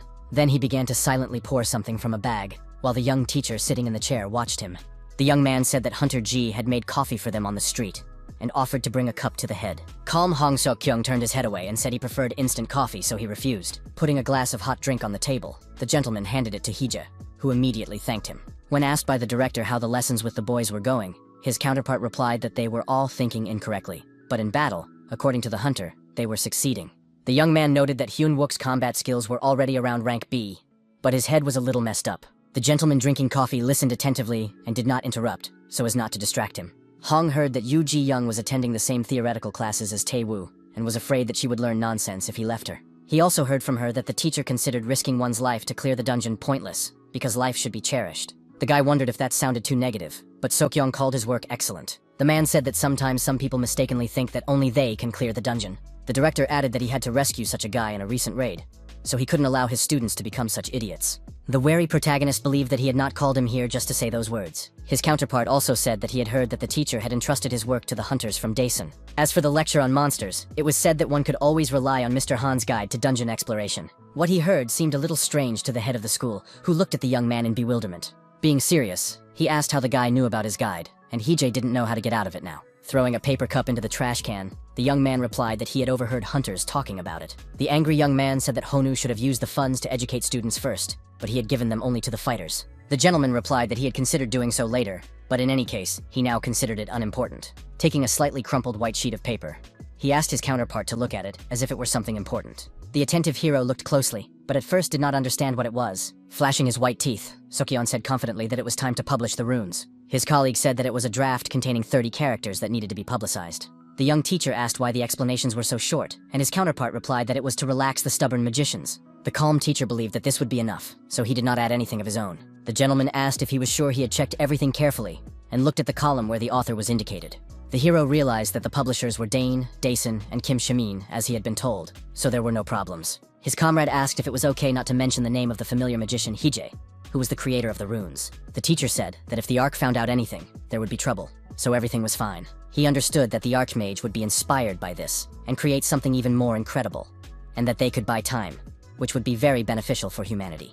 The director realized that if the organization intervened, everything would become more complicated, and the young man asked if he had learned anything about the attacker on the orphanage. The man replied that he had searched the entire area and questioned everyone who might know something, but to no avail, and the criminal had always been nothing more than a rumor. It also became known that nothing useful was found in the documents left at the orphanage. Putting his hand on his shoulder, his colleague said that if he was lucky, the young man would soon be able to meet his younger brother. Smiling slightly, the thoughtful mentor emphasized that it sounded pretty good. Hong Seok-kyung's training sessions were simple and straightforward, but he put his heart into them and really enjoyed himself. His adoptive father sharpened Hee-jae's survival instincts, forcing him to adapt to the mana. However, if the main character applied the same methods to Kang Tae-woo, everything could have been different, because the boy was too weak and couldn't even see energy. The young man had only just learned how to fall correctly, and if the teacher increased the intensity now, he might run away. The perceptive teacher realized that this would not work, so he suggested that the student start with the basics. The young gentleman asked if it was difficult for the boy to simply catch mana, and he replied that he could do it and even demonstrated it. The mentor said that, like him, the young man was sensitive to energy, so now he needed to work on that.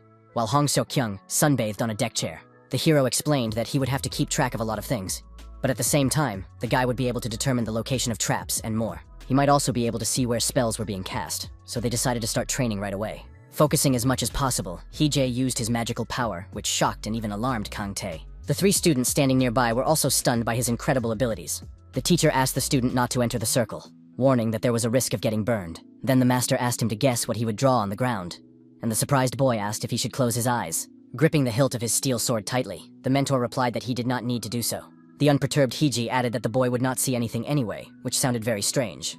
Remaining completely focused, the teacher began to draw something, his blue eyes shining at that moment. Small particles of mana could be seen in space, slowly scattering in different directions. After a few seconds, the brunette smiled and said that everything was ready, which puzzled the student. The man asked him to guess what he had drawn, but the discouraged Kang Tae couldn't make sense of it. Minutes slowly passed, but the tense student still couldn't answer the question. Still, he said he really didn't know, and the hero asked him to simply answer what feelings were haunting him. The tan director noted that the lesson was fun, and the mentor calmly but firmly asked him to remain silent and do nothing. Looking at the circled area, the young man continued to think intensely. Squinting, the nervous guy guessed that it was a circle, but he wasn't entirely sure. A few seconds later, the boy asked the teacher if it was true that he had drawn a circle on the ground. Completely calm, Hee-jae noted that the answer was correct and used his magic again. His opponent asked if the boy could feel the drawing, and he replied that it was vague.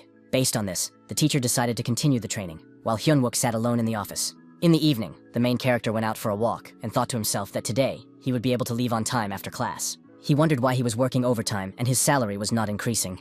The man asked Hyun-wook, who was walking beside him, if something had happened, since he had come to his teacher's dormitory. The young man replied that it was about the person the protagonist had mentioned last time, and he asked what exactly he was interested in. Feeling a little awkward, the brunette said that the person in question was an ordinary police officer. His main job was to investigate crimes related to hunters, so it's safe to say that these are closely related concepts. However, the investigations were so secret that they required censorship and allowed for immediate execution if necessary. The student asked again if it was true that the person in question was a real police officer. The young man thought that it was enough to simply sacrifice himself if he wanted to become better, as the teacher had said before. But he did not know how else to prove it if this plan was very bad, and his counterpart listened to him silently and attentively. The main character wanted to ask him if he shouldn't at least think of this himself first. But he didn't. A strong hunter was the best tool when it came to preventing the destruction of the world. But his survival was important. The calculating Hyjae needed Hyun-wook to live long enough, because then he could use him for the next 20 years. At one point, the main character stunned the young man by saying that the world would not change if he sacrificed himself. It was said that if the brave man died, no one would remember him, and only those who knew him personally would mourn. The wise teacher added that if the young man wanted to prove something or achieve something, he had to live until he did. The young man listened attentively to the wise teacher, who wished him only the best. The dejected boy could not remember exactly who had said these words to him, and he delved into moments from his childhood. Once, in a children's shelter, a bully grabbed the little brunette by the arm and started pulling him toward himself, which was very rude of him. He asked the child never to do that again, but the angry boy tried to break free from his grip. Suddenly, the youngster's face changed dramatically when he heard that the older boy would soon be leaving this place. The watcher said that after he left, there would be no one to restrain the director, so he asked Hyjae to behave normally. The boy, who had calmed down a little, asked if he was really bringing this up. Kang-tae asked if he really didn't like it when such things were discussed, adding that he didn't particularly like the boy either. The tense young man noted that if the hero continued in the same vein, they might get rid of him. He added that there had been a strange atmosphere here lately, and was sure that the boy understood everything himself. It was said that they needed to get out of there alive, and these words touched Hyjae deeply. The smiling Kang-ta heard everything that was said to the boy, because he had ears too. A brief silence fell over the room, giving both of them a chance to think. The older man understood that the child would not listen to him anyway, and asked him to at least try not to involve others in this. In the end, the man said that this was their last conversation and demanded that the boy tell him his name. Disheartened, the little brunette replied that he could be addressed as number 23. Confused, Kang-tae asked if he even knew his own name, but he didn't get a proper answer. Smiling slightly, the young man emphasized the fact that the boy was still himself. Then he added that as long as they were alive, they could still meet, but at the moment, he was very tense in class. Confident, the boy exclaimed that it was a triangle, but the teacher considered the answer incorrect. It turned out that it was a square, which the student also wanted to suggest, but hesitated. Slightly upset, Kang said that he was close to being right, but he still missed the mark a little. The mentor suggested ending the lesson and returning to class, but the boy felt awkward going there alone. No one really talked to him, which was unexpected for Hyjae, who thought the young man would quickly make friends with the others. The teacher suggested that he talk to someone first, but the excited youngster couldn't even imagine such a situation. Sitting in class, Lee Seung-yeon was very nervous and even blushed with anger, but the reason for this was unknown.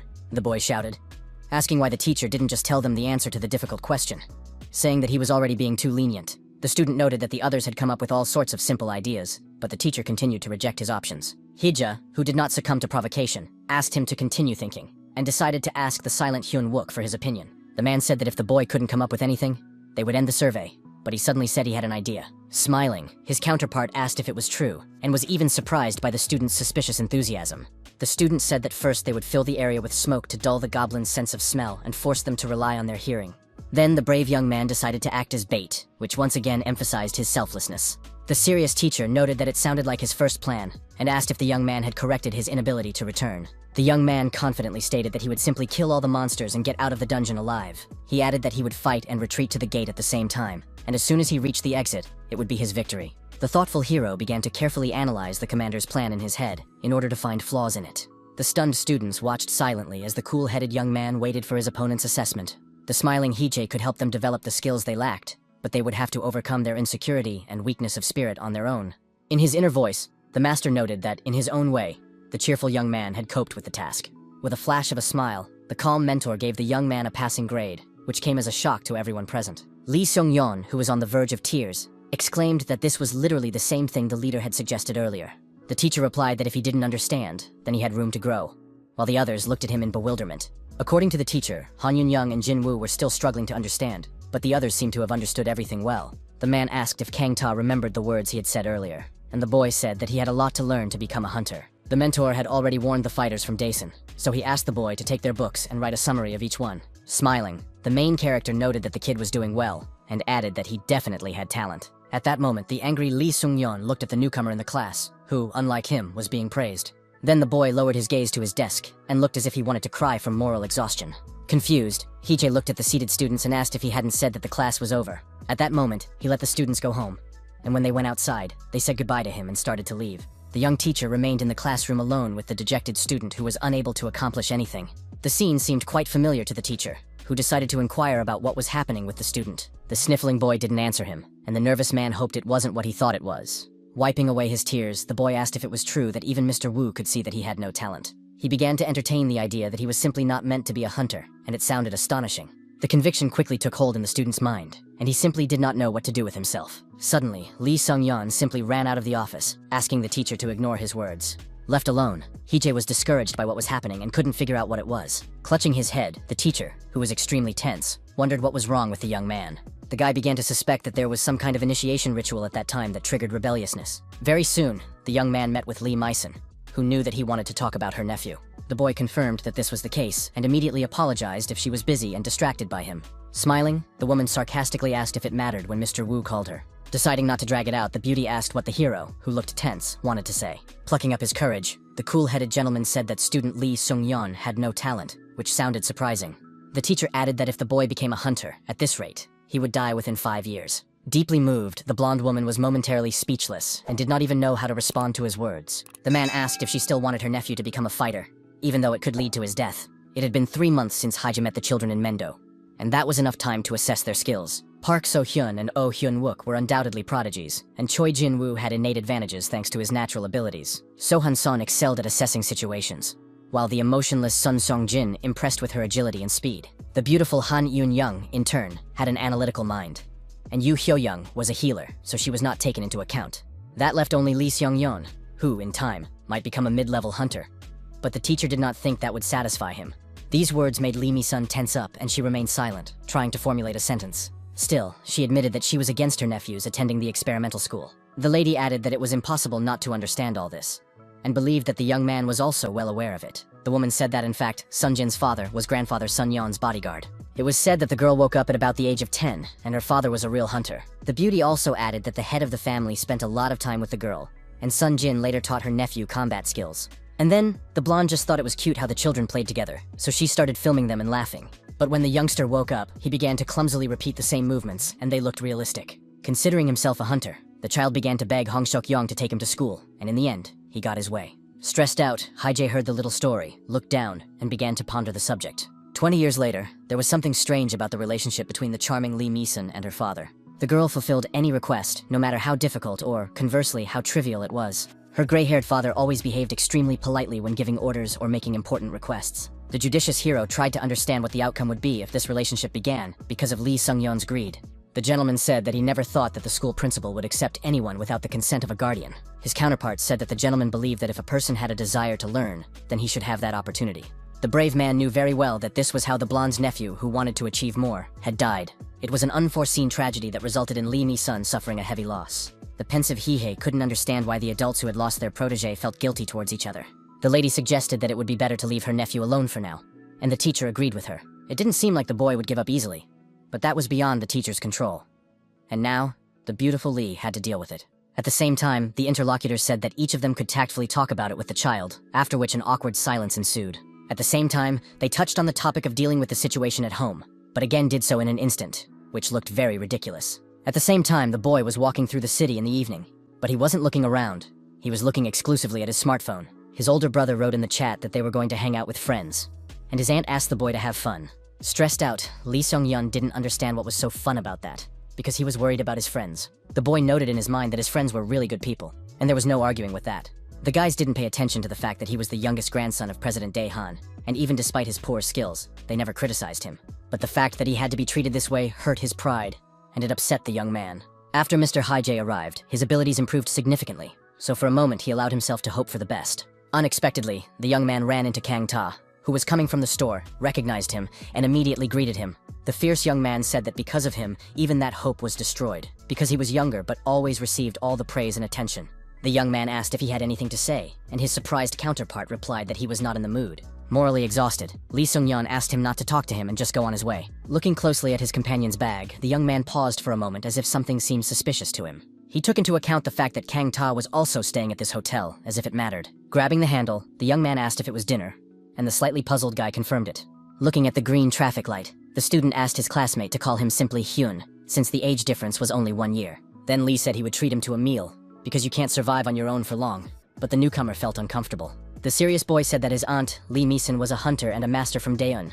After saying this, the boy reached into his pocket for money, but his face quickly changed. He said he had a lot of pocket money, so he wanted to treat his classmate.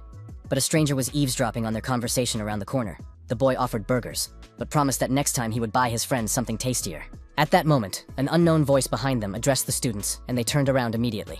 A mysterious girl dressed entirely in black said she wanted to ask them something. Surprised, Lee Sung-yeon first wondered who she was and why she was talking to them. The stranger continued to move calmly toward them, slowly removing the hood from her head. The red-haired girl with a smile on her face asked which one of them was number 3. There was a brief silence as the boys did not rush to answer the question of the passerby on the street. Kangta's face changed dramatically as he realized that the suspicious girl was asking about him. Unexpectedly, the young man grabbed his new friend by the wrist and rushed off into the distance, which greatly surprised him. The bewildered brunette didn't understand anything, but continued to run in step with his counterpart, even though he was almost tripping. The observer, who was also the executioner, smiled and realized that the one running away was the third person. She was also known as the cleaner, and she was a person sent by high-ranking officials to observe the researchers. Then, among the scientists or test subjects, someone would inevitably disappear, and Khan knew this, which is why he took off. The tense young man did not understand why the executioner had come for him, and behind him, he heard a strange melody. The merciless red-haired girl suggested ending it quickly and smiled frighteningly.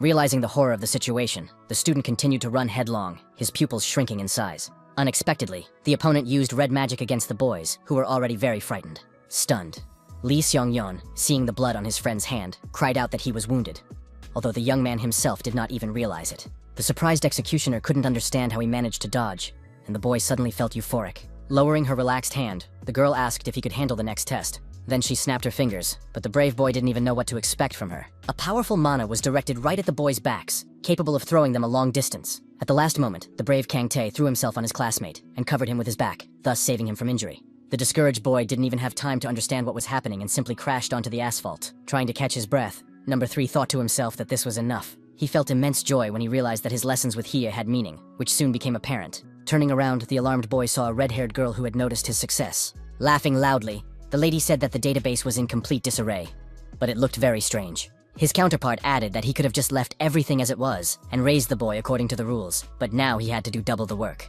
The executioner added that if he had known that the orphanage was for awakened children, he would not have made such a mess. Deep in thought, Kang Tae showed no emotion at that moment and did not even think of running away. An angry Lee Sung-yeon shouted, asking if he was out of his mind, and his classmate got to his feet and began to shake the dust off his pants. The young man asked the man who happened to be watching. He loved his younger sister but the bastard didn't even know who he was talking about. The young man explained that he was talking about Noah's orphanage, and the killer said he had come for him because he was from there. Having lost sight of the boy, he had to travel all this way to find him.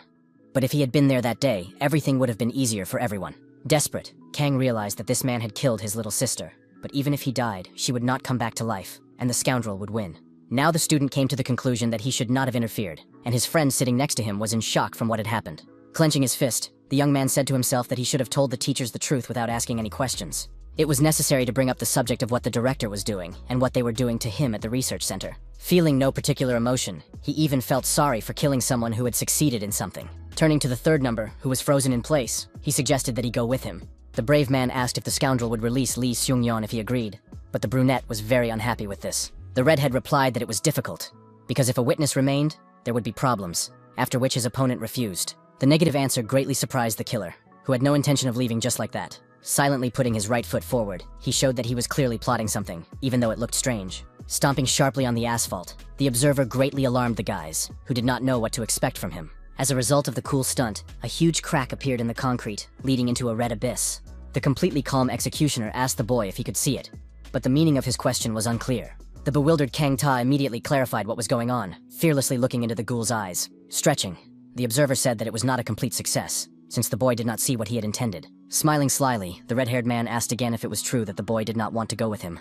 The excited young man, whose legs began to tremble, asked Lee Sung-yeon to run away while he still had the chance. Smirking, he asked him to run away and call someone for help, because they couldn't handle it themselves. Flashing his white teeth, the terrifying killer called the sweating youngster a cutie, but said he would not let them go. The ruthless criminal added that he was tired of empty talk, and decided it was time to end this charade. At that terrible moment, the brave young man remembered his dead sister, who had once warmed his soul with her smile, and called him her little brother. A fragment also suddenly popped into his mind, where the cold-blooded Hee-jae called him stupid. The last thing that came to mind was that little scoundrel, and this thought brought a smile to the face of the guy who had closed his eyes. He hoped that the child was all right. but the executioner suddenly stopped and suspected something. A very angry main character came out from around the corner and shouted at the boys, holding a sword in his hands. Lee Sung-yeon, crying with happiness, at first couldn't believe that his aunt and teacher had come to their aid. The fearless observer didn't even change his expression and immediately brought his Manhwa into combat readiness. The tense teacher immediately suspected something was wrong and jumped sharply to the side. Keeping a cool head, the professional fighter moved close to his opponent and began to swing his sword. The unflappable killer dodged without much effort, without even getting the slightest scratch. Laughing in the face of his opponent, he asked if it was true that he had the ability to see magic. Smiling as if nothing had happened, the young mentor confirmed this without hesitation. Gripping the hilt of his weapon incredibly tightly, the warrior called the executioner a petty bastard and added that he could see everything. At that moment, there was a powerful explosion, and black smoke began to spread rapidly. Shortly before that, the hero was sitting in an establishment with Lee Myson, where they were discussing work matters. Smiling, the gentleman asked if it would be better to hear her nephew's statement about leaving the experimental school from his family. The woman insisted that such words from loved ones could make him feel betrayed. She was convinced that it would be better to hear it from the teacher for a clearer understanding of the situation. The guy imagined himself rudely telling the stunned Lee Sung-yeon that he had no talent, so he should give up. Deep in thought, the man realized that he couldn't say that, even if the student really did die. At that moment, Hiei became softer, and the enthusiastic blonde asked if he was going to talk to the young man. The master said that someone else was responsible for this situation, after which the smile disappeared from her face. The cunning man suggested entrusting this to director Hong Seok-kyun, which caused some surprise in his interlocutor. Nevertheless, the lady called it a wonderful idea, and the colleagues agreed on this, ending the conversation. Leaving the establishment, the lady asked when the runes would be announced, but the hero replied that he did not remember the exact date. Smiling, the woman asked if he really didn't know this information, and the young man was slightly taken aback. Showing him her phone, the beautiful brown-eyed woman wondered if the young man had heard anything interesting from the hunter Han. She also asked if it was possible that it was not yet possible to announce it, and Hije, who had turned blue, said it was absurd that he did not know about it. An official statement from the Dasong Guild appeared online, presenting a revolutionary discovery about hieroglyphs. The Korean faction was doing something strange, and people could see the same effect by making their cat a totem animal. Lee Myson realized that this was not the response the teacher had expected, and he said that the article was shorter than expected. The perceptive lady said that she had deliberately made such explanations and chosen only simple runes. The beauty asked her colleague not to worry and to wait until the other symbols were announced, and to let her know when that happened. The alarmed girl suddenly said that it had been a long time since Lee Seong-yeon had gone out with his friends. She started calling her nephew, and the puzzled Hije didn't understand where the boy had gone, since he had previously run out of the classroom in tears. It was suspiciously quiet around them, and on top of everything else, the blonde said that the child wasn't even answering the phone. With the help of his gift, the main character noticed the magic moving around him, which was already strange. At one point, he muttered something about a hunter, and Myson, who didn't understand the situation, looked at him silently. The guy asked for a weapon, but the lady reminded him that it was forbidden to walk the streets with dangerous objects. The brave man knew this, but he was in a hurry, so he asked her to just give him anything, since he had left his sword behind. His counterpart handed him a rather beautiful blade, for which she immediately heard words of gratitude. The tense teacher thought about his next steps, while carefully observing the energy. Excited, Lee did not understand what Teacher Wu was doing, but at that moment, he had a bad feeling. The young mentor moved forward with quick steps, maintaining his concentration so as not to lose track. Feeling beads of sweat running down his cheeks, the nervous gentleman tried to figure out where the hunter was hiding. Soon, in one of the alleys, he saw two students, and in front of them stood the executioner, who said he wanted to get it over with quickly. Incredibly angry, Hije gritted his teeth, realizing that the situation was at a stalemate, and that he had to act as quickly as possible. After that, he got into a fight and an explosion rocked the area, causing the alarmed Lee Myson to try to shield the students. The extremely focused hero did not take his eyes off his opponent and tried to predict his next moves. Behind him stood his worried comrade, who was covering the children with her back, not knowing what to expect next. The fighter understood that if he had brought Kang Tae as bait for the arc, he should at least protect him under some pretext, and not let him go alone. It was too late to regret anything. So the warrior gathered his strength and began to swing his sword. His fearless opponent immediately grabbed the tip of his blade and cut his hand. He did not stop and tried to snatch the weapon from his opponent's hands, but the brave man held his ground. Tense, Hije did not understand where such a monster had come from, because the young man was too young to be the boss of the arc. Snatching the sword sharply, the young man thought to himself that someone with such skill would have caused a stir in the audience. Showing his blood-stained hands, the mad executioner began to smile at his enemy. Closing his eyes and then smiling, the red-haired man noted that he was having a lot of fun and wanted to continue. The observer heard that there were no such adults there, and the distrustful and stern hero listened to him in silence. The young teacher did not quite understand what place was being referred to, and his counterpart explained that he was talking about the underground. The madman remembered that it was called the River of Promises, which the daredevil was indeed familiar with. The perceptive gentleman realized that his opponent considered him a spy for the arc, and sincerely believed it. In his mind, the fighter said that if the enemy increased his credibility with his own hands, he would be grateful. This man did not know the teacher, and no matter how much he investigated, he would only see fabricated information, just as he had no information about him. But at the same time, the tense man could not forget the strange face of the executioner, which was etched into his brain. After that, the observer exhaled wearily and began to move aside, while the stained Hijay silently watched him. Usually, the young man didn't leave empty-handed, but here there was clearly nothing to gain, which upset him a little. He called the situation unfortunate, and noted that life was a funny thing, then continued on his way. Putting on his hood and waving his blood-stained hand, the killer smiled and said goodbye to everyone standing around. The scoundrel also did not forget to mention the agitated Kang Tae, who was immediately defended by the serious Lee Meeson. After just a few seconds, the executioner simply disappeared into thin air, leaving only small particles of his mana in the air. Now the four had a chance to catch their breath and relax after what had happened.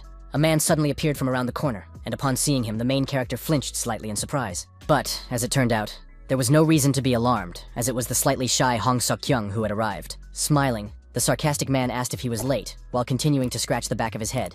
Feeling calm and warm inside, Woo Hee-jae gave a positive answer to his question.